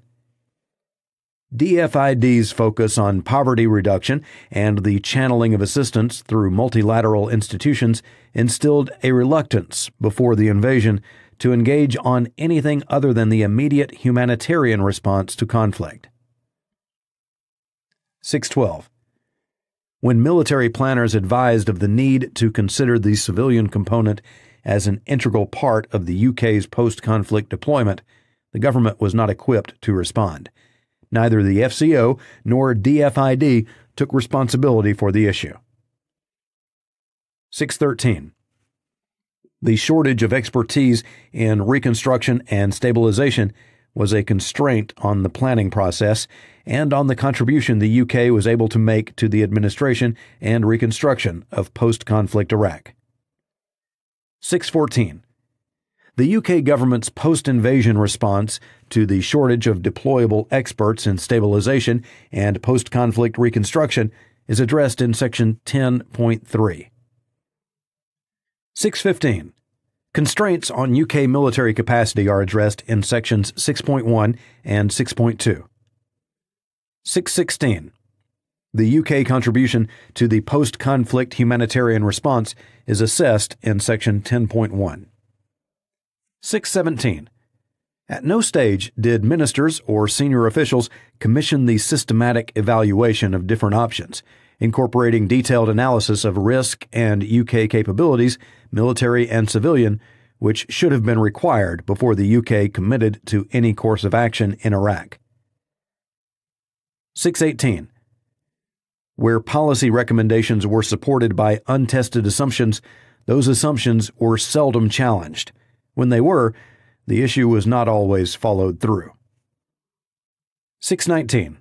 It was the responsibility of officials to identify, analyze, and advise on risk, and ministers' responsibility to ensure that measures to mitigate identifiable risks, including a range of policy options, had been considered before significant decisions were taken on the direction of UK policy.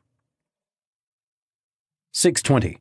Occasions when that would have been appropriate included after Mr. Blair's meeting with Mr. Hoon, Mr. Straw, and others on 23rd of July 2002, after the adoption of Resolution 1441, before or immediately after the decision to deploy troops in January 2003, after the rock drill, a U.S. interagency rehearsal for post-conflict administration in February 2003, and after Mr. Blair's meeting on post-conflict issues on 6th of March 2003. 621. There is no indication of formal risk analysis or formal consideration of options associated with any of those events. 622. In his statement to the inquiry, Mr. Blair said, quote, "With hindsight, we now see that the military campaign to defeat Saddam was relatively easy. It was the aftermath that was hard. At the time, of course, we could not know that, and a prime focus throughout was the military campaign itself." End quote. 623. The conclusions reached by Mr. Blair after the invasion did not require the benefit of hindsight. 624. Mr. Blair's long-standing conviction that successful international intervention required long-term commitment had been clearly expressed in his Chicago speech in 1999. 625. That conviction was echoed in the context of Iraq in frequent advice to Mr. Blair from ministers and officials. 626. Between early 2002 and the invasion of Iraq in March 2003, Mr. Blair received warnings about the significance of the post-conflict phase as the, quote, strategically decisive, end quote, phase of the engagement in Iraq in the SPG paper of 13th of December 2002, and the risk that a badly handled aftermath would make intervention a, quote, net failure, end quote, in the letter from Mr. Hoon's private office to Sir David Manning of 19th of November 2002. The likelihood of internal conflict in Iraq, including from Mr. Powell on 26th of September 2002, who warned of the need to stop, quote, a terrible bloodletting of revenge after Saddam goes, traditional in Iraq after conflict, end quote. The potential scale of the political, social, economic, and security challenge, including from Sir Christopher Meyer, British ambassador to the U.S., on 6th of September 2002, quote, it will probably make pacifying Afghanistan look like child's play, end quote. The need for an analysis of whether the benefits of military action outweighed the risk of a protracted and costly nation-building exercise, including from Mr. Straw on 8th of July 2002. The U.S., quote, must also understand that we are serious about our conditions for UK involvement, end quote. The absence of credible U.S. plans for the immediate post-conflict period and the subsequent reconstruction of Iraq, including from the British Embassy, Washington, after the rock drill on 21st and 22nd February 2003. Quote, the interagency rehearsal for Phase 4 exposes the enormous scale of the task. Overall, planning is at a very rudimentary stage, end quote. The need to agree with the U.S. the nature of the UK contribution to those plans, including in the letter from Mr. Hoon's private office to Sir David Manning on 28th of February 2003. It was, quote, absolutely clear, end quote, that the U.S. expected the UK to take leadership of the Southeast sector. The UK was, quote, currently at risk of taking on a very substantial commitment that we will have great difficulty in sustaining beyond the immediate conclusion of the conflict, end quote. And the importance, including the UK overall plan for Phase 4, shown to Mr. Blair on 7th of March 2003 of UN authorization for the military occupation of Iraq, without which there would be no legal cover for certain post-conflict tasks, a UN framework for the administration and reconstruction of Iraq during the transition to Iraqi self-government. 627. Mr. Blair told the Chiefs of Staff on 15th of January 2003 that, quote, the issue was aftermath. The coalition must prevent anarchy and internecine fighting breaking out, end quote. 628. In his evidence to the House of Commons Liaison Committee on 21st of January 2003, Mr. Blair emphasized the importance of the post-conflict phase. Quote, you do not engage in military conflict that may produce regime change unless you are prepared to follow through and work in the aftermath of that regime change to ensure the country is stable and the people are properly looked after, end quote. 629. On 24th of January 2003, Mr. Blair told President Bush that the biggest risk they faced was internecine fighting, and that delay would allow time for working up more coherent post-conflict plans. 630.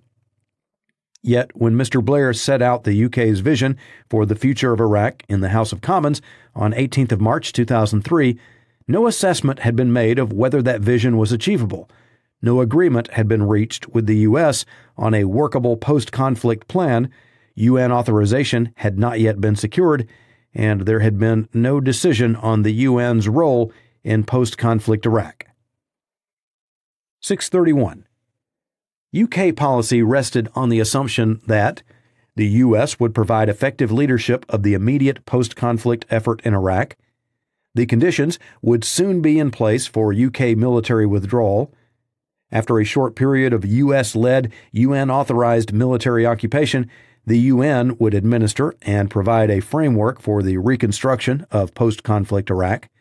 Substantial international support would follow UN authorization, and reconstruction and the political transition to Iraqi rule would proceed in a secure environment. 632. Mr. Blair was already aware that those assumptions concealed significant risks. UK officials assessed that the Office of Reconstruction and Humanitarian Assistance, ORHA, the U.S. body that would assume responsibility for the immediate post-invasion administration in Iraq, was not up to the task. Significant differences remained between UK and U.S. positions on UN involvement and between the UK and the UN. International partners were scarce and thought to be unlikely to come forward in the absence of UN authorization. UK officials recognized that occupying forces would not remain welcome for long, and threats to security could quickly escalate. 633. In the year before the invasion, Mr. Blair stated his belief in the importance of post-conflict planning on several occasions, including in Cabinet, in Parliament, and with President Bush. Requested advice on aspects of post-conflict Iraq, including for his summer reading pack in July 2002, for his meeting with President Bush on 31st of January 2003, and twice in February 2003 after reading the JIC assessment of southern Iraq and the Adelphi paper, Iraq at the Crossroads. At the meeting with Mr. Hoon and the Chiefs of Staff on 15th of January 2003, asked the MOD to consider the, quote, big what-ifs, end quote, in the specific context of the UK military plan. Convened a ministerial meeting on post-conflict issues on 6th of March 2003, raised concerns about the state of planning with President Bush, and succeeded in the narrow goal of securing President Bush's agreement that the UN should be, quote, heavily involved in the post-conflict situation, end quote, a loose formulation that appeared to bridge the gap between U.S. and U.K. positions on UN authorization and the post-conflict role of the UN, but did not address the substantive issues. 634. Mr. Blair did not establish clear ministerial oversight of post-conflict strategy, planning, and preparation, ensure that ministers took the decisions needed to prepare a flexible, realistic, and fully resourced plan integrating UK military and civilian contributions, seek adequate assurances that the UK was in a position to meet its likely obligations in Iraq, insist that the UK's strategic objectives for Iraq were tested against anything other than the best case, a well-planned and executed U.S.-led and UN-authorized post-conflict operation in a relatively benign security environment, press President Bush for definitive assurances about U.S. post-conflict plans, or set out clearly to him the strategic risk in underestimating the post-conflict challenge and failing adequately to prepare for the task, or consider or seek advice on whether the absence of a satisfactory plan was a sufficient threat to UK strategic objectives to require a reassessment of the terms of the UK engagement in Iraq. Despite concerns about the state of U.S. planning, he did not make agreement on a satisfactory post-conflict plan a condition of UK participation in military action. 635. In the weeks immediately following the invasion, Mr. Blair's omissions made it more difficult for the UK government to take an informed decision on the establishment of the UK's post-conflict Area of Responsibility, AOR, in southern Iraq, addressed in more detail in Section 8. 636. In the short to medium term, his omissions increased the risk that the UK would be unable to respond to the unexpected in Iraq. 637. In the longer term, they reduced the likelihood of achieving the UK's strategic objectives in Iraq. The post-conflict period. Occupation. Looting in Basra. 638. As described in Section 8, UK forces entered Basra city on the night of 6th and 7th April 2003 and rapidly gained control, meeting less resistance than anticipated. Once the city was under its control, the UK was responsible, as the occupying power, for maintenance of law and order. Within its predominantly Shia area of operations, the UK assumed that risks to coalition forces would be lower than in the so-called Sunni Triangle controlled by the U.S. 639. Before the invasion, the JIC and the DIS had each identified that there was a risk of lawlessness breaking out in Iraq, and that it would be important to deal with it swiftly. Others, including Mr. Blair, Sir Kevin Tebbit, and the Iraq Policy Unit, had recognized the seriousness of that risk. 640.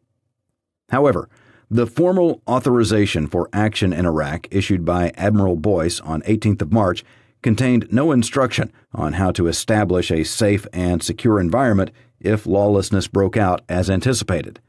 Although it was known that Phase 4 would begin quickly, no rules of engagement for that phase, including for dealing with lawlessness, were created and promulgated before UK troops entered the country. 641.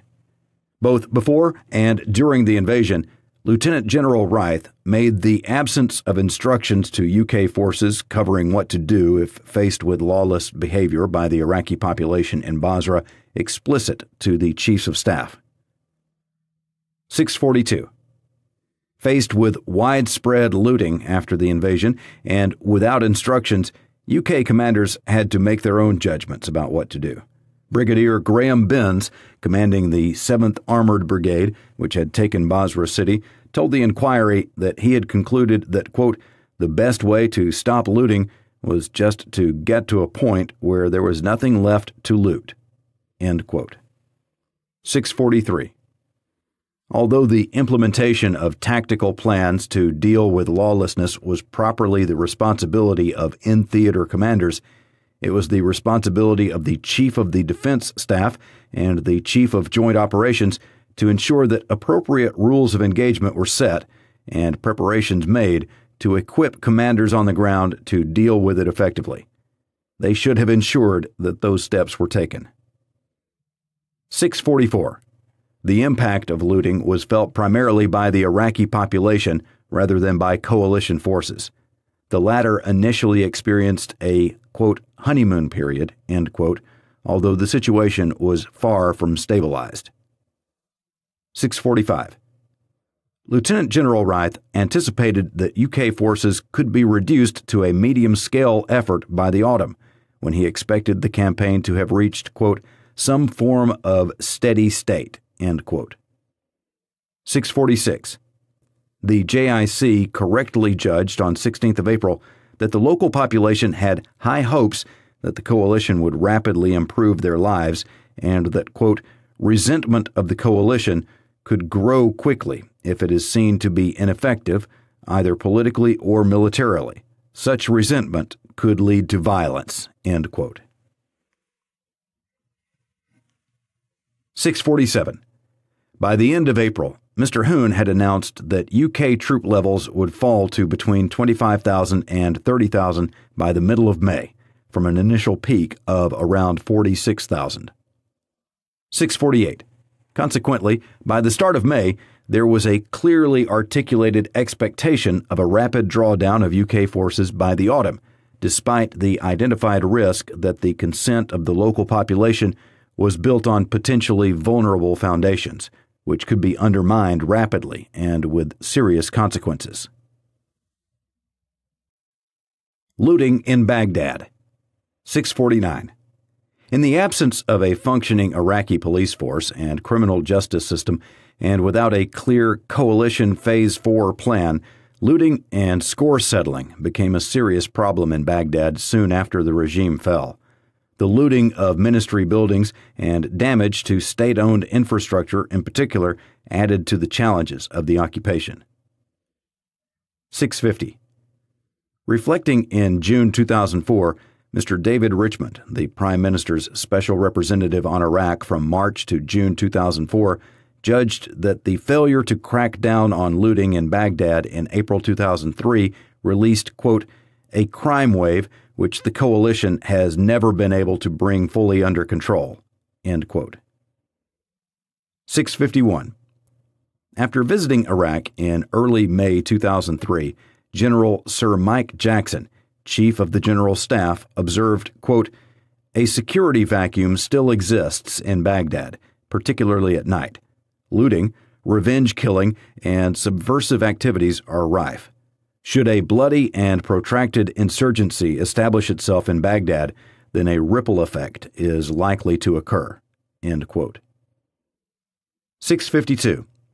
General Jackson recognized that the UK's ability to maintain the consent of the population in the South depended on a stable and secure Baghdad, and advised, quote, "The bottom line is that if we choose not to influence Baghdad, we must be confident of the U.S. ability to improve its tactics before tolerance is lost and insurgency sets in." End quote.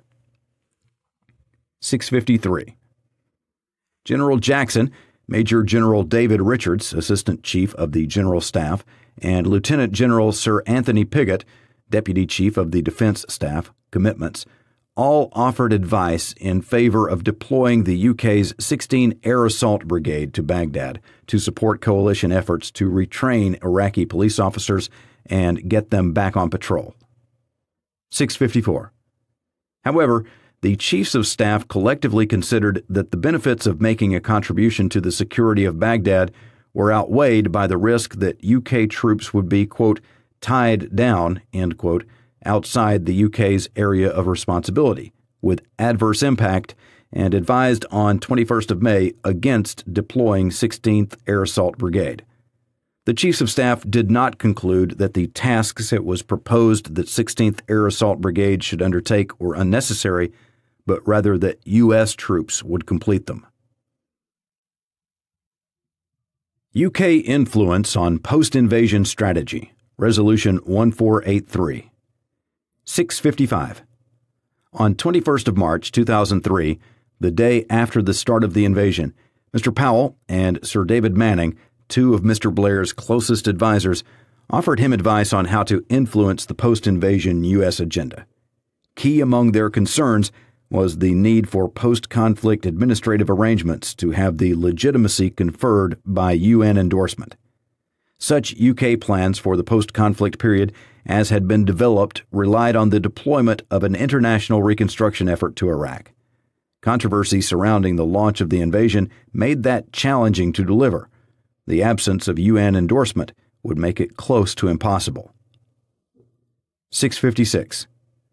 Discussion between the U.S. and UK on the content of a new UN Security Council resolution began the same day. Resolution 1483, 2003, was eventually adopted on 22nd of May.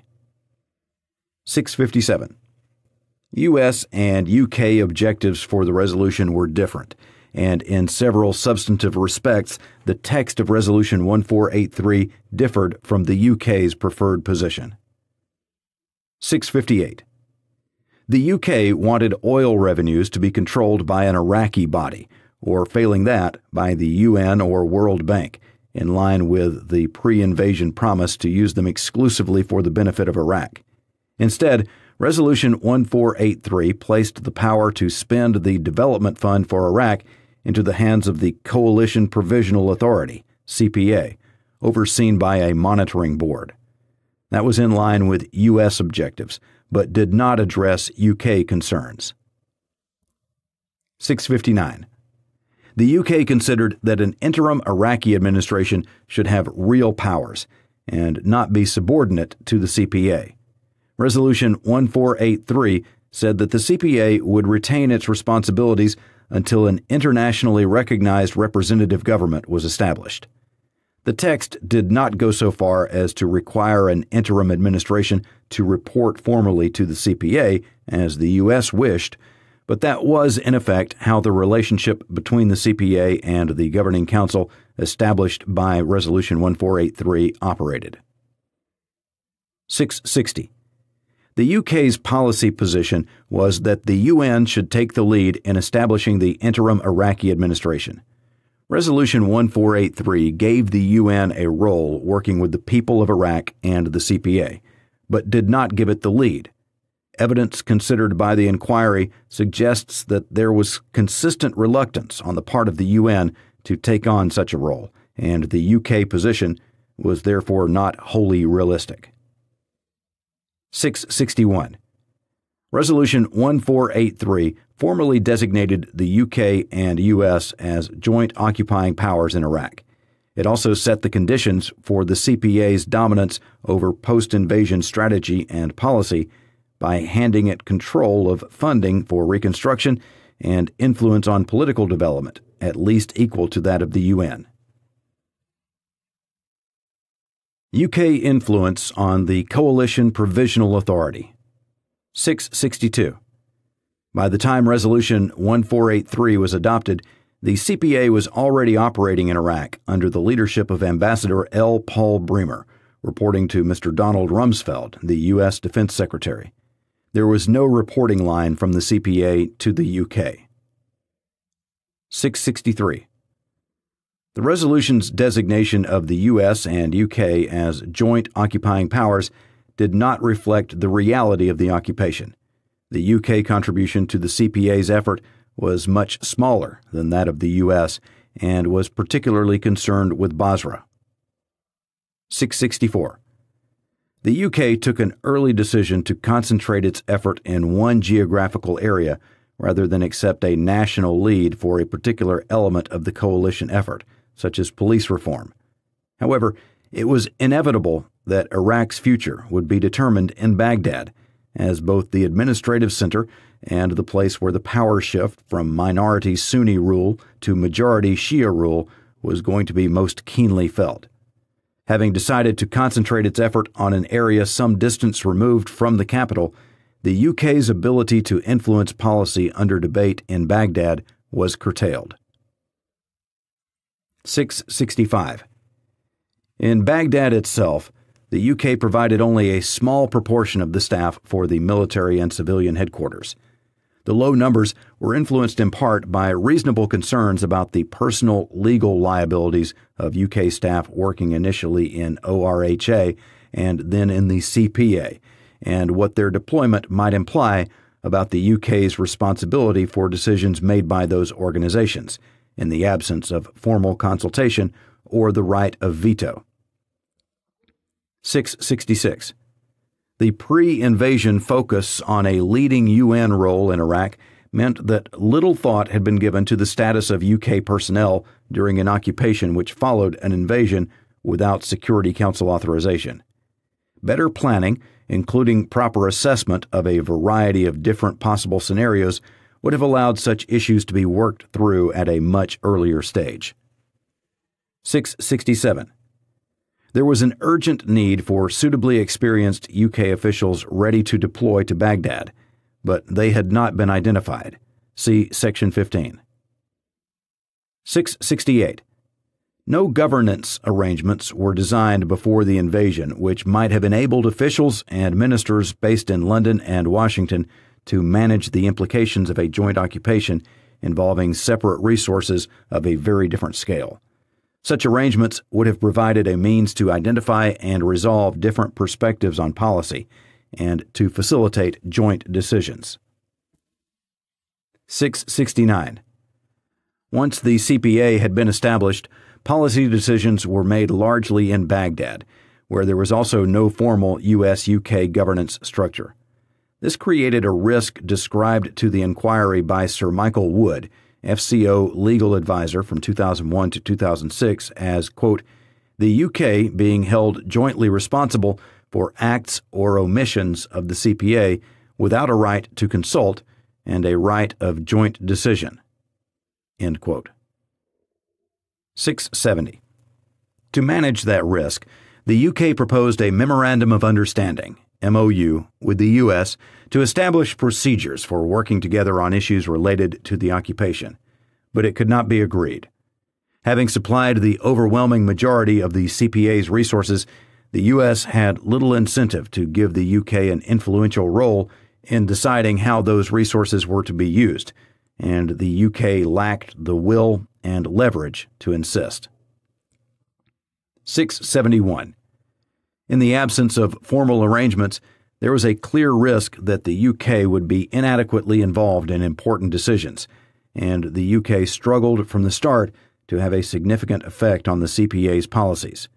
This was a source of concern to both ministers and officials in 2003, but the issue was never resolved. 672.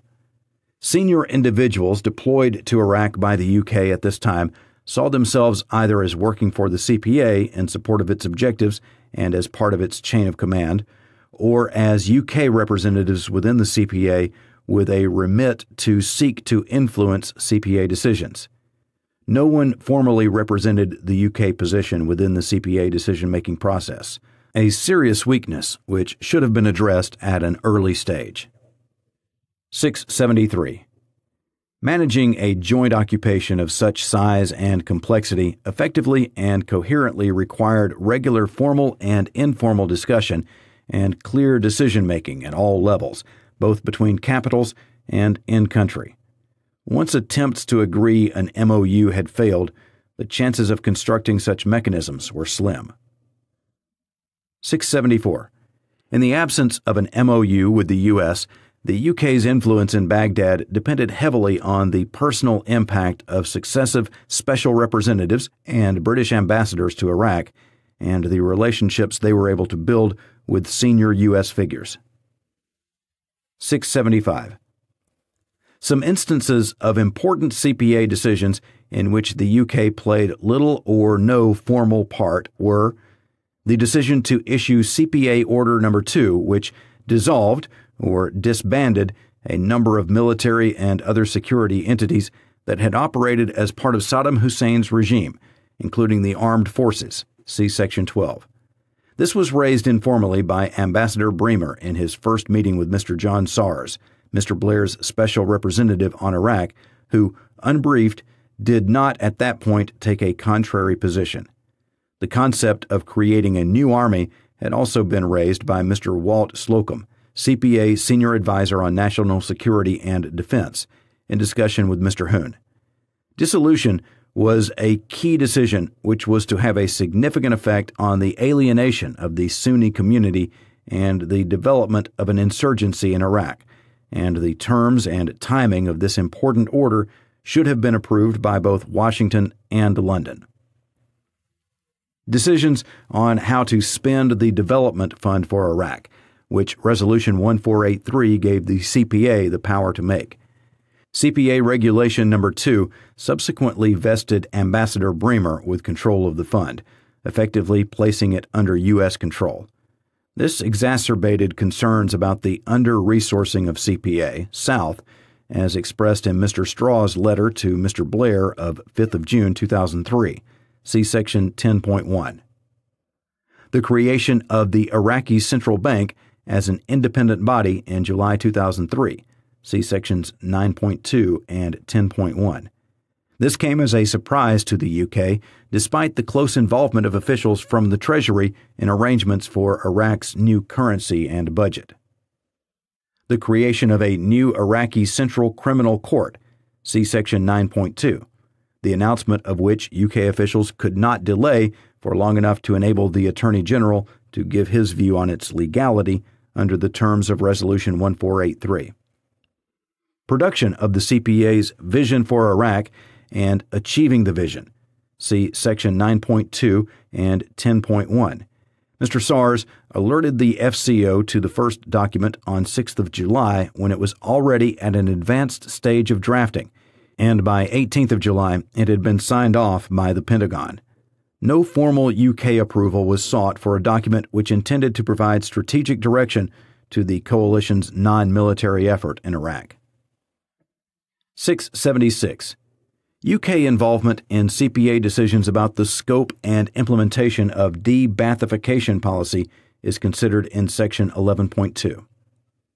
677. In some areas, the UK was able to affect CPA policy through the influence that Mr. Sars or his successor, Sir Jeremy Greenstock, exerted on senior U.S. officials. Both used their diplomatic experience to build connections with Iraqi politicians and contribute to the political development of Iraq. Instances of UK influence included Mr. Saar's involvement in the plans for an interim Iraqi administration, in respect of which he considered that, quote, much of the thinking is ours, end quote. Sir Jeremy Greenstock's, quote, 2 chickens, 2 eggs, end quote, plan, which overcame political stalemate between the CPA and Grand Ayatollah al-Sistani on how the new Iraqi constitution should be created. The plan led to the 15th of November agreement, which set the timetable for transfer of sovereignty to a transitional administration by 30th of June 2004. Ensuring that negotiations on the content of the transitional administrative law reached a successful conclusion. Sir Jeremy Greenstock told the inquiry that he had prevented the Kurdish delegation from leaving, quote, which Bremer wasn't aware of, end quote. The level of female representation in Iraq's new political structures, including the 25% goal for members of the National Assembly set by the Transitional Administrative Law, which the UK pursued with some success. 678. In the absence of decision-making arrangements in which the UK had a formal role, too much reliance was placed on communication between Mr. Blair and President Bush, one of the very small number of ways of influencing U.S. policy. Some issues were addressed by this route. For instance, using his regular conversations with President Bush, Mr. Blair was able, with some success, to urge caution in relation to the U.S. operation in Fallujah in April 2004. 679. But the channel of communication between Prime Minister and President should be reserved for the most strategic and most intractable issues. It is not the right mechanism for day-to-day policy-making or an effective way of making tactical decisions. 680. It is impossible to say whether a greater and more formal UK input to CPA decisions would have led to better outcomes.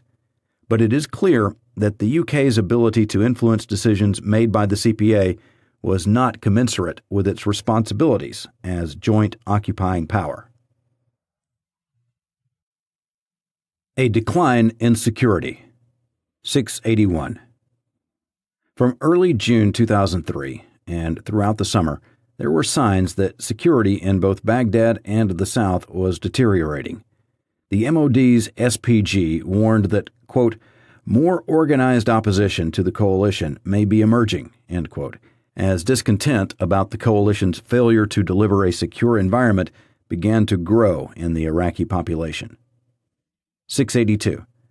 The extent of the decline in Baghdad and central Iraq overshadowed the decline in Multinational Division, Southeast, MND-SE. Food shortages and the failure of essential services such as the supply of electricity and water, plus lack of progress in the political process, however, began to erode the relationship between UK forces and the local population. The deterioration was exemplified by attacks on UK forces in Majar al-Kabir in Maysan province on 22nd and 24th of June. 683. As the summer wore on, authoritative sources in the UK, such as the JIC, began to identify issues with the potential to escalate into conflict and to recognize the likelihood that extremist groups would become more coordinated. The constraint imposed on reconstruction activities by the lack of security began to be apparent. Mr. Sars and Sir David Manning expressed concern about whether the UK had sufficient troops deployed in MND-SE and about the permeability of Maysan's substantial border with Iran. 684. From early July, security was seen in Whitehall as the key concern and was raised by Mr. Blair with President Bush. 685. A circular analysis began to develop in which progress on reconstruction required security to be improved, and improved security required the consent generated by reconstruction activity. Lieutenant General Robert Fry, Deputy Chief of the Defense Staff Commitments, reported, quote, a decline in Iraqi consent to the coalition in MND-SE due to the failure by the coalition to deliver improvements in essential services, end quote, and that Shia leaders were warning of a short grace period before further significant deterioration. 686. By the autumn of 2003, violence was escalating in Baghdad, and attacks were becoming more sophisticated. Attacks on the UN in August and September, which injured and killed a number of UN officials, including the UN Special Representative for Iraq, prompted some organizations to withdraw their international staff. Although Basra was less turbulent than the capital, the risk of a ripple effect from Baghdad, as identified by General Jackson in May, remained. 687. The JIC assessed on 3rd of September that the security environment would probably worsen over the year ahead. There had been a number of serious attacks on the coalition in MNDSE, and Islamic extremists, terrorists, were expected to remain a long-term threat in Iraq. The UK's military and civilian representatives on the ground were reporting a growing insurgency in central Iraq. 688. Despite that evidence, military planning under the leadership of General Sir Michael Walker, Chief of the Defense Staff, proceeded on the basis that the situation in Basra would remain relatively benign. 689. The inquiry considers that a deterioration in security could and should have been identified by Lieutenant General Reith by the end of August 2003, and that the cumulative evidence of a deteriorating security situation should have led him to conclude that the underlying assumptions on which the UK's Iraq campaign was based was oversimplistic, and to instigate a review of the scale of the UK's military effort in Iraq. 690. There were a number of issues that might have been examined by such a review, including whether the UK had sufficient resources in MNDSE to deal with a worsening security situation, and whether the UK should engage outside MNDSE in the interests of Iraq's overall stability, as had been advocated by General Jackson, Major General Richards, and Lieutenant General Piggott. 691. No such review took place. 692. There was a strong case for reinforcing MNDSE so that it could handle its high-priority tasks, providing essential security for reconstruction projects, protecting existing infrastructure, guarding key sites, and improving border security to inhibit the import of arms from Iran effectively in changing circumstances. Those tasks all demanded a higher level of manpower than was available. Although additional military personnel were deployed in September 2003, mainly to fill existing gaps in support for reconstruction activities, their numbers were far too small to have a significant impact. 693. The failure to consider the option of reinforcement at this time was a serious omission, and Lieutenant General Reith and General Walker should have ensured that UK force levels in MNDSE were formally reconsidered in autumn 2003, or at the latest by the end of the year. Increases in UK force levels in order to address the security situation should have been recommended to ministers. Any opportunity to regain the initiative and preempt further deterioration in the security situation was lost. 694. In October, Sir Jeremy Greenstock reported that Lieutenant General Ricardo Sanchez, Commander Combined Joint Task Force 7, had, quote, come to recognize that coalition operations are at a standstill and that there is a need to regain momentum, end quote. Doubts started to build about the chances of credible elections based on a legitimate constitution in the course of 2004, and work began to look for alternatives to the plan set out by Ambassador Bremer. The, quote, bloodiest 48-hour period in Baghdad since March, end quote, including an attack on the Al-Rashid Hotel in Baghdad's Green Zone, was sufficient to convince some that a pivotal point in the security situation had been reached. 695. When President Bush visited London in November, Mr. Blair provided him with a paper written by Sir Jeremy Greenstock, which argued that security should be the highest priority in the run-up to June 2004, when the Iraqi transitional government would take power. Sir Jeremy suggested that troop levels should be looked at again and highlighted, quote, the dangers we face if we do not get a grip on the security situation, end quote, as a topic that President Bush and Mr. Blair needed to discuss in stark terms. 696. The constraints within which the UK was operating as a result of the limited scale of forces deployed in Iraq were articulated clearly for the Chiefs of Staff in December. Lieutenant General Fry argued that a strategy of, quote, early effect, end quote, was needed, which prioritized campaign success. Operation Telic was the UK, quote, main effort, end quote, but deploying additional resources in a way that was compliant with the defense planning assumptions would require the withdrawal of resources from other operations. 697. On 1st of January 2004, Sir Jeremy Greenstock wrote bluntly, quote, "This theater remains a security crisis," end quote. 698. Despite mounting evidence of violent insurgency, the UK's policy of military drawdown in Iraq continued.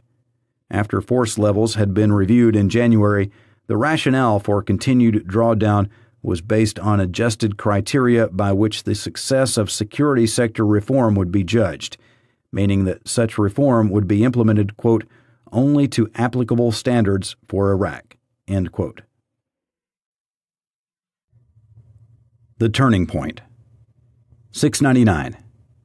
February 2004 was the worst month for coalition casualties since the fall of Saddam Hussein's regime. More than 200 people, mainly Iraqi citizens, were killed in suicide attacks. Attacks on the Iraqi security forces were increasing, and concerns about Islamic extremists operating in Iraq began to grow. By the end of March, more than 200 attacks targeting Iraqi citizens were being reported each week. 700. In April, there was a sudden escalation in attacks by the Jaish al-Mahdi, JAM, in Basra, described by the general officer commanding MNDSE as, quote, like a switch had been flicked, end quote. In Fallujah, a U.S. offensive which followed the ambush and murder of 4 security contractors provoked an angry response from the Sunni community. 701. The significant worsening of security, coupled with revelations of abuse by members of the U.S. military of Iraqi detainees held in Abu Ghraib prison, led many of the inquiry's witnesses to conclude that the spring of 2004 had been a turning point. 702. At the end of April, Mr. Blair's analysis was that the key issue in Iraq was not multifaceted. Rather, it was, quote, simple, security, end quote. 703. Despite the failing security situation in MNDSE in spring 2004, General Walker was explicit that no additional troops were required for the tasks currently assigned to the UK. 704. The Chiefs of Staff maintained the view they had originally reached in November 2003, that HQ Allied Rapid Reaction Corps, ARRC, should not be actively considered for deployment to Iraq, even though Iraq was a higher priority for the UK than Afghanistan. Security in Iraq was clearly worsening and had been identified by Mr. Blair as the key issue, and there had been a specific U.S. request for deployment of HQ ARRC. Transition. UK influence on U.S. strategy post-CPA. 705. In June 2004, the U.S. and UK ceased to be occupying powers in Iraq, and the CPA was disbanded. Responsibility for day-to-day interaction on civil affairs with the Iraqi interim government passed to the newly appointed British and U.S. ambassadors. 706. After the handover, the UK's priorities were to maintain the momentum of the political process towards elections in January 2005, and to ensure that the conditions for the drawdown of its forces were achieved. 707. Mr. Blair and President Bush continued to discuss Iraq on a regular basis. It continued to be the case that relatively small issues were raised to this level. The UK took false comfort that it was involved in U.S. decision-making from the strength of that relationship. 708. Themes which Mr. Blair emphasized to President Bush included the acceleration of security sector reform and the Iraqization of security, UN engagement, better outreach to the Sunni community, often referred to as reconciliation, provision of direct support to Prime Minister Ayad Alawi, and better use of local media to transmit a positive message about the coalition's intentions and actions. Planning for withdrawal. 709. By July 2004, the UK envisaged that, providing the necessary criteria were met, there would be a gradual reduction in troop numbers during 2005, leading to final withdrawal in 2006, to be followed by a period of, quote, strategic overwatch, end quote. 710. The most important of the criteria that would enable coalition troops to withdraw was the ability of the Iraqi security forces to take the lead on security, Iraqization. Having recognized that a stable and secure environment was the key factor on which progress in Iraq depended, by May 2004, the UK solution was, quote, a better and quicker plan for building Iraqi capacity in the police, civil defense corps, the army, and the intelligence service, end quote. This made sense in the long term, but was unlikely to meet the requirement to regain control of Iraq rapidly in the face of a mounting insurgency. Reform of the Iraqi security forces is addressed in detail in Section 12. 711. By mid-August, the level of attacks against coalition forces had matched the previous peak in April of the same year. In September, Lieutenant General John McCall, senior British military representative, Iraq, judged that the Iraqi security forces would not be able to take full responsibility for security before 2006. 712. In September 2004, General Walker received a well-argued piece of advice from Lieutenant General McCall, which made clear that the conditions on which decisions on drawdown were to be based were unlikely to be met in the near future. Despite the warnings in Lieutenant General McCall's paper and his advice that, quote, the time is right for the consideration of these substantive issues, end quote, the Chiefs of Staff, chaired by General Walker, declined to engage in a substantive review of UK options. 713. The inquiry recognizes that the scale of the resources which the UK might have deployed to deal with the issues was substantially less than the US could bring to bear. It is possible that the UK may not have been able to make a real difference, when the key strategic change that might have affected the outcome was the deployment of a much larger force. But proper consideration ought to have been given to what options were available, including for the deployment of additional personnel. Mr. Straw raised the need for such a debate with Mr. Blair in October. 714. The UK had consistently resisted U.S. requests to deploy additional personnel, which Lieutenant General McCall described as having, quote, chipped away at the U.S.-UK relationship, end quote. But in October, it was agreed that the Black Watch would be deployed to North Babil for 30 days to backfill U.S. forces needed for operations in Fallujah. Approximately 350 personnel from 1st Battalion, the Royal Highland Fusiliers, were also deployed to Iraq to provide additional security across MND-SE during the election period in January and February 2005. The UK remained reluctant to commit any further forces in the longer term. When Dutch forces withdrew from Muthanna province, the UK instead redeployed forces elsewhere in MND-SE, plus a small amount of additional logistic support. 715. In January 2005, Lieutenant General Fry produced a thoughtful and realistic assessment of the prospects for security in Iraq, observing that, quote, we are not on track to deliver the steady state criteria, SSC, before the UN mandate expires, or even shortly thereafter, end quote. He judged that, quote, only additional military effort by the MNF, Multinational Force, Iraq, as a whole, end quote, might be able to get the campaign back on track. Lieutenant General Fry identified 3 possible courses of action for the UK: increasing the UK scale of effort, maintaining the status quo, or, if it were judged that the campaign was irretrievable, accepting failure, and seeking to mitigate UK liability. 716. The inquiry endorses Lieutenant General Fry's assessment of the options open to the UK at this point and considers that full and proper consideration should have been given to each option by DOP. 717. In his advice to Mr. Blair on 21st of January, General Walker did not expose the assessment made by Lieutenant General Fry that only additional military effort by the MNFI might be able to get the campaign back on track. 718.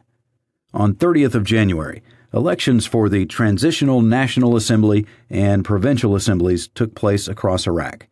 Security arrangements involved 130,000 personnel from the Iraqi security forces, supported by 184,500 troops from the MNFI.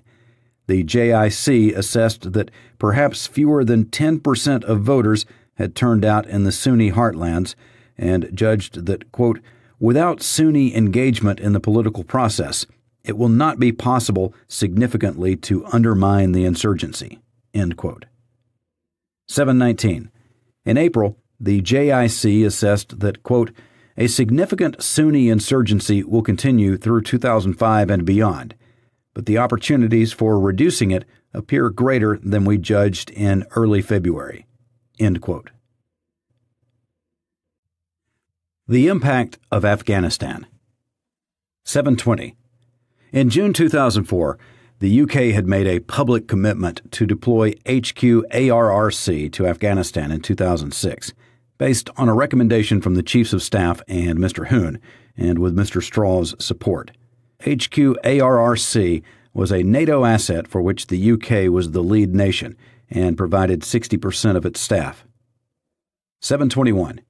It appears that senior members of the armed forces reached the view throughout 2004 and 2005 that little more would be achieved in MND-SE and that it would make more sense to concentrate military effort on Afghanistan where it might have greater effect. 722. In February 2005, the UK announced that it would switch its existing military effort in Afghanistan from the north to Helmand Province in the south. 723. In 2002, a new chapter, an MOD review of the 1998 Strategic Defense Review, SDR, had reaffirmed that the UK's armed forces would be unable to support two enduring medium-scale military operations at the same time. Quote, since the SDR, we have assumed that we should plan to be able to undertake either a single major operation of a similar scale and duration to our contribution to the Gulf War in 1990-91, or undertake a more extended overseas deployment on a lesser scale, as in the mid-1990s in Bosnia, while retaining the ability to mount a second substantial deployment, if this were made necessary by a second crisis. We would not, however, expect both deployments to involve war fighting or to maintain them simultaneously for longer than 6 months. End quote. 724. As described in Section 16.1, since 2002, the armed forces had been consistently operating at or above the level of concurrency defined in the 1998 SDR, and the continuation of Operation Telek had placed additional strain on military personnel. 725. By May 2005, the UK had been supporting an operation of at least medium scale in Iraq for more than 2 years. The Ministerial Committee on Defense and Overseas Policy Subcommittee on Iraq, DOP-I, recognized that future force levels in Iraq would need to be considered in the context of the requirement to achieve, quote, strategic balance, end quote, with commitments in Afghanistan to ensure that both were properly resourced. 726. In July 2005, DOP agreed proposals for both the transfer of the 4 provinces in MND-SE to Iraqi control and for the deployment of the UK Provincial Reconstruction Team, then based in northern Afghanistan, to Helmand Province in the south, along with an infantry battle group and full helicopter support, around 2,500 personnel. 727. As described under the heading Iraqization below, The proposals to transfer responsibility for security in the 4 provinces of MNDSE to Iraqi control were based on high-risk assumptions about the capability of the Iraqi security forces to take the lead for security. If those assumptions proved to be inaccurate and the UK was unable to withdraw, agreement to the Helmand deployment in Afghanistan effectively constrained the UK's ability to respond by increasing troop levels in Iraq. 728. In January 2006, Cabinet approved the decision to deploy to Helmand. Dr. Reid, the Defense Secretary, announced that the UK was, quote, preparing for a deployment to southern Afghanistan, end quote, which included a provincial reconstruction team as, quote, part of a larger, more than 3,300-strong British force providing the security framework, end quote. 729. The impact of that decision was summarized neatly by General Walker as, quote, militarily, the UK force structure is already stretched, and with 2 concurrent medium-scale operations in prospect, will soon become exceptionally so in niche areas, end quote. 730. Niche capabilities such as helicopter support and intelligence, surveillance, target acquisition, and reconnaissance, ISTAR, were essential to the successful conduct of operations. 731. From July 2005 onwards, decisions in relation to resources for Iraq were effectively made under the influence of the demands of the UK effort in Afghanistan. Although Iraq remained the stated UK main effort, the government no longer had the option of a substantial reinforcement of its forces there, should it have considered one necessary. When the U.S. announced in January 2007 that it would send a surge of resources to Iraq, the UK was consequently unable to contemplate a parallel surge of its own. 732. The impact of the decision to deploy to Helmand on the availability of key equipment capabilities for Iraq and on the level of stretch felt by military personnel is addressed in sections 14 and 16. Iraqization. 733. After becoming Defense Secretary in May 2005, Dr. Reid had continued the policy of reducing UK troop levels based on the transition of lead responsibility for security to the Iraqi Security Forces, ISF. In one of his early acts as Defense Secretary, he announced the deployment of just over 400 additional personnel to enhance the UK's effort in training the ISF, which would, quote, enable them to take on ever greater responsibility for their own security, and so pave the way for UK troops to withdraw, end quote. 734. The proposals for transfer of the 4 provinces in MNDSE to Iraqi control agreed in July 2005 suggested transition from MNFI to ISF primacy in Basra from March 2006, based on the assumption that the ISF would, by that point, be capable of taking on responsibility for security in what was likely to remain a very challenging environment. 735. There was sufficient reliable contemporary evidence available, including from the JIC and in reports from commanders in theater, to demonstrate that the assumption that the ISF would be ready to take the lead in Basra by that point was probably unrealistic. 736. In September 2005, Mr. Blair expressed his concerns about ISF capability, following reports of police involvement in attacks on the MNF in Basra. But despite concerns that had been expressed about the capacity of the ISF, Dr. Reid recommended that a reduction in UK forces should take place in October or November 2005. 737. A few days after Dr. Reid made his recommendation, the Jamiat incident in Basra, see Section 12.1, raised questions about the ISF in MNDSE. Officials from the FCO, the MOD, and DFID judged that the incident had highlighted the risks to achieving UK objectives in MNDSE, and that those risks had implications for military resources. Nevertheless, assumptions about ISF readiness were not re-examined by ministers.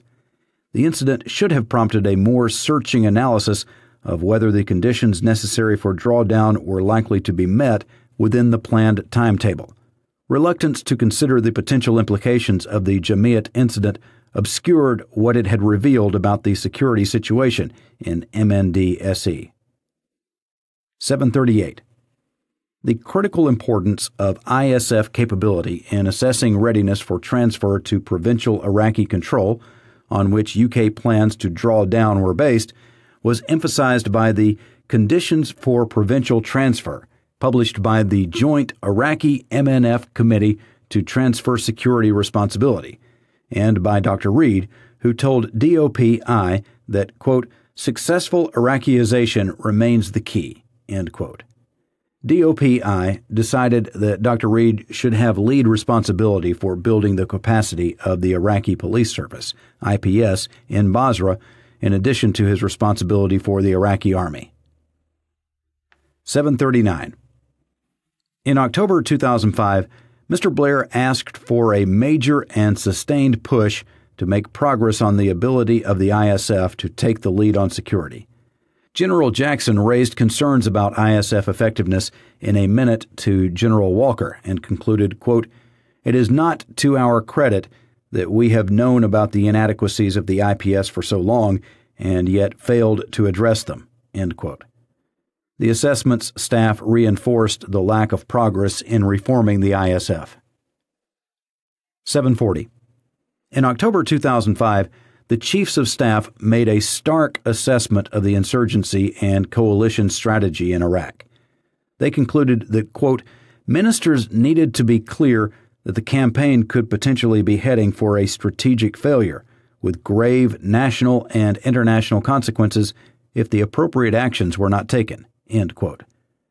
General Walker judged that only 5% of the UK military effort in MNDSE was devoted to counterinsurgency operations. But neither Air Marshal Sir Glenn Torpey, Commander Joint Operations, nor General Walker reassessed UK force requirements in Iraq based on those two assessments. 741. The security situation at this point should have resulted in a reassessment of the UK troop levels needed to achieve the UK's key outcomes in MNDSE.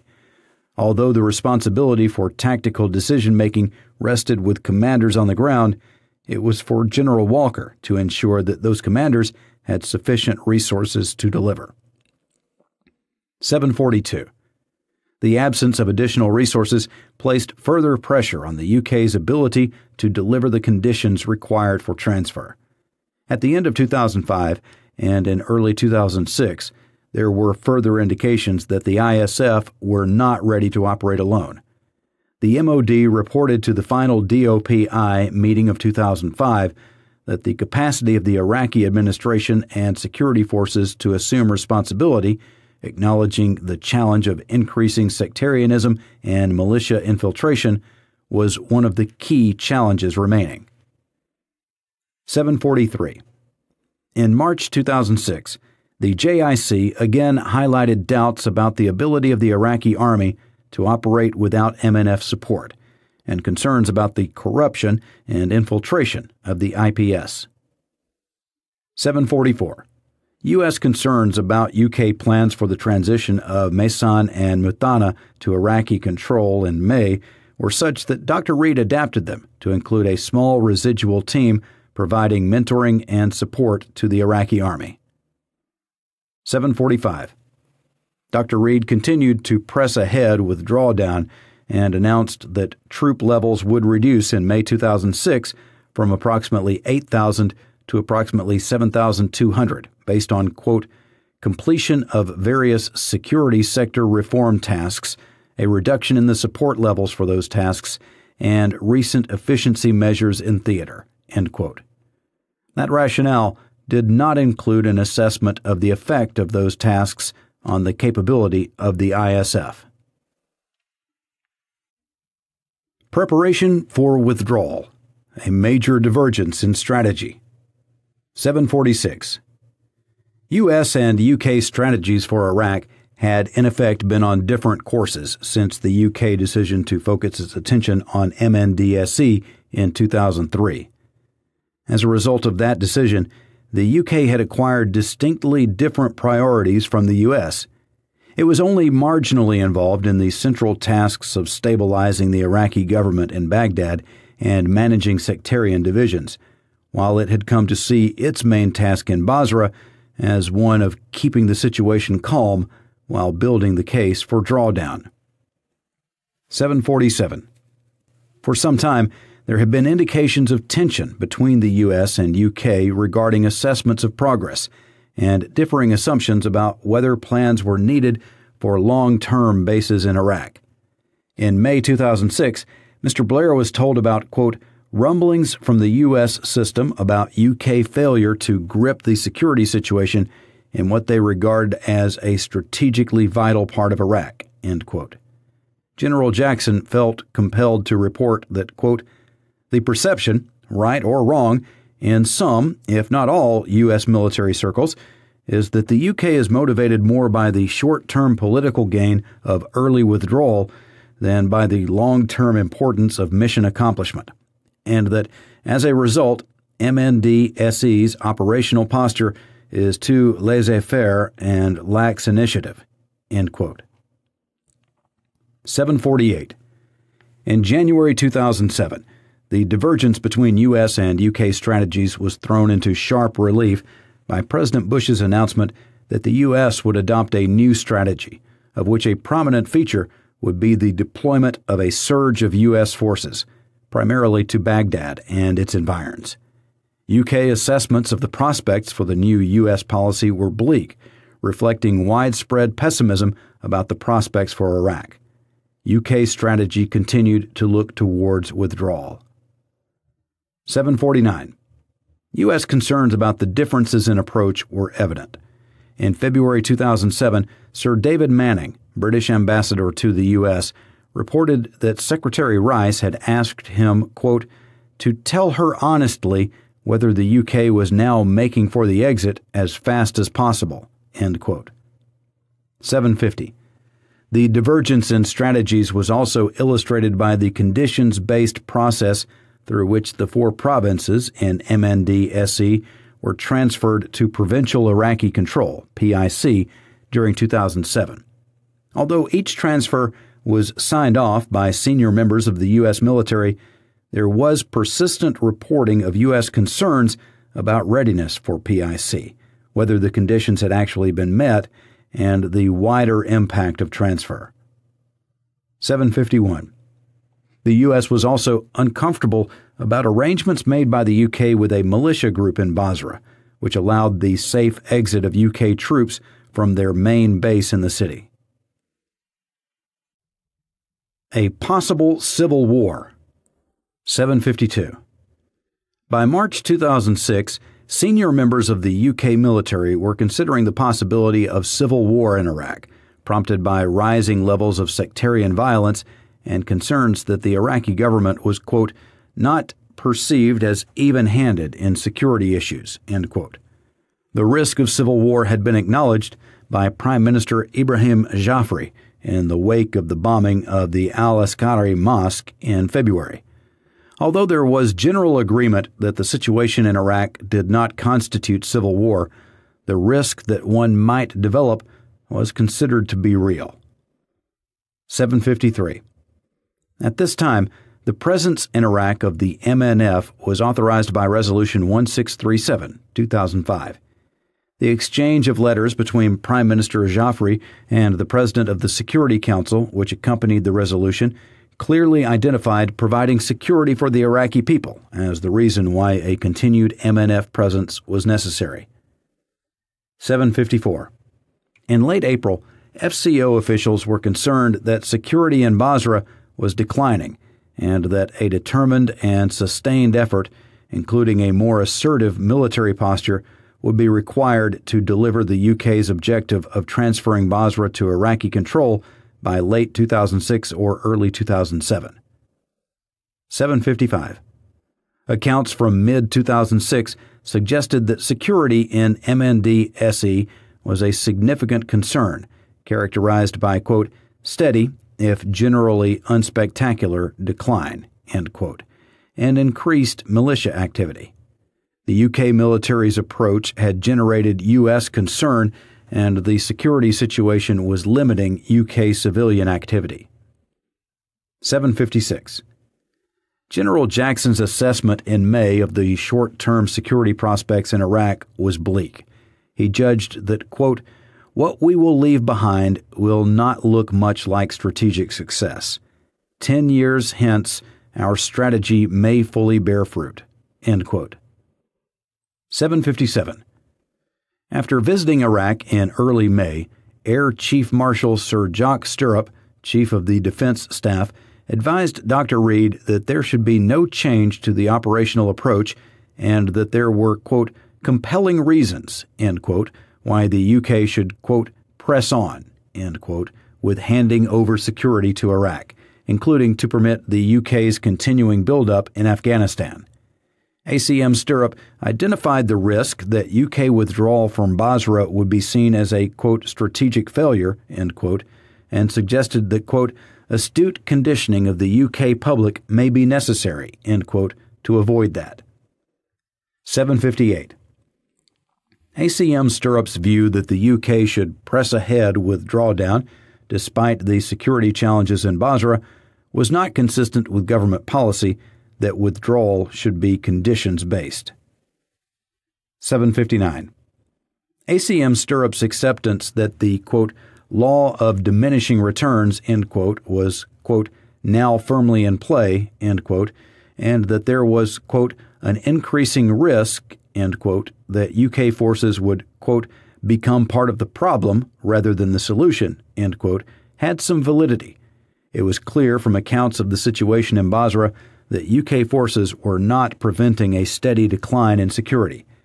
ACM Stirrup was also right to advise Dr. Reed that the MNF in Iraq faced a multifaceted, sophisticated, and dangerous enemy, that serious issues remained in Basra, military activity, poor governance, insecurity, and that it was possible the UK would be accused of strategic failure. 760. The established policy was that UK forces would withdraw as the capabilities of the ISF increased until responsibility could be handed over to the Iraqi government. ACM Stirrup's proposed remedy of continued drawdown and managing public opinion did not mitigate the risk of strategic failure he described. 761. In the summer of 2006, in recognition of the need to stabilize Basra and prepare it for transition to Iraqi control, the UK developed the Basra Security Plan, quote, "a plan to improve Basra through operations, high-impact reconstruction, and SSR, security sector reform, lasting for up to 6 months," end quote.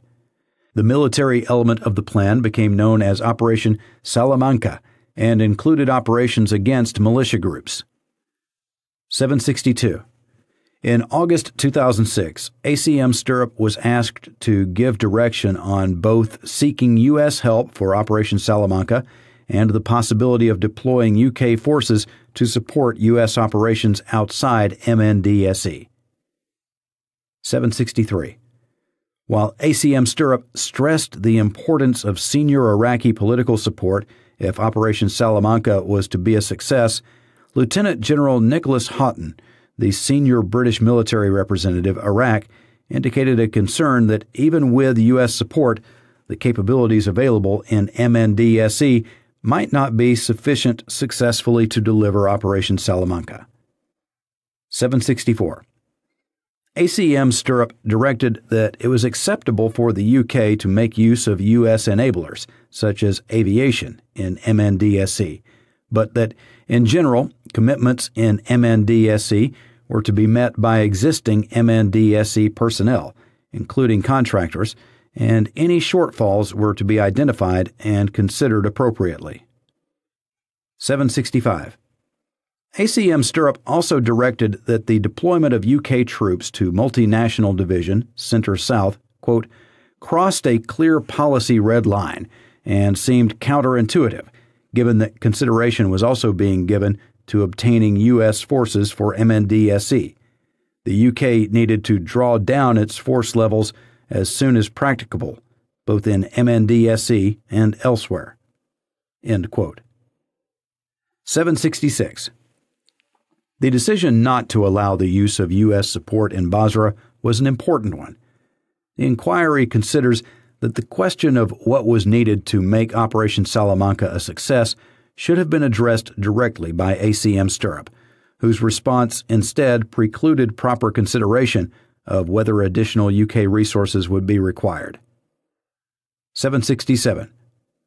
There was continuing resistance to any suggestion that UK forces should operate outside MNDSE, and there may have been concern that U.S. participation in Operation Salamanca would have led to an obligation on the UK to engage more outside MNDSE. This might not, as ACM Stirrup observed, be consistent with a commitment to drawdown, but might have reduced the risk of strategic failure. 768. The nature of Operation Salamanca was constrained by the Iraqi government in September 2006, so that the eventual operation, renamed Operation Sinbad, left, quote, Basra in the hands of the militant militia and death squads, with the ISF unable to impose, let alone maintain, the rule of law, end quote. This contributed to the conditions which led the UK into negotiations with JAM in early 2007. 769. Attempts were subsequently made to present Operation Sinbad as equivalent to the 2007 U.S. surge, although there was some resemblance between the, quote, clear, hold, build, end quote, tactics to be used by U.S. surge forces and the UK's tactics for Operation Sinbad. The UK operation did not deploy sufficient additional resources to conduct hold and build phases with anything like the same strategic effect. The additional 360 troops deployed by the UK could not have had the same effect as the more than 20,000 troops surged into Baghdad and its environs by the U.S. 770. At the end of 2006, tensions between the military and civilian teams in MNDSE became explicit. In a report to Mr. Blair, Major General Richard Sheriff, General Officer commanding MNDSE, diagnosed that the existing arrangement, in which the Provincial Reconstruction Team was located in Kuwait, quote, lacks unity of command and unity of purpose, end quote, and proposed the establishment of a, quote, joint interagency task force, end quote, in Basra, led by the General Officer commanding MNDSE. 771. ACM Stirrup's advice to Mr. Blair was that it was too late to implement Major General Sheriff's proposal. That may have been the right conclusion, but the effect was to deter consideration of a real problem and of ways in which military and civilian operations in MNDSE could be better aligned. 772. The adequacy of UK force levels in Iraq and the effectiveness of the UK's efforts in MNDSE were explicitly questioned in Major General Sheriff's end-of-tour report. Force Level Review. 773. The balance of forces between Iraq and Afghanistan was reviewed by DOP in February 2007 on the basis that the UK could only sustain the enduring operational deployment of 8 battle groups. 774. ACM Stirrup's strong advice, with which DOP agreed, was that the UK should provide 2 additional battle groups to the International Security Assistance Force in Afghanistan, reducing the Iraq to Afghanistan battle group ratio from 6-2 to 5-3, and then 4-4. 775. This advice did not include an assessment of either the actual state of security in Basra or the impact on the UK's ability to deliver its objectives, including that drawdown should be conditions-based, and responsibilities under Resolution 1723, 2006. The advice did identify U.S. nervousness about the UK proposals. 776. In early May, Sir Nigel Sheinwald, Mr. Blair's foreign policy advisor, sought ACM Stirrup's advice on the future of the UK military presence in Iraq. ACM Stirrup advised that the UK should press ahead with drawdown from Iraq on the basis that there was little more the UK could achieve. There was, quote, no militarily useful mission, end quote. 777. Mr. Blair was concerned about the implications of ACM Stirrup's position unless the political circumstances in Basra changed first. He commented, quote, it will be very hard to present as anything other than a total withdrawal. It could be very dangerous for the stability of Iraq, and the U.S. will rightly be very concerned, end quote. 778. After visiting Basra again in mid-May, ACM Stirrup continued to recommend the drawdown of UK forces. But other contemporary evidence indicated a more negative picture of circumstances in Basra than ACM Stirrup's view that, quote, the Iraqis are increasingly in a position to take on responsibility for their own problems, and therefore they might wish to look to propose the south of the country as a model through which we can recommend a drawdown of forces, end quote. 779. In July 2007, FCO and MOD officials recognized that leaving Basra Palace would mean moving to PIC, in fact, if not in name. Mr. Brown, who had become Prime Minister in June, was keen that the gap between leaving the palace and transfer to PIC should be as small as possible, since UK situational awareness and ability to conduct operations in Basra would be limited once the palace was no longer in use. 780. During a visit to Iraq at the start of July, ACM Stirrup sought to convince senior U.S. officers that Basra was ready for transfer to PIC on the basis that it would not be possible to demonstrate readiness until after the transfer had taken place. General David Petraeus, commanding general MNFI, and Ambassador Ryan Crocker, U.S. Ambassador to Iraq, remained circumspect on the timing of PIC. They considered that there remained, quote, significant problems, end quote, associated with, quote, unstable politics, end quote, and, quote, JAM infiltration, end quote, in Basra. 781.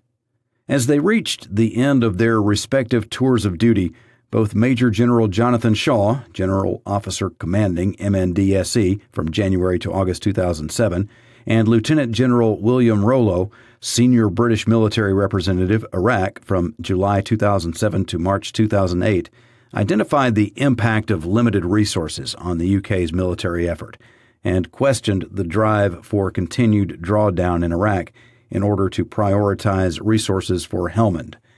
Major General Shaw wrote, quote, we have been hamstrung for resources throughout the tour, driven by the rising strategic significance of the Afghan deployment, end quote. 782. During a visit to Iraq in October 2007, ACM Stirrup was briefed by Major General Graham Benz, General Office Commanding MNDSE, from August 2007 to February 2008, that the ISF might have only limited ability to cope in the event that JAM resumed combat operations. The JIC and others also identified continued weaknesses in the ISF. Their, quote, ability and willingness to maintain security in the South remains patchy and dependent on MNF training, logistic, and specialist air support, end quote. The beginning of the end. 783. On 27th of February 2008, the JIC assessed security prospects in the South at the request of the Permanent Joint Headquarters, PJHQ. Security in Basra remained a concern. 784. In March 2008, Prime Minister Maliki instigated the Charge of the Knights to tackle militia groups in Basra. That such an important operation came as a surprise was an indication of the distance between the UK and Iraqi governments at this point. 785. When the Charge of the Knights began, the UK found itself to be both compromised in the eyes of the Iraqi government and unable to offer significant operational support as a result of the tactical decision to negotiate with JAM-1 and the absence of situational awareness in Basra after withdrawing from the Basra Palace site. 786. On 1st of April, ACM Stirrup briefed the Overseas and Defense Subcommittee of the National Security, International Relations and Development Committee, NSID-OD, that the UK military task would be complete by the end of 2008. Its timetable would not be affected by the Charge of the Knights. 787. ACM Stirrup's conclusion that there was no need to review UK drawdown plans was premature in the light of both the level of uncertainty generated by the Charge of the Knights and continued questions about the ability of the ISF to take the security lead in Basra. Did the UK achieve its objectives in Iraq? 788. From mid-2005 onwards, various senior individuals, officials, military officers, and ministers began to consider whether the UK was heading towards strategic failure in Iraq. 789. The term strategic failure was variously used to mean the development of a widespread sectarian conflict or civil war in Iraq, victory for terrorist groups, collapse of the democratic process, failure to achieve the UK's objectives, failure to achieve a stable and secure environment in Basra, the collapse of the UK-Iraq relationship, the division of Iraq and the end of its existence as a nation-state, damage to the UK's military and political reputation, and damage to the relationship between the US and UK. 790. None of the contemporary accounts that the inquiry has considered reached the conclusion that strategic failure was inevitable, although most recognized that without some form of corrective action, it was a serious risk. 791. Although the UK revisited its Iraq strategy with considerable frequency, no substantial change in approach was ever implemented. UK troop numbers continued to reduce. The size of the civilian deployment varied very little. The Iraqization of security and handover of responsibility to the Iraqi government remained key objectives. 792. The Iraq of 2009 certainly did not meet the UK's objectives as described in January 2003. It fell far short of strategic success. Although the borders of Iraq were the same as they had been in 2003, deep sectarian divisions threatened both stability and unity. Those divisions were not created by the coalition, but they were exacerbated by its decisions on de-Baathification and on demobilization of the Iraqi army, and were not addressed by an effective program of reconciliation. 793. In January 2009, the JIC judged, quote, internal political failures that could lead to renewed violence within and between Iraq's Sunni, Shia, and Kurdish communities, quote, to be the greatest strategic threat to Iraq's stability. 794. The fragility of the situation in Basra, which had been the focus of UK effort in MND-SE, was clear. The JIC assessed that threats remained from Iranian-backed JAM special groups, and the Iraqi security forces remained reliant on support from multinational forces to address weaknesses in leadership and tactical support. Even as UK troops withdrew from Basra, the U.S. was sufficiently concerned to deploy its own forces there, to secure the border and protect supply lines. 795. In 2009, Iraq did have a democratically elected parliament, in which many of Iraq's communities were represented. But, as demonstrated by the protracted process of negotiating agreements on the status of U.S. and then UK forces in Iraq, and the continued absence of a much-needed hydrocarbons law, representation did not translate into effective government. In 2008, Transparency International judged Iraq to be the third most corrupt country in the world. And in mid-2009, the assessments staff judged that government ministries were, quote, riddled with, end quote, corruption. 796. By 2009, it had been demonstrated that some elements of the UK's 2003 objectives for Iraq were misjudged. No evidence had been identified that Iraq possessed weapons of mass destruction with which it might threaten its neighbors and the international community more widely. But in the years between 2003 and 2009, events in Iraq had undermined regional stability, including by allowing al-Qaeda space in which to operate and unsecured borders across which its members might move. 797. The gap between the ambitious objectives with which the UK entered Iraq and the resources that the government was prepared to commit to the task was substantial from the start. Even with more resources, it would have been difficult to achieve those objectives as a result of the circumstances of the invasion, the lack of international support, the inadequacy of planning and preparation, and the inability to deliver law and order. The lack of security hampered progress at every turn. It is therefore not surprising that, despite the considerable efforts made by UK civilian and military personnel over this period, the results were meager. 798. The inquiry has not been able to identify alternative approaches that would have guaranteed greater success in the circumstances of March 2003. What can be said is that a number of opportunities for the sort of candid reappraisal of policies that would have better aligned objectives and resources did not take place. There was no serious consideration of more radical options, such as an early withdrawal or else a substantial increase in effort.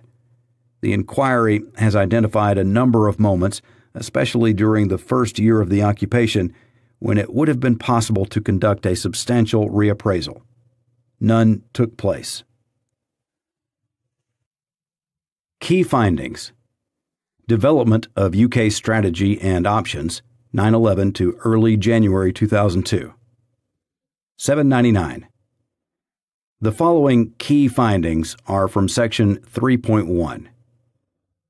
After the attacks on the U.S. on 9/11, Mr. Blair declared that the UK would stand, quote, shoulder to shoulder, end quote, with the U.S. to defeat and eradicate international terrorism. Mr. Blair took an active and leading role throughout the autumn of 2001 in building a coalition to act against that threat, including taking military action against the Taliban regime in Afghanistan.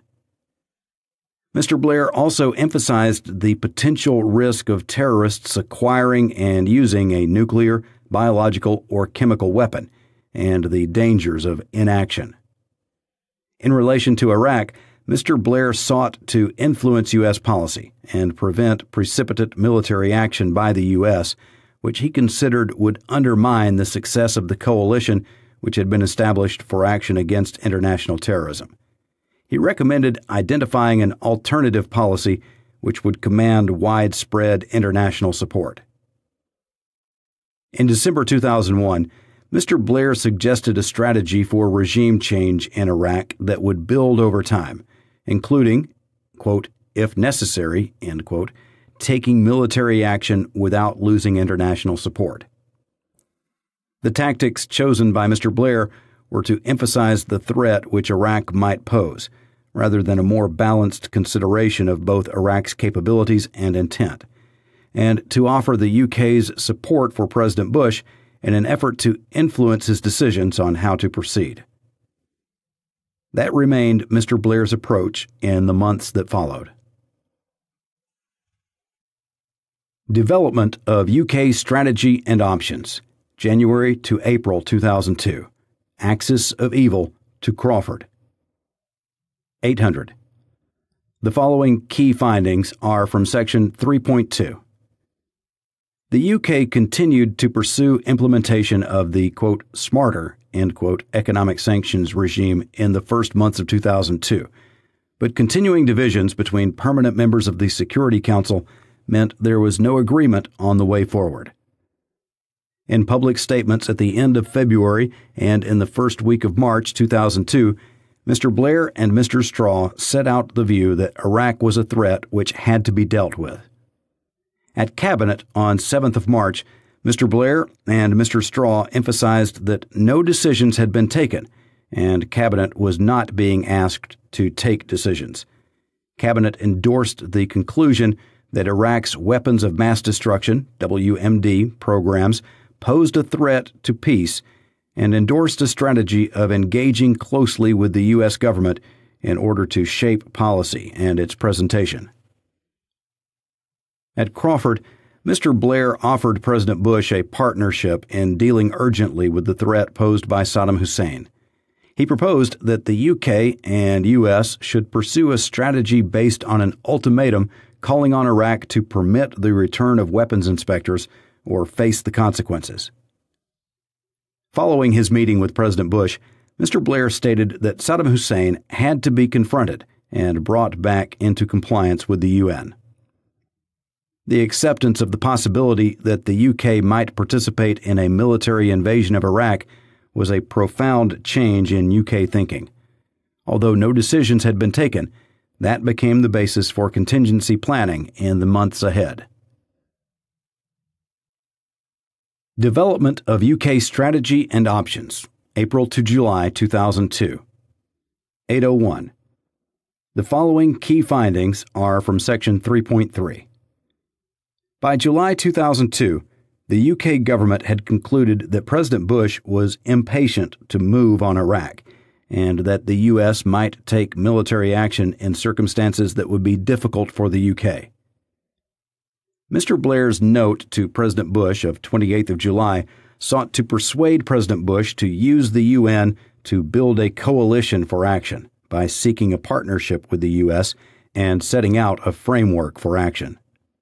Mr. Blair told President Bush that the UN was the simplest way to encapsulate a casus belli in some defining way, with an ultimatum to Iraq once military forces started to build up in October. That might be backed by a UN resolution.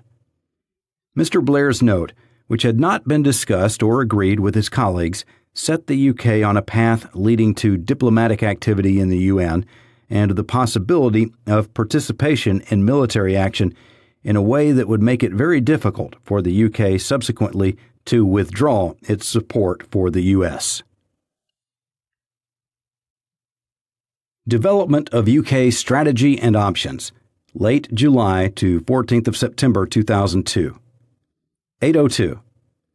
The following key findings are from Section 3.4. In discussions with the U.S. over the summer of 2002, Mr. Blair and Mr. Straw sought to persuade the U.S. administration to secure multilateral support before taking action on Iraq, and to do so through the UN. They proposed a strategy in which the first objective was to offer Iraq the opportunity and last chance to comply with its obligations to disarm. If Iraq did not take that opportunity and military action was required, the UK was seeking to establish conditions whereby such action would command multilateral support and be taken with the authority of the Security Council. Mr. Blair also decided to publish an explanation of why action was needed to deal with Iraq and to recall Parliament to debate the issue. The UK made a significant contribution to President Bush's decision, announced on 12th of September, to take the issue of Iraq back to the UN. Statements made by China, France, and Russia after President Bush's speech highlighted the different positions of the 5 permanent members of the Security Council, in particular about the role of the Council in deciding whether military action was justified. As a result, the negotiation of Resolution 1441 was complex and difficult. Development of UK Strategy and Options, September to November 2002. The negotiation of Resolution 1441. 803. The following key findings are from Section 3.5. The declared objective of the U.S. and UK was to obtain international support within the framework of the UN for a strategy of coercive diplomacy for the disarmament of Iraq. For the UK, regime change was a means to achieve disarmament, not an objective in its own right. The negotiation of Resolution 1441 reflected a broad consensus in the UN Security Council on the need to achieve the disarmament of Iraq. To secure consensus on the Security Council, despite the different positions of the U.S. and France and Russia, Resolution 1441 was a compromise containing drafting fixes. That created deliberate ambiguities on a number of key issues, including the level of noncompliance with Resolution 1441, which would constitute a material breach, by whom that determination would be made, and whether there would be a second resolution explicitly authorizing the use of force. Development of UK Strategy and Options, November 2002 to January 2003. 804. The following key findings are from Section 3.6. Following the adoption of Resolution 1441, the UK was pursuing a strategy of coercive diplomacy to secure the disarmament of Iraq. The hope was that this might be achieved by peaceful means, but views differed on how likely that would be. The UK government remained convinced that Iraq had retained prohibited weapons and was pursuing chemical, biological, and ballistic missile programs in contravention of its obligations to disarm, and that the absence of evidence of weapons and programs was the result of a successful policy of concealment. By early January 2003, Mr. Blair had concluded that Iraq had had, quote, no change of heart, end quote, and military action to remove Saddam Hussein's regime was likely to be required to disarm Iraq. The U.S. administration was planning military action no later than early March. Mr. Blair and Mr. Straw concluded that a second UN resolution would be essential to secure domestic and international support for military action. In the absence of a, quote, smoking gun, end quote, that would require more time and a series of reports from the UN inspectors which established a pattern of Iraqi noncompliance with its obligations. Mr. Blair secured President Bush's support for a second resolution, but did not secure agreement that the inspections process should continue until the end of March or early April. That left little time for the inspections process to provide the evidence that would be needed to achieve international agreement on the way ahead. Development of UK Strategy and Options, 1st of February to 7th of March 2003. 805. The following key findings are from Section 3.7. By the time the Security Council met on 7th of March 2003, there were deep divisions within it on the way ahead on Iraq. Following President Bush's agreement to support a second resolution to help Mr. Blair and Mr. Straw continued during February and early March 2003 to develop the position that Saddam Hussein was not cooperating as required by Resolution 1441, 2002, and if that situation continued, a second resolution should be adopted stating that Iraq had failed to take the final opportunity offered by the Security Council. On 6th of February, Mr. Blair said that the UK would consider military action without a further resolution only if the inspectors reported that they could not do their job and a resolution was vetoed unreasonably. The UK would not take military action without a majority of the Security Council. Mr. Blair's proposals on 19th of February for a side statement defining tough tests for Iraq's cooperation and a deadline of 14th of March for a vote by the Security Council were not agreed by the U.S.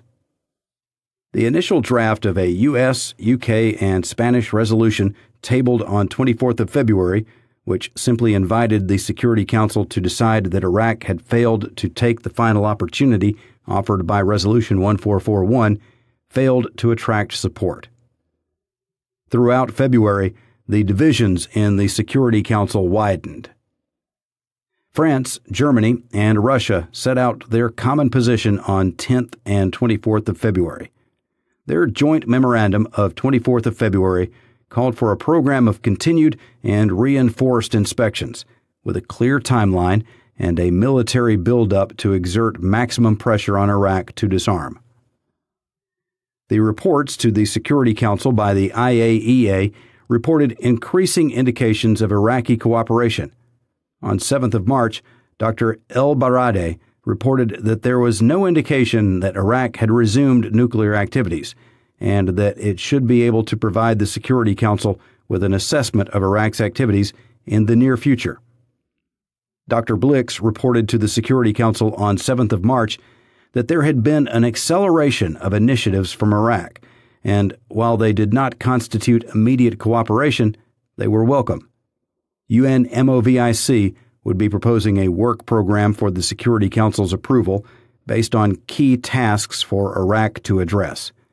It would take months to verify sites and items, analyze documents, interview relevant personnel, and draw conclusions.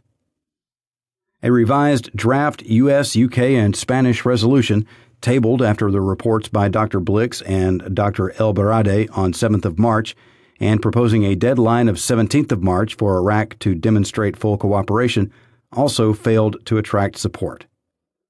China, France, and Russia all stated that they did not favor a resolution authorizing the use of force and that the Security Council should maintain its efforts to find a peaceful solution. Sir Jeremy Greenstock advised that a side statement with defined benchmarks for Iraqi cooperation could be needed to secure support from Mexico and Chile. Mr. Blair told President Bush that he would need a majority of 9 votes in the Security Council for parliamentary approval for UK military action. Iraq WMD Assessments, pre-July 2002. 806. The following key findings are from Section 4.1.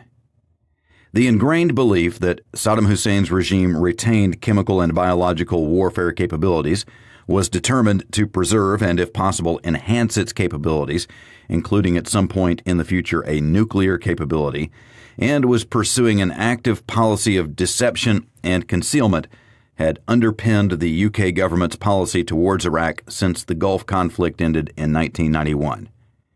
Iraq's chemical, biological, and ballistic missile programs were seen as a threat to international peace and security in the Middle East, but overall, the threat from Iraq was viewed as less serious than that from other key countries of concern: Iran, Libya, and North Korea. The assessments issued by the Joint Intelligence Committee, JIC, reflected the uncertainties within the intelligence community about the detail of Iraq's activities.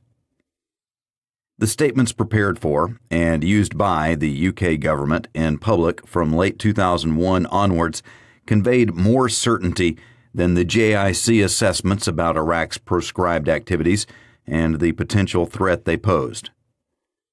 The tendency to refer in public statements only to Iraq's, quote, weapons of mass destruction, end quote, was likely to have created the impression that Iraq posed a greater threat than the detailed JIC assessments would have supported.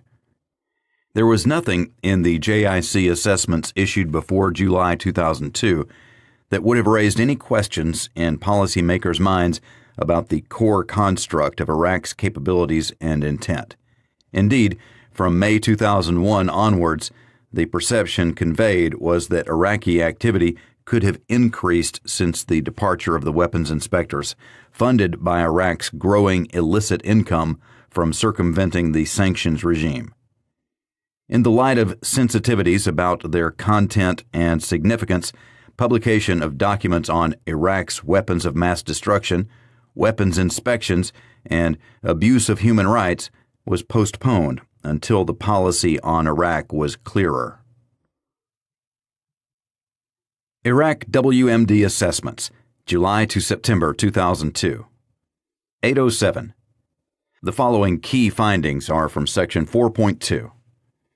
The urgency and certainty with which the government stated that Iraq was a threat which had to be dealt with fueled the demand for publication of the dossier and led to Mr. Blair's decision to publish it in September, separate from any decision on the way ahead.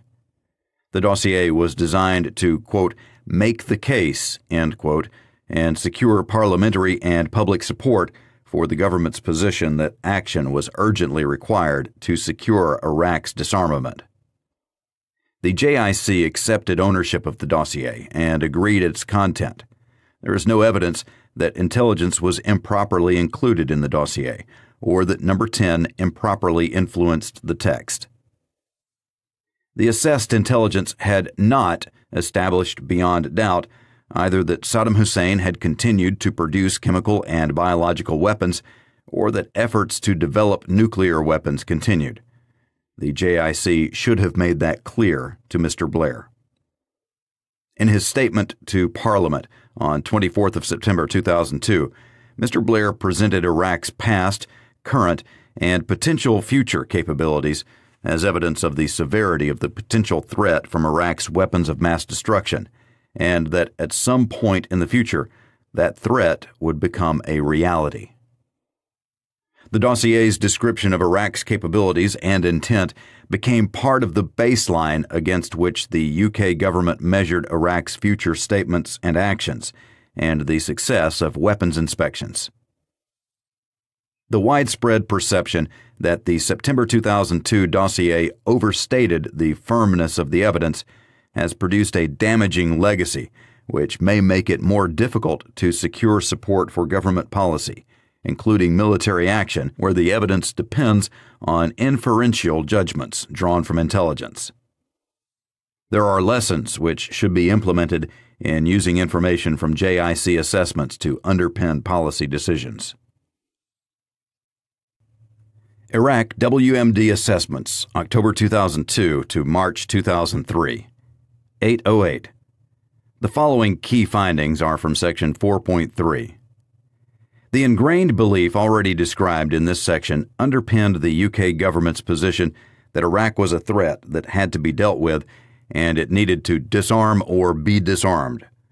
That remained the case up to and beyond the decision to invade Iraq in March 2003. The judgments about Iraq's capabilities and intentions relied too heavily on Iraq's past behavior being a reliable indicator of its current and future actions. There was no consideration of whether, faced with the prospect of a U.S.-led invasion, Saddam Hussein had taken a different position. The JIC made the judgments in the UK government September dossier part of the test for Iraq. Iraq's statements that it had no weapons or programs were dismissed as further evidence of a strategy of denial. The extent to which the JIC's judgments depended on inference and interpretation of Iraq's previous attitudes and behavior was not recognized. At no stage was the hypothesis that Iraq might no longer have chemical, biological, or nuclear weapons or programs identified and examined by either the JIC or the policy community. A formal reassessment of the JIC's judgments should have taken place after Dr. Blix's report to the Security Council on 14th of February 2003, or at the very latest after his report of 7th of March. Intelligence and assessments made by the JIC about Iraq's capabilities and intent continued to be used to prepare briefing material to support government statements in a way which conveyed certainty without acknowledging the limitations of the intelligence. The independence and impartiality of the JIC remains of the utmost importance. SIS had a responsibility to ensure that key recipients of its reporting were informed in a timely way when doubts arose about key sources and when subsequently intelligence was withdrawn. The search for WMD, 809. The following key findings are from Section 4.4. The search for evidence of WMD in Iraq was started during the military campaign by Exploitation Task Force 75 and was carried forward from June 2003 by the Iraq Survey Group, ISG. The UK participated in both. As the insurgency developed, the ISG's operating conditions became increasingly difficult.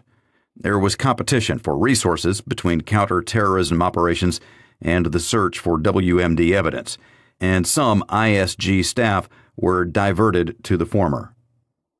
Mr. Blair took a close interest in the work of the ISG and the presentation of its reports and the wider narrative about WMD. He raised the subject with President Bush. The government was confident that pre-conflict assessments of Iraq's WMD capabilities would be confirmed once Saddam Hussein's regime had been removed. It quickly became apparent that it was unlikely that significant stockpiles would be found. This led to challenges to the credibility of both the government and the intelligence community. There were soon demands for an independent judge-led inquiry into the pre-conflict intelligence. The government was quick to acknowledge the need for a review, rejecting an independent inquiry in favor of reviews initiated by the House of Commons Foreign Affairs Committee and the Intelligence and Security Committee of Parliament. The government's reluctance to establish an independent public inquiry became untenable in January 2004 when President Bush announced his own decision to set up an independent inquiry in the U.S.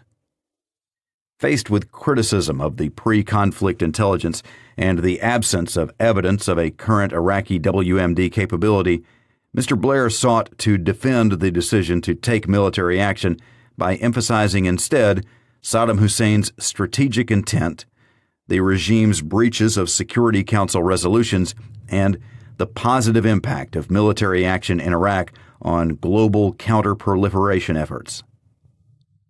The ISG's principal findings, that Iraq's WMD capability had mostly been destroyed in 1991, but that it had been Saddam Hussein's strategic intent to preserve the capability to reconstitute his WMD, were significant, but did not support statements made by the UK and US governments before the invasion, which had focused on Iraq's current capabilities and an urgent and growing threat. The explanation for military action put forward by Mr. Blair in October 2004 drew on the ISG's findings, but was not the explanation given before the conflict. Advice on the legal basis for military action, November 2002 to March 2003. 810. The following key findings are from Section 5. On 9th of December, formal instructions to provide advice were sent to Lord Goldsmith. They were sent by the FCO on behalf of the FCO and the MOD, as well as Number 10. The instructions made it clear that Lord Goldsmith should not provide an immediate response. Until 27th of February, Number 10 could not have been sure that Lord Goldsmith would advise that there was a basis on which military action against Iraq could be taken in the absence of a further decision of the Security Council. Lord Goldsmith's formal advice of 7th of March set out alternative interpretations of the legal effect of Resolution 1441. While Lord Goldsmith remained, quote, of the opinion that the safest legal course would be to secure a second resolution, end quote, he concluded, paragraph 28, that, quote, a reasonable case can be made that Resolution 1441 was capable of reviving the authorization in Resolution 678 without a further resolution, end quote. Lord Goldsmith wrote that a reasonable case did not mean that if the matter ever came to court, he would be confident that the court would agree with this view. He judged a court might well conclude that OPs 4 and 12 required a further Security Council decision in order to revive the authorization in Resolution 678. At a meeting on 11th of March, there was concern that the advice did not offer a clear indication that military action would be lawful. Lord Goldsmith was asked after the meeting by Admiral Boyce on behalf of the armed forces and by the Treasury Solicitor, Miss Juliet Weldon, in respect of the civil service, to give a clear-cut answer on whether military action would be lawful rather than unlawful. Lord Goldsmith concluded on 13th of March that, on balance, the, quote, better view, end quote, was that the conditions for the operation of the revival argument were met in this case, meaning that there was a lawful basis for the use of force without a further resolution beyond Resolution 1441. Mr. Brummel wrote to Mr. Rycroft on 14th of March, quote, "It is an essential part of the legal basis for military action without a further resolution of the Security Council that there is strong evidence that Iraq has failed to comply with and cooperate fully in the implementation of Resolution 1441, and has thus failed to take the final opportunity offered by the Security Council in that resolution. The Attorney General understands that it is unequivocally the Prime Minister's view that Iraq has committed further material breaches as specified in Operative Paragraph 4 of Resolution 1441. But as this is a judgment for the Prime Minister, the Attorney would be grateful for confirmation that this is the case." End quote. Mr. Rycroft replied to Mr. Brummel on 15th of March, quote, "This is to confirm that it is indeed the Prime Minister's unequivocal view that Iraq is in further material breach of its obligations, as in OP4, Operative Paragraph 4, of UNSCR 1441, because of false statements or omissions in the declarations submitted by Iraq pursuant to this resolution, and failure to comply with and cooperate fully in the interpretation of this resolution." End quote. Senior ministers should have considered the question posed in Mr. Brummel's letter of 14th of March, either in the Defense and Overseas Policy Committee or a War Cabinet, on the basis of formal advice. Such a committee should then have reported its conclusions to Cabinet before its members were asked to endorse the government's policy. Cabinet was provided with the text of Lord Goldsmith's written answer to Baroness Ramsay setting out the legal basis for military action. That document represented a statement of the government's legal position. It did not explain the legal basis of the conclusion that Iraq had failed to take, quote, "the final opportunity," end quote, to comply with its disarmament obligations offered by Resolution 1441. Cabinet was not provided with written advice which set out, as the advice of 7th of March had done, the conflicting arguments regarding the legal effect of Resolution 1441, and whether, in particular, it authorized military action without a further resolution of the Security Council. The advice should have been provided to ministers and senior officials whose responsibilities were directly engaged and should have been made available to Cabinet. Development of the military options for an invasion of Iraq. 8.11. The following key findings are from Section 6.1. The size and composition of a UK military contribution to the U.S.-led invasion of Iraq was largely discretionary. The U.S. wanted some UK capabilities, including special forces, to use UK bases, and the involvement of the UK military to avoid the perception of unilateral U.S. military action. The primary impetus to maximize the size of the UK contribution and the recommendations on its composition came from the armed forces, with the agreement of Mr. Hoon. From late February 2002, the UK judged that Saddam Hussein's regime could only be removed by a U.S.-led invasion.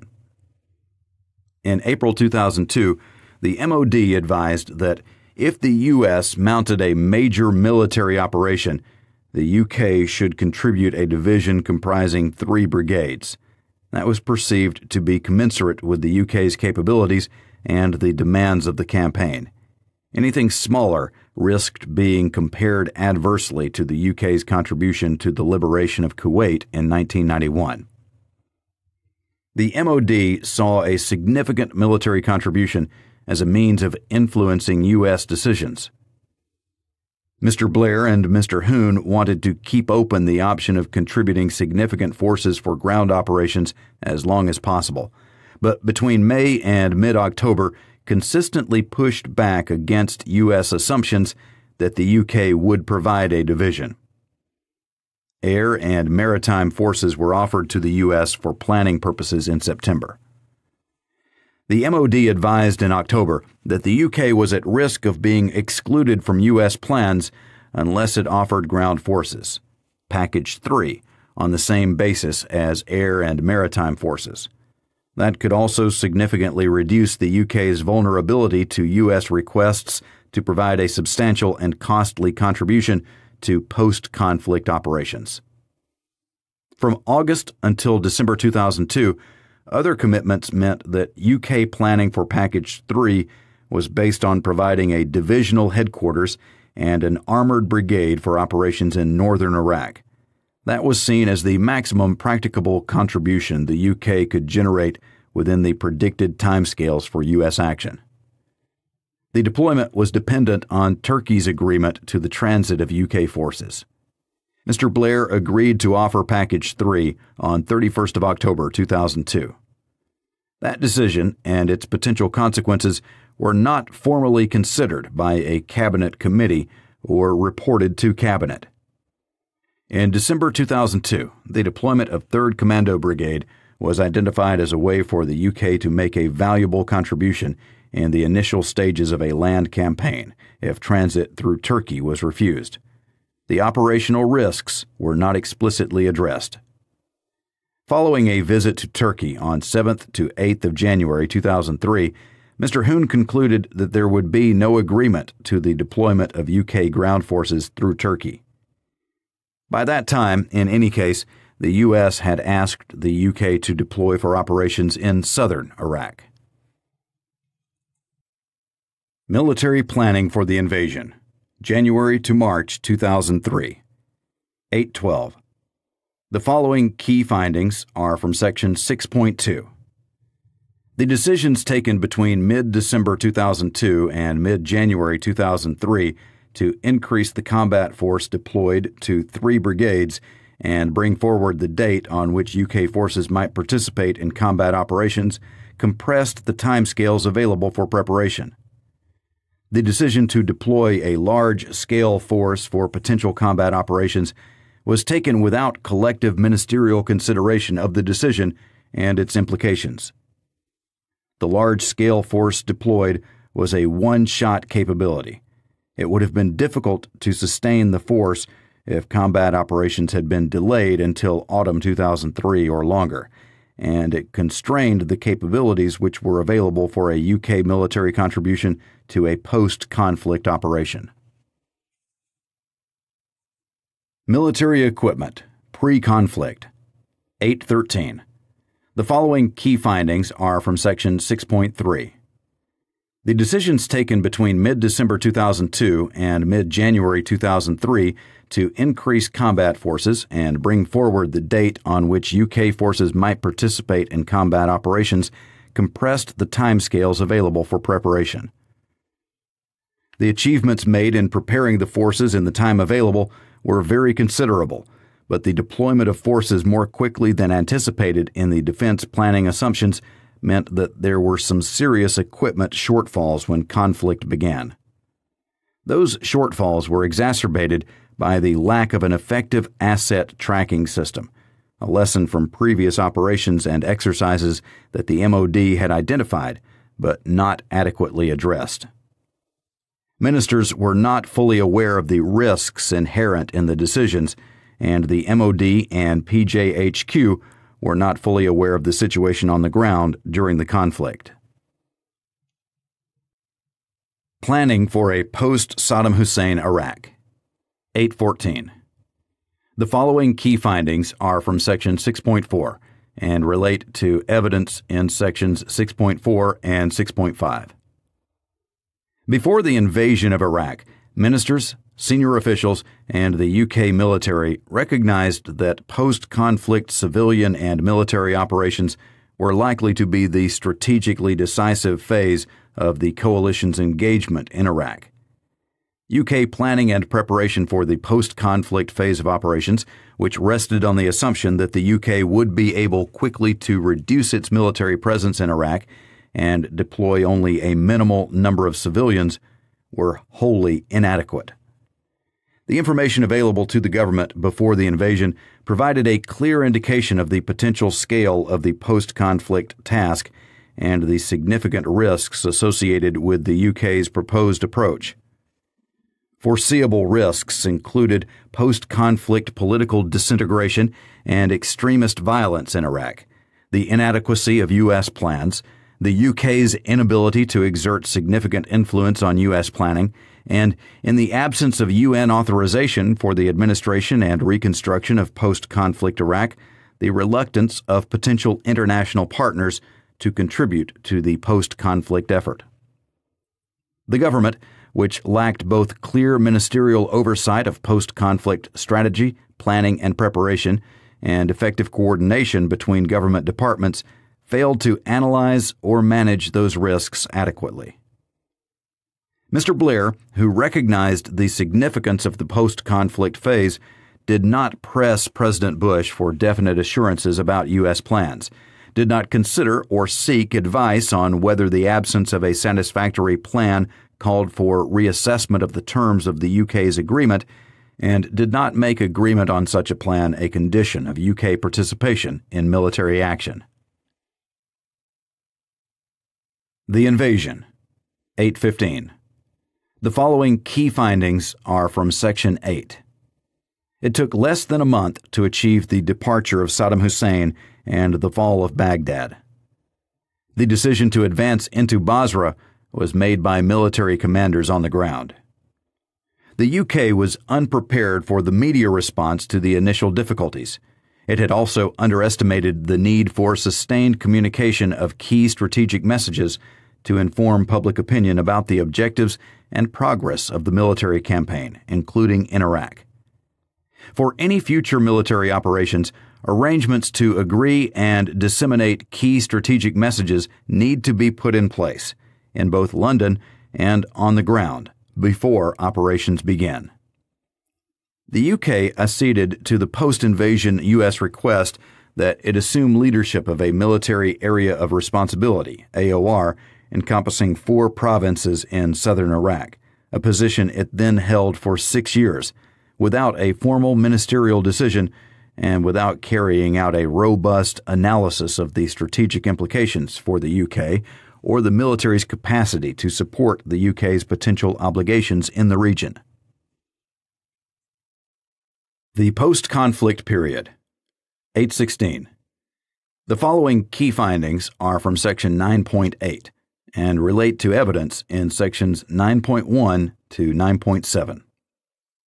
Between 2003 and 2009, the UK's most consistent strategic objective in relation to Iraq was to reduce the level of its deployed forces. The UK struggled from the start to have a decisive effect on the Coalition Provisional Authority's, CPA's, policies, even though it was fully implicated in its decisions as joint occupying power. U.S. and UK strategies for Iraq began to diverge almost immediately after the conflict. Although the differences were managed, by early 2007, the UK was finding it difficult to play down the divergence, which was, by that point, striking. The UK missed clear opportunities to reconsider its military approach in Multinational Division, Southeast. Throughout 2004 and 2005, it appears that senior members of the armed forces reached the view that little more would be achieved in MND-SE and that it would make more sense to concentrate military effort on Afghanistan, where it might have greater effect. From July 2005 onwards, decisions in relation to resources for Iraq were made under the influence of the demands of the UK effort in Afghanistan. Although Iraq remained the stated UK main effort, the government no longer had the option of a substantial reinforcement of its forces there. The UK's plans to reduce troop levels depended on the transition of lead responsibility for security to the Iraqi security forces, even as the latter's ability to take on that responsibility was in question. The UK spent time and energy on rewriting strategies, which tended to describe a desired end state without setting out how it would be reached. UK forces withdrew from Iraq in 2009 in circumstances which did not meet objectives defined in January 2003. Reconstruction, 817. The following key findings are from Section 10.4 and relate to evidence in Sections 10.1 to 10.3. The UK failed to plan or prepare for the major reconstruction program required in Iraq. Reconstruction was the third pillar in a succession of UK strategies for Iraq. The government never resolved how reconstruction would support broader UK objectives. Following the resignation of Miss Claire Short, the International Development Secretary, and the adoption of UN Security Council Resolution 1483 in May 2003, DFID assumed leadership of the UK's reconstruction effort in Iraq. DFID would subsequently define, within the framework established by the government, the scope and nature of that effort. At key points, DFID should have considered strategic questions about the scale, focus, and purpose of the UK's reconstruction effort in Iraq. The U.S.-led Coalition Provisional Authority excluded the UK from discussions on oil policy and on disbursements from the Development Fund for Iraq. Many of the failures which affected pre-invasion planning and preparation persisted throughout the post-conflict period. They included poor interdepartmental coordination, inadequate civilian-military cooperation, and a failure to use resources coherently. An unstable and insecure environment made it increasingly difficult to make progress on reconstruction. Although staff and contractors developed innovative ways to deliver projects and manage risks, the constraints were never overcome.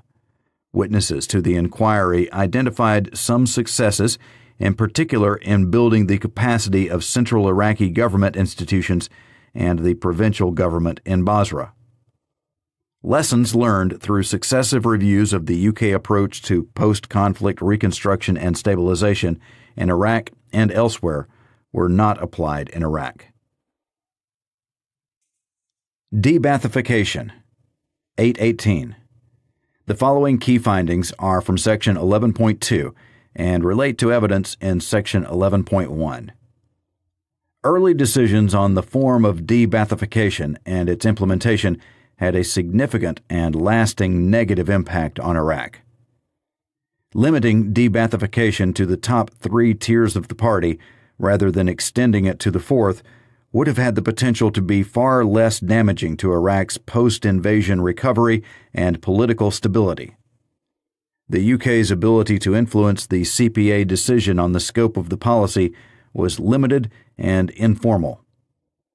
The UK chose not to act on its well-founded misgivings about handing over the implementation of debathification policy to the Governing Council. Security Sector Reform. 819. The following key findings are from Section 12.2 and relate to evidence in Section 12.1. Between 2003 and 2009, there was no coherent U.S.-UK strategy for security sector reform, SSR.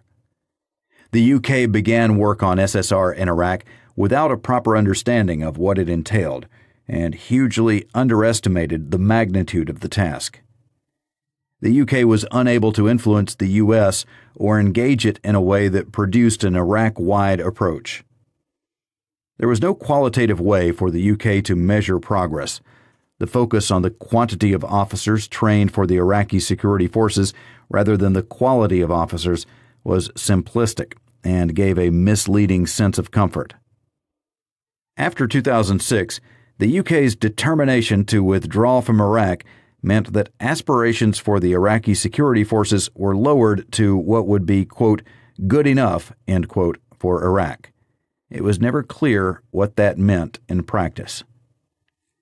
The development of the Iraqi army was considerably more successful than that of the Iraqi police service, but the UK was still aware before it withdrew from Iraq that the Iraqi army had not been sufficiently tested. The UK was not confident that the Iraqi army could maintain security without support. Resources. 820.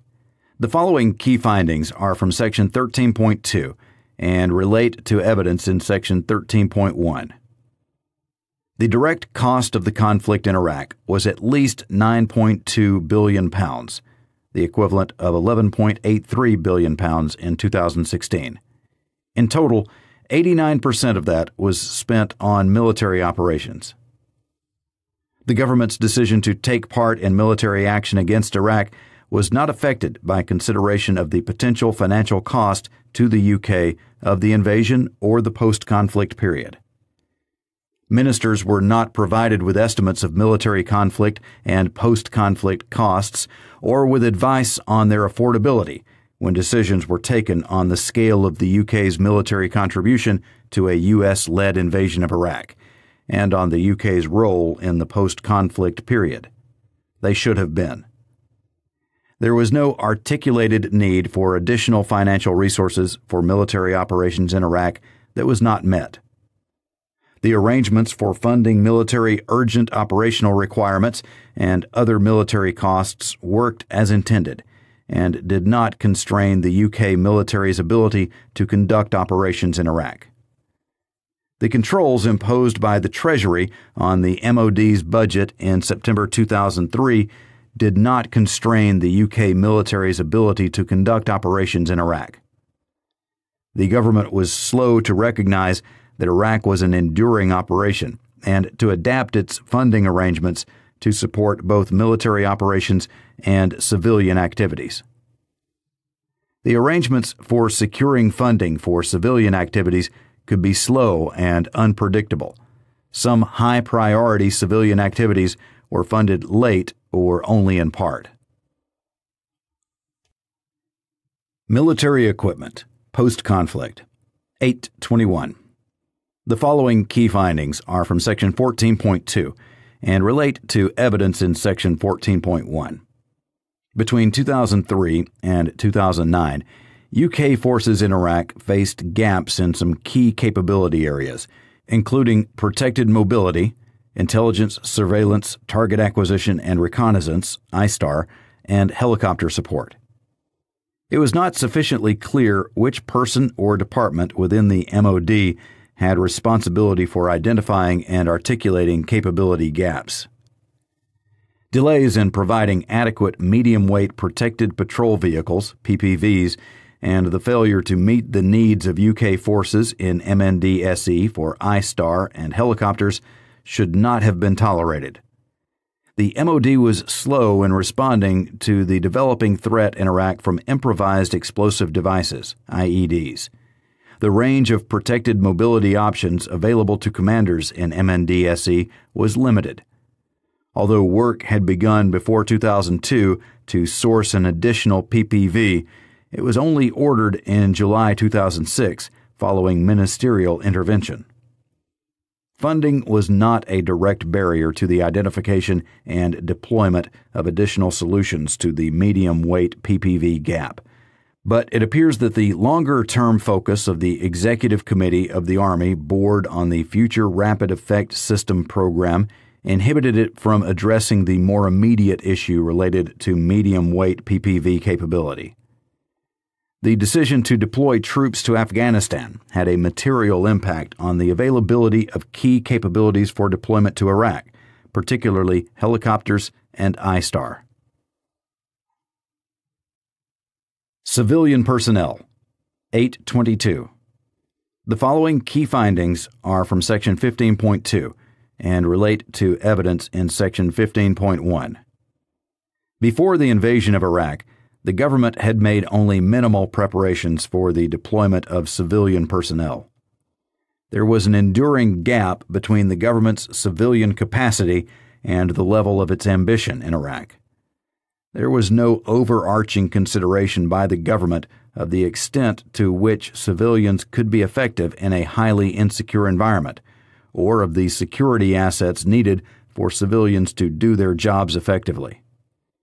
The evidence seen by the inquiry indicates that the government recognized its duty of care to UK-based and locally engaged civilians in Iraq.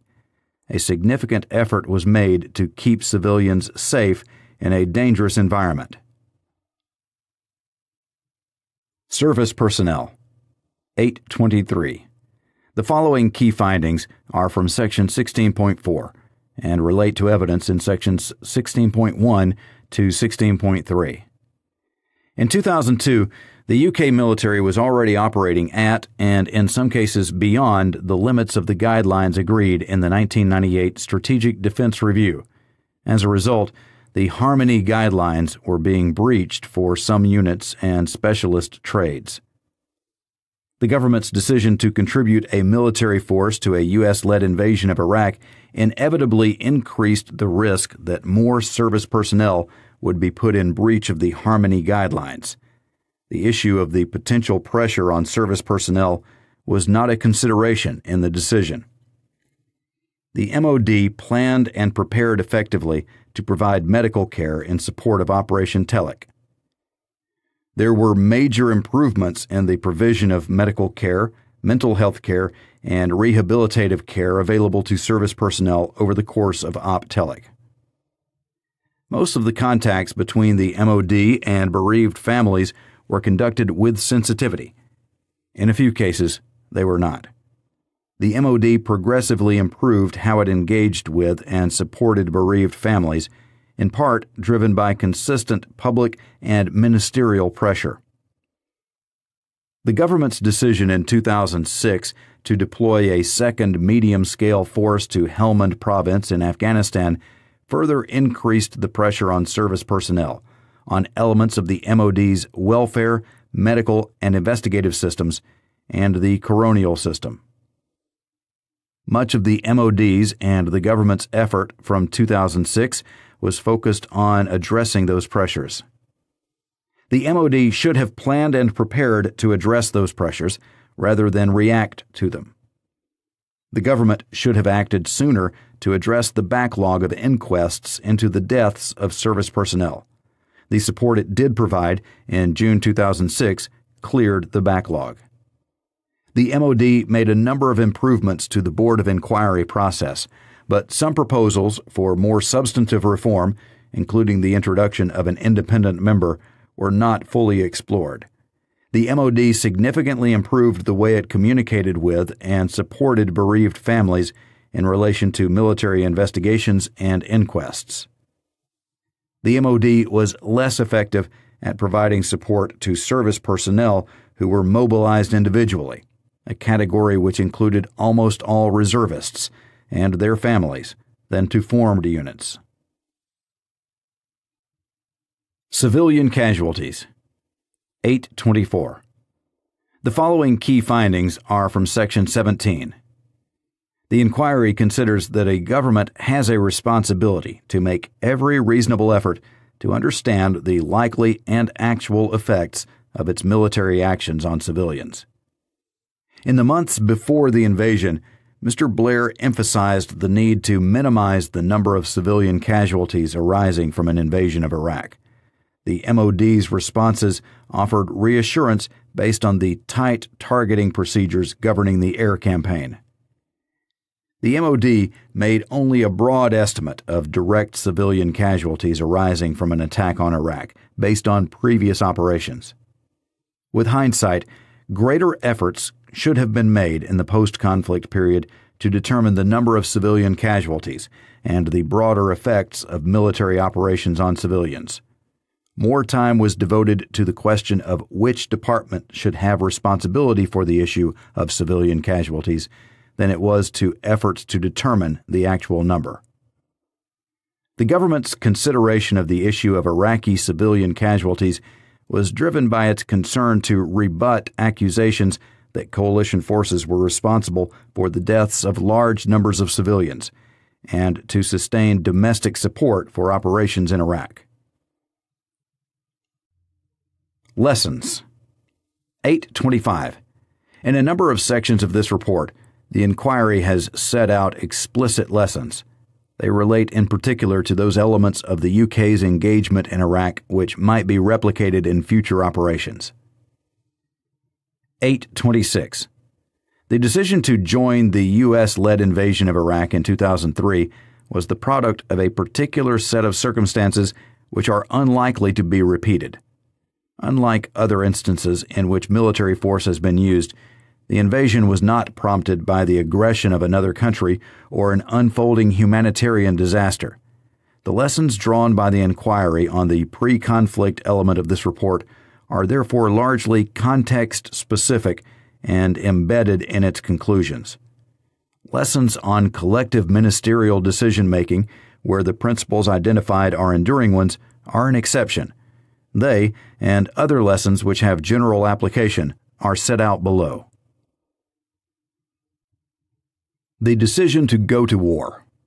827. In a democratic system, public support and understanding for a major military operation are essential. It is therefore important to guard against overstating what military action might achieve, and against any tendency to play down the risks. A realistic assessment of the possibilities and limitations of armed force and of the challenges of intervening in the affairs of other states should help any future UK government manage expectations, including its own. 828. When the potential for military action arises, the government should not commit to a firm political objective before it is clear that it can be achieved. Regular reassessment is essential to ensure that the assumptions upon which policy is being made and implemented remain correct. 829. Once an issue becomes a matter for the Security Council, the UK government cannot expect to retain control of how it is to be discussed and eventually decided unless it is able to work with the interests and agendas of other member states. In relation to Iraq, the independent role of the inspectors was a further dimension. 830. A military timetable should not be allowed to dictate a diplomatic timetable. If a strategy of coercive diplomacy is being pursued, forces should be deployed in such a way that the threat of action can be increased or decreased according to the diplomatic situation, and the policy can be sustained for as long as necessary. 831. The issue of influencing the U.S., both at the strategic and at the operational level, was a constant preoccupation at all levels of the UK government. 832. Prime ministers will always wish to exercise their own political judgment on how to handle the relationship with the U.S. It will depend on personal relationships as well as on the nature of the issues being addressed. On all these matters of strategy and diplomacy, the inquiry recognizes that there is no standard formula that will be appropriate in all cases. 833. Whether or not influence has been exercised can be difficult to ascertain, even in retrospect. The views of allies are most likely to make a difference when they come in one side of an internal debate, and there are a number of instances where the UK arguments did make a difference to the formation and implementation of U.S. policy. The U.S. and UK are close allies, but the relationship between the two is unequal. 834. The exercise of influence will always involve a combination of identifying the prerequisites for success in a shared endeavor and a degree of bargaining to make sure that the approach meets the national interest. In situations like the run-up to the invasion of Iraq, if certain measures are identified as prerequisite for success, then their importance should be underlined from the start. There are no prizes for sharing a failure. Those measures that are most important should be pursued persistently and consistently. If it is assumed that a consequence of making a contribution in one area is that a further contribution would not be required in another, then that should be made explicit. Influence should not be set as an objective itself. The exercise of influence is a means to an end. Weapons of mass destruction. 835. There will continue to be demands for factual evidence to explain the background to controversial policy decisions, including, where appropriate, the explicit and public use of assessed intelligence. 836.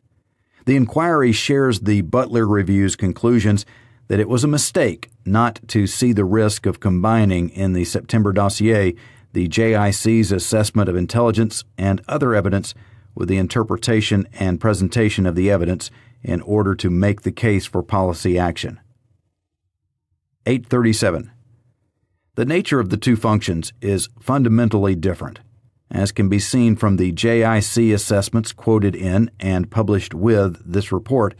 They contain careful language intended to ensure that no more weight is put on the evidence than it can bear. Organizing the evidence in order to present an argument in the language of ministerial statements produces a quite different type of document. 838.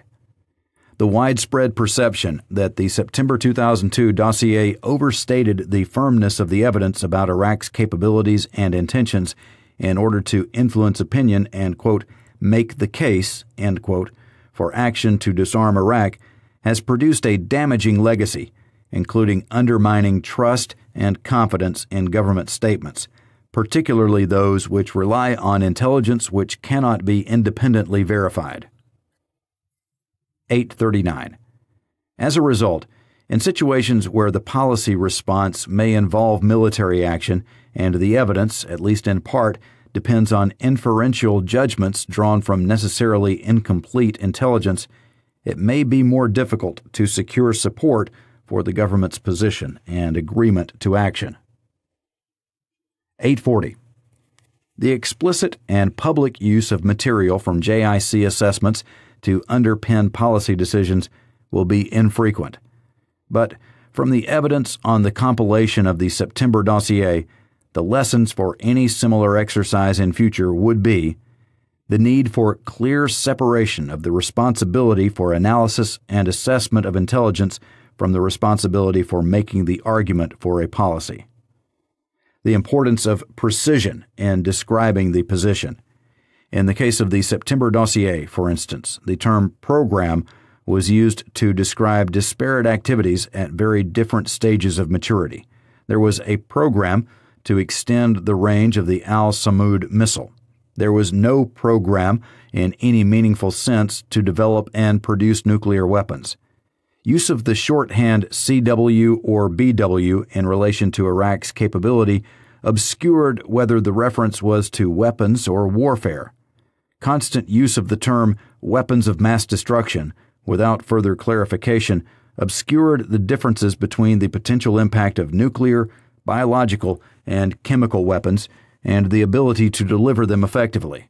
For example, there would be a considerable difference between the effects of an artillery shell filled with mustard gas, which is a battlefield weapon, and a long-range ballistic missile with a chemical or biological warhead, which is a weapon of terror. The need to identify and accurately describe the confidence and robustness of the evidence base. There may be evidence which is authoritative or which puts an issue beyond doubt, but there are unlikely to be many circumstances when those descriptions could properly be applied to inferential judgments relying on intelligence. The need to be explicit about the likelihood of events. The possibility of Iraq producing and using an improvised nuclear device was rightly omitted from the dossier. But the claim that Iraq could build a nuclear weapon within 1 to 2 years if it obtained fissile material and other essential components from foreign sources was included without addressing how feasible and likely that would be. In addition, the executive summary gave prominence to the International Institute of Strategic Studies' suggestion that Iraq would be able to assemble nuclear weapons within months if it could contain fissile material, without reference to the material in the main text of the dossier, which made clear that the UK took a very different view. The need to be scrupulous in discriminating between facts and knowledge on one hand and opinion, judgment, or belief on the other.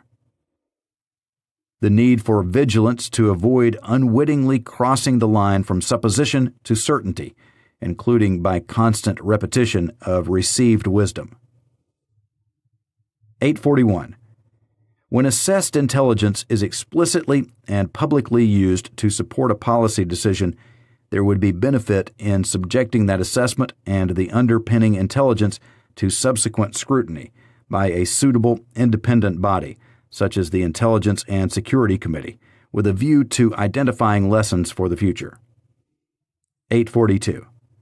In the context of the lessons from the preparation of the September 2002 dossier, the inquiry identifies in Section 4.2 the benefits of separating the responsibilities for assessment of intelligence from setting out the arguments in support of a policy. 843. The evidence in Section 4.3 reinforces that lesson. It shows that the intelligence and assessments made by the JIC about Iraq's capabilities and intent continued to be used to prepare briefing material to support government statements in a way which conveyed certainty without acknowledging the limitations of the intelligence. 844. The independence and impartiality of the JIC remains of the utmost importance. 845. As the Foreign Affairs Committee report in July 2003 pointed out, the late Sir Percy Craddock wrote in his History of the JIC that, quote, "Ideally, intelligence and policy should be close but distinct. Too distinct, and assessments become an ingrowing, self-regarding activity, producing little or no work of interest to the decision-makers. Too close a link, and policy begins to play back on estimates, producing the answers the policymakers would like. The analysts become courtiers, whereas their proper function is to report their findings, without fear or favor. The best arrangement is intelligence and policy in separate but adjoining rooms, with communicating doors and thin partition walls." End quote. 846. Mr. Straw told the FAC in 2003, quote, "The reason why we have a Joint Intelligence Committee which is separate from the intelligence agencies is precisely so that those who are obtaining the intelligence are not then directly making the assessment upon it. That is one of the very important strengths of our system compared with most other systems around the world." End quote. 847. The FAC endorsed those sentiments.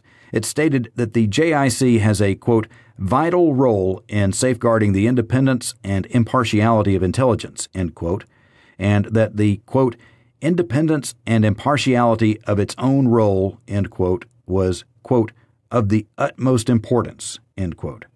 It recommended that ministers should, quote, "bear in mind at all times the importance of ensuring that the JIC is free of all political pressure," end quote. 848. In its response to the FAC, the government stated, quote, "We agree. The JIC plays a crucial role in providing the government with objective assessments on a range of issues of importance to national interests," end quote. The invasion of Iraq. 849. The military plan for the invasion of Iraq depended for success on a rapid advance on Baghdad, including convincing the Iraqi population of the coalition's determination to remove the regime. 850. By the end of March, the government had recognized the need for sustained communication of key strategic messages and improved capabilities to reach a range of audiences in the UK, Iraq, and the wider international community. But there was clearly a need for more robust arrangements to integrate coalition efforts in the UK, US, and the forces deployed in Iraq. 851. The reaction of the media and the Iraqi population to perceived difficulties encountered within days of the start of an operation, which was planned to last up to 125 days, might have been anticipated if there had been more rigorous examination of possible scenarios pre-conflict, and the media had better understood the original concept of operations and the nature of the coalition responses to the situations they encountered once the campaign began. 852. The difficulty and complexity of successfully delivering distinct strategic messages to each of the audience a government needs to reach should not be underestimated. For any future military operations, arrangements tailored to meet the circumstances of each operation need to be put in place in both London and on the ground before operations begin. 853. When the UK acceded to the U.S. request that it assume leadership of a military area of responsibility encompassing 4 provinces in southern Iraq, it did so without a robust analysis either of the strategic implications for the UK or of the military's capacity to support the UK's potential obligations in the region. 854. A step of such magnitude should be taken deliberately and having considered the wider strategic and resource implications and contingent liabilities. 855. That requires all government departments whose responsibilities will be engaged to have been formally involved in providing ministers with coherent interdepartmental advice before decisions are taken, the proper function of the Cabinet Committee system. The post-conflict period. 856. The UK had not participated in an opposed invasion and full-scale occupation of a sovereign state, followed by shared responsibility for security and reconstruction over a long period, since the end of the Second World War. The particular circumstances of Op Telek are unlikely to recur. Nevertheless, there are lessons to be drawn about major operations abroad and the UK's approach to armed intervention. 857. The UK did not achieve its objectives, despite the best efforts and acceptance of risk in a dangerous environment by military and civilian personnel. 858. Although the UK expected to be involved in Iraq for a lengthy period after the conflict, the government was unprepared for the role in which the UK found itself from April 2003. Much of what went wrong stemmed from that lack of preparation. 859. In any undertaking of this kind, certain fundamental elements are of vital importance.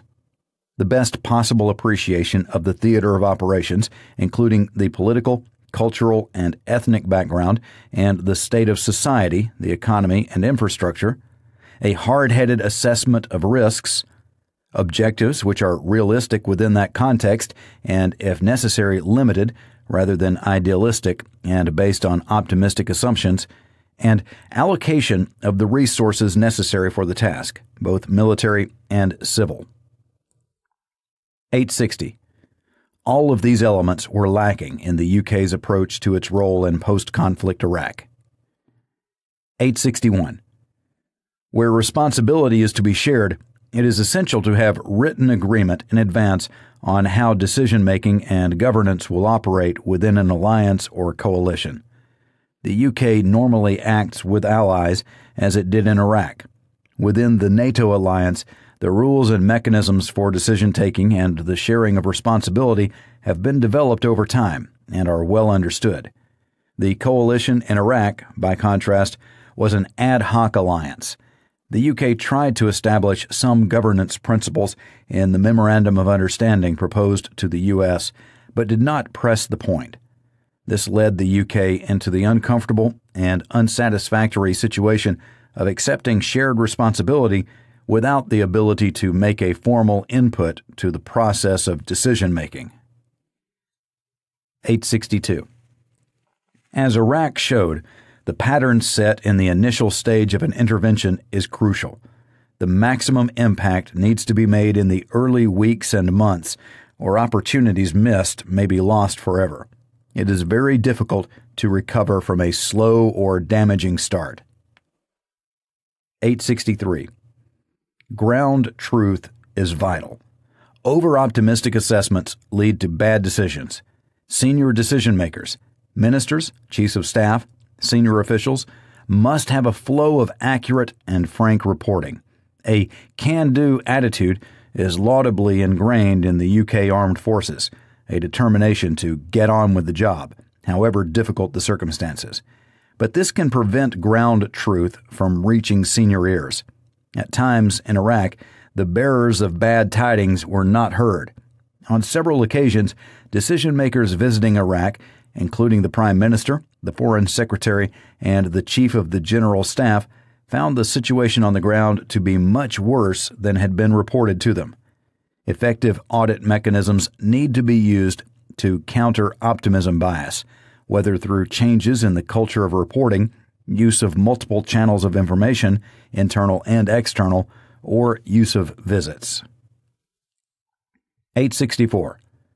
It is important to retain a flexible margin of resources in personnel, equipment, and financing, and the ability to change tactics to deal with adverse developments on the ground.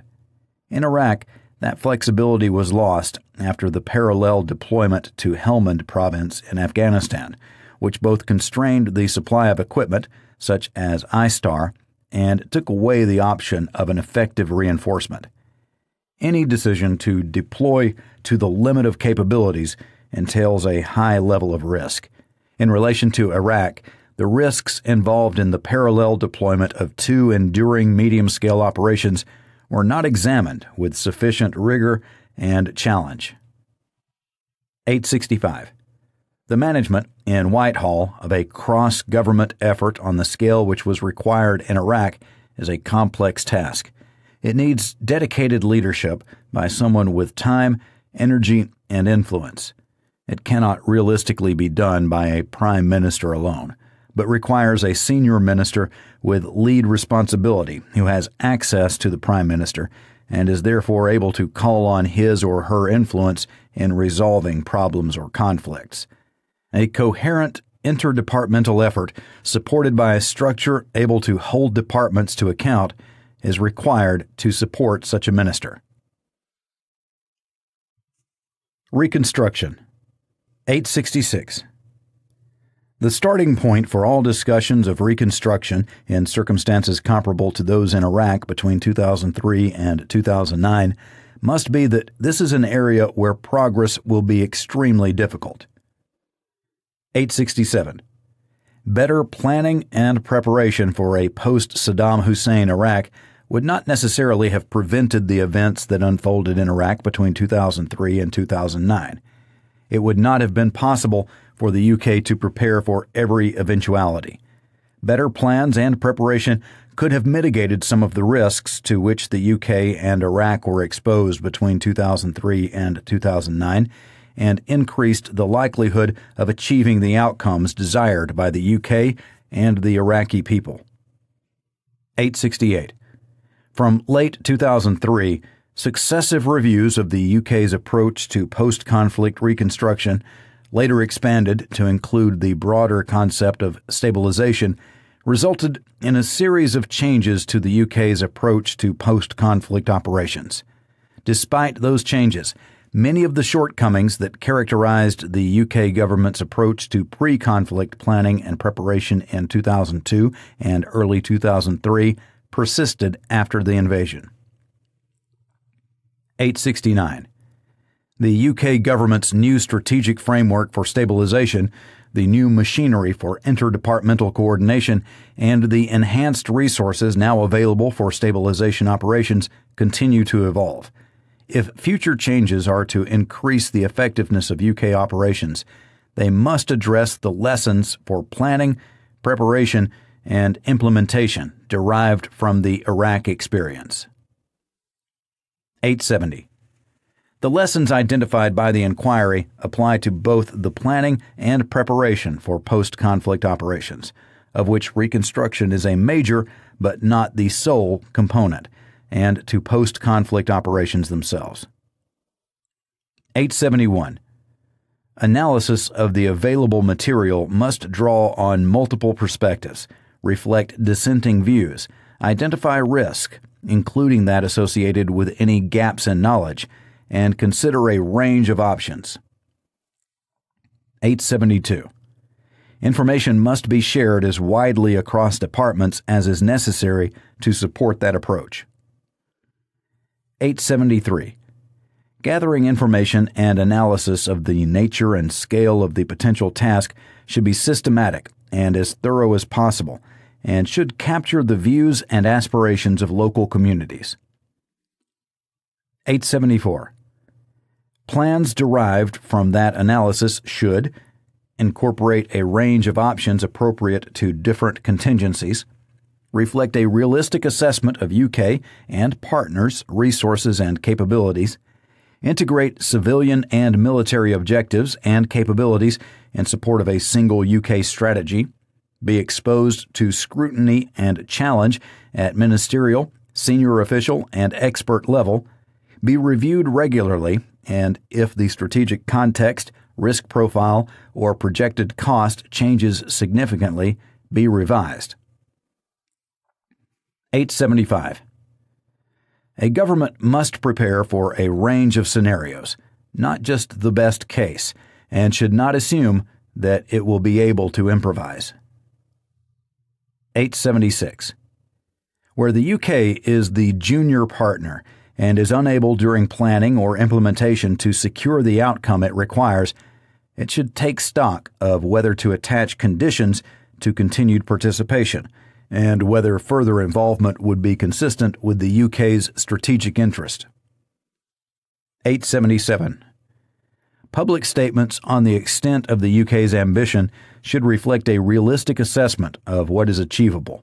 To do otherwise is to risk even greater disillusionment and a loss of UK credibility. 878. Departmental priorities and interests will inevitably continue to diverge, even where an interdepartmental body with a cross-government role, currently the Stabilization Unit, SU, is in place. Therefore, cooperation between departments needs continual reinforcement at official and ministerial levels. 879. The head of the SU must be sufficiently senior, and the SU enjoy recognition inside and outside government as a center of excellence in its field if the unit is to have credibility and influence in Number 10, the National Security Council, the Treasury, the FCO, DFID, and the MOD, and with the military. De-Baathification. 880. After the fall of a repressive regime, steps inevitably have to be taken to prevent those closely identified with that regime from continuing to hold positions of influence in public life. The development of plans which minimize undesired consequences, which are administered with justice, and which are based on a robust understanding of the social context in which they will be implemented, should be an essential part of preparation for any post-conflict phase. This should include measures designed to address concerns within the wider population, including those of the victims of the old regime, and to promote reconciliation. 881. It is vital to define carefully the scope of such measures. Bringing too many or too few individuals within scope of measures like de-Baathification can have far-reaching consequences for public sector capacity and for the restoration of public trust in the institutions of government. 882. It is also important to think through the administrative implications of the measures to be applied and the process for their implementation. 883. The potential for abuse means that it is essential to have thought through forms of oversight that are as impartial and nonpartisan as possible. Security sector reform. 884. An SSR strategy should define the functions of different elements of the relevant security sector and the structures needed to perform those functions. Considering those questions should drive a robust debate about how security requirements might change over time. 885. An understanding of the many different models that exist internationally for internal security, policing, and criminal justice is essential. But those models cannot be considered in isolation, because what works in one country will not necessarily work in another, which may have very different traditions. It is therefore critical for the SSR strategy to take full account of the history, culture, and inherited practices of the country or region in question. The strategy also needs to be informed by the views and aspirations of the local population. 886. A strategy should set out the desired operating standard for each function and state how that differs, if at all, from what exists. In doing so, the strategy should specify where capacity needs to be developed and inform a serious assessment of how the material resources available could best be deployed. 887. It is essential that the UK has an appropriate way to measure the success of any SSR plan. If a clear strategy is in place and has taken account of the views of the local population, the indicators of that success should be obvious. It should rarely concentrate on a one-dimensional set of numbers, but instead be a more qualitative and rounded assessment. Resources. 888. The direction in the Ministerial Code that the estimate of a cost of a proposal should be included in the memorandum submitted to Cabinet or a ministerial committee applies equally to military operations. When evaluating military options, it is appropriate to consider financial risk alongside other forms of risk. While governments will rarely wish to preclude options solely on the basis of cost, they must also recognize that, over time, cost may become an issue and make it difficult to sustain a military operation over the longer term. 889. Strategies and plans must define the resources required to deliver objectives, identify the budgets that will provide those resources, and confirm that those resources are available. 890. In developing strategies and plans for civilian military operations, a government should address the impact of the different mechanisms used to fund military operations and civilian activities, and the extent to which those mechanisms provide perverse incentives for military action by making it easier to secure funding for agreed military operations than for civilian activities. 891.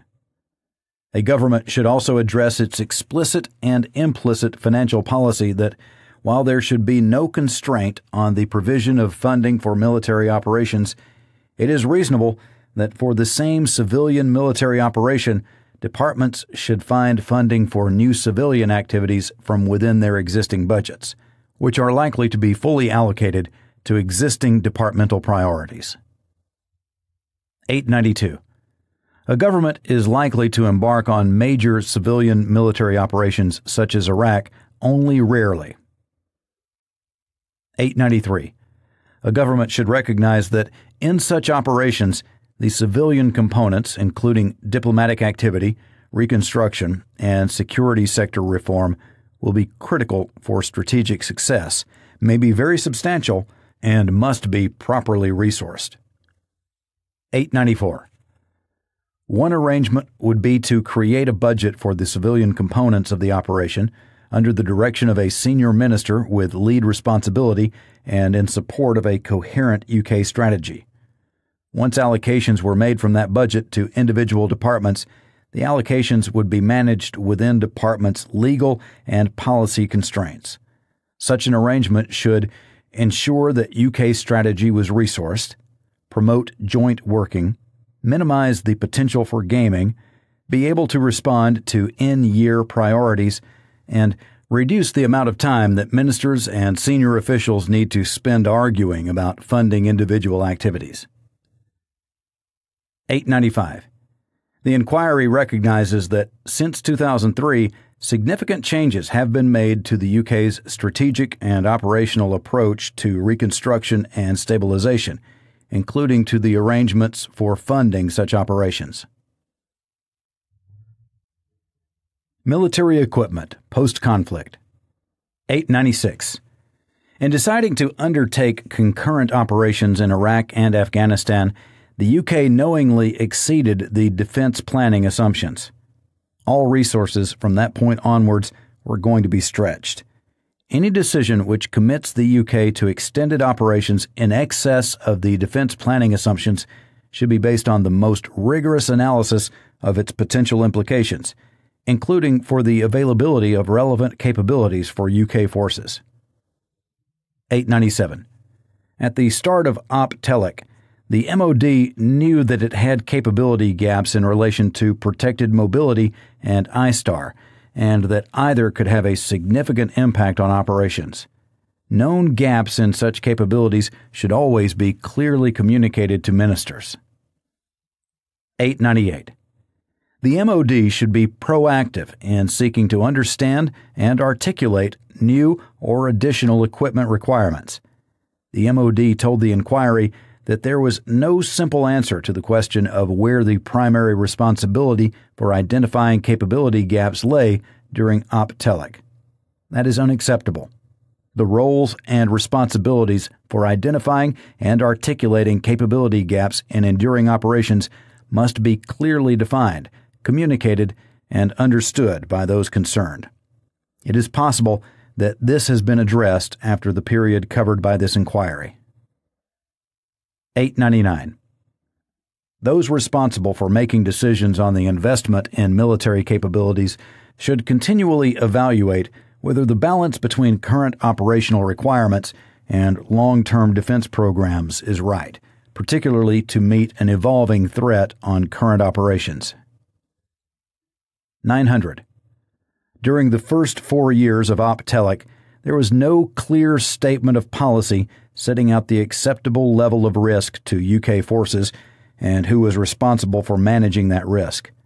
The MOD has suggested to the inquiry that successive policies defining risk ownership and governance more clearly have addressed that absence, and that wider MOD risk management processes have also been revised.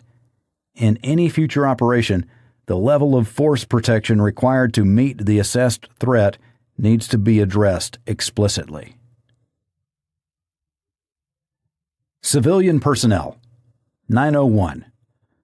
The inquiry recognizes that since 2003, significant changes have been made to the UK's strategic and operational approach to reconstruction and stabilization.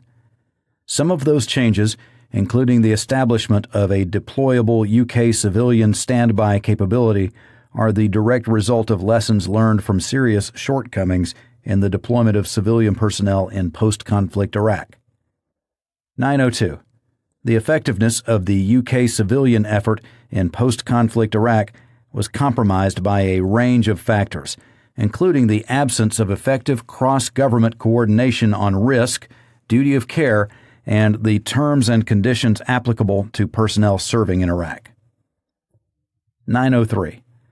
The difficult working conditions for civilians in Iraq were reflected in short tour lengths and frequent leave breaks. Different departments adopted different arrangements throughout the Iraq campaign, leading to concerns about breaks in continuity, loss of momentum, lack of institutional memory, and insufficient local knowledge. 904. Different departments will continue to deploy civilian staff in different roles. Standardization of all aspects of those deployments may not be appropriate, but greater harmonization of departmental policies should be considered wherever possible. The same approach should be applied to locally engaged LE staff. 905.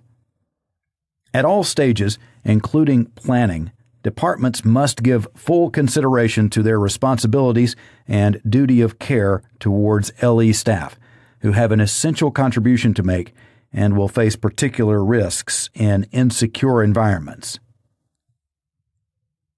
906.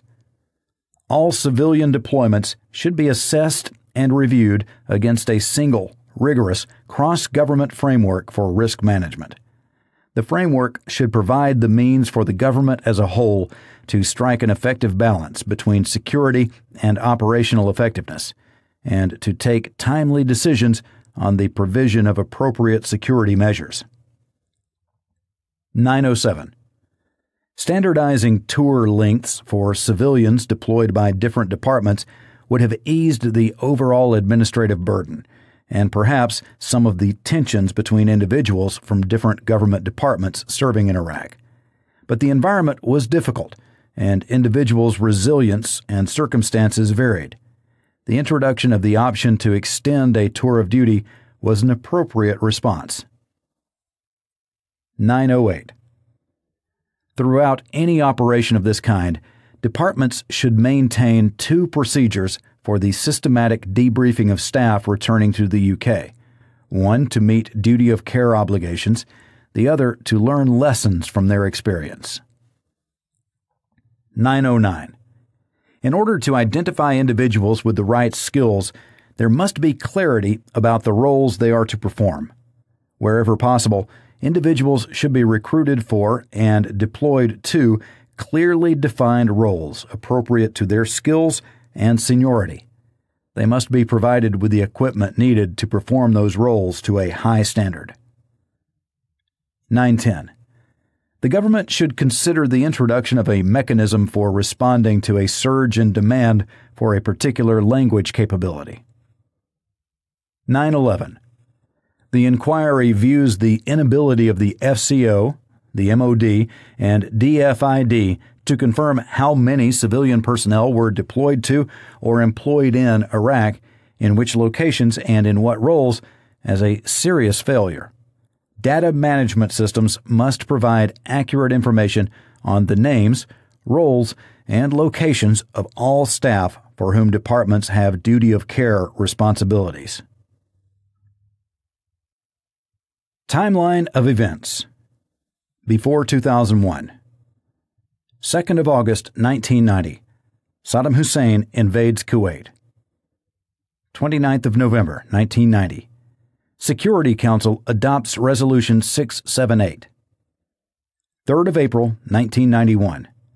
Security Council adopts Resolution 687. December 1998. Operation Desert Fox. 2nd of June 1999. Ministerial Committee on Defense and Overseas Policy approves a policy of continuing containment. 17th of December 1999. Security Council adopts Resolution 1284. 2001. 23rd of February. Mr. Blair and President Bush agree on the need for a policy on Iraq which would be more widely supported in the Middle East. 11th of September. Al-Qaeda attacks the World Trade Center and the Pentagon. 26th of November. President Bush calls for weapons inspectors to return to Iraq. 2002. 29th of January. President Bush makes his Axis of Evil speech. 7th of March. Cabinet discusses Iraq strategy. 5th through 7th of April. Mr. Blair and President Bush meet in Crawford. Mr. Blair makes his College Station speech. 23rd of July. Mr. Blair holds a meeting on Iraq policy. 28th of July. Mr. Blair sends a note to President Bush beginning, quote, "I will be with you, whatever," end quote. 6th and 7th of September. Mr. Blair and President Bush meet at Camp David. 12th of September. President Bush says he would put Iraqi noncompliance to the UN, paving the way for Resolution 1441. 24th of September. Parliament recalled, dossier published. 10th and 11th of October. U.S. Congress authorizes use of force in Iraq. 31st of October. Decision to offer Package 3 for planning purposes. 8th of November. Security Council adopts Resolution 1441. 13th of November. Iraq announces it will comply with Resolution 1441. 2003. 14th of January. Lord Goldsmith gives his draft legal advice to Mr. Blair. 17th of January. Decision in principle to deploy UK forces in southern Iraq. 27th of January.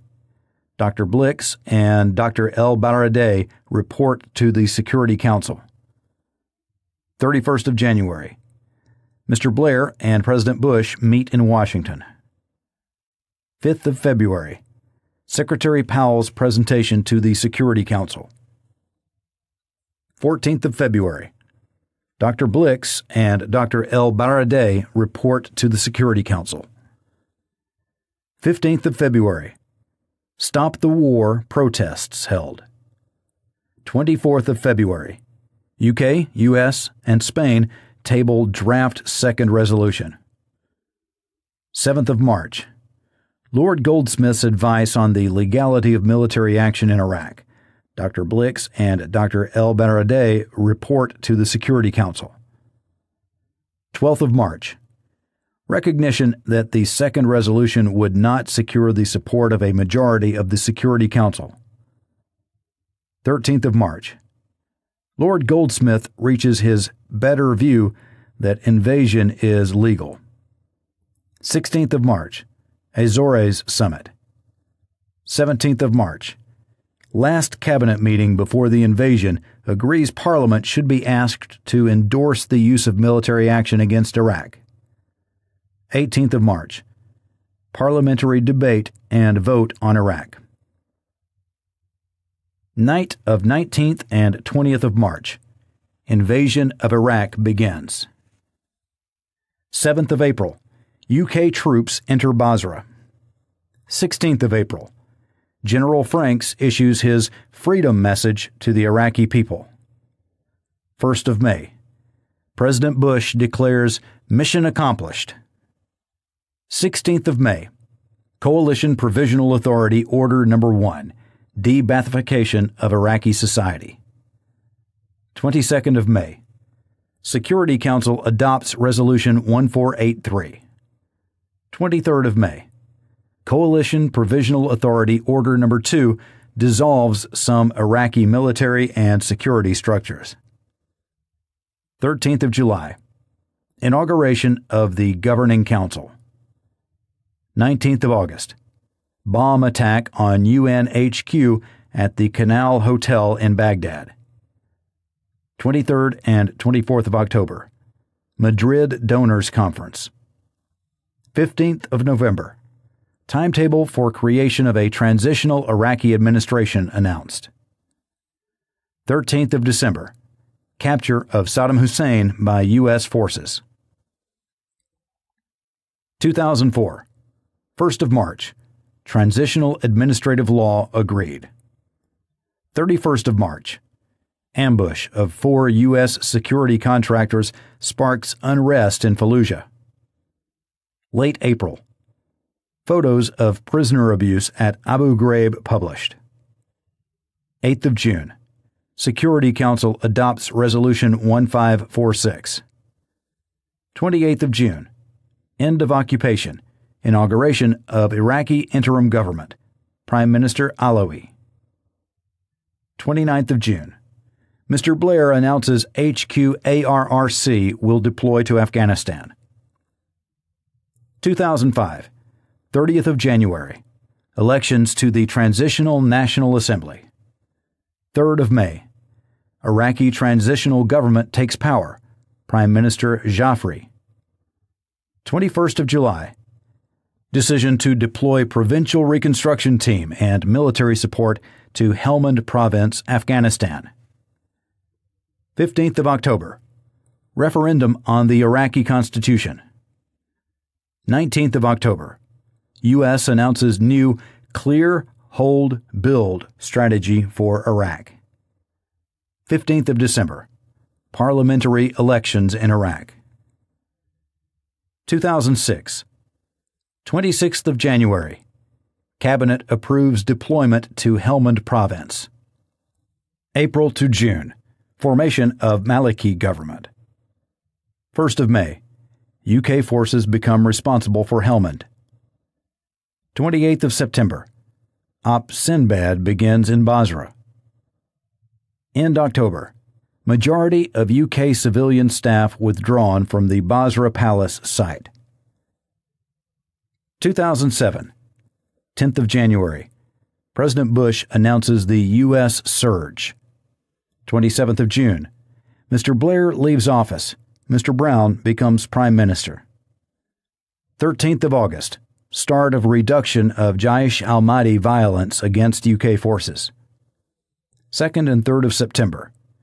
UK forces leave the Basra Palace site. 16th of December. Basra transitions to provincial Iraqi control. 2008. 25th of March. Start of Prime Minister Maliki's Charge of the Knights. 18th of December. Mr. Brown announces plans to withdraw the majority of UK troops.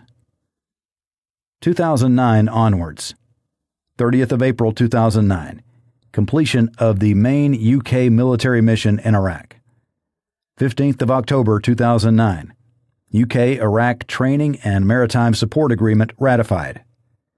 22nd of May 2011. Departure of the last UK naval training team from Iraq. This has been the Report of the Iraq Inquiry, Executive Summary, Report of a Committee of Privy Councillors, ordered by the House of Commons to be printed on 6th of July 2016. Narrated by Chris Abernathy. Copyright Crown Copyright 2016. This publication is licensed under the terms of the Open Government License, version 3.0, except where otherwise stated.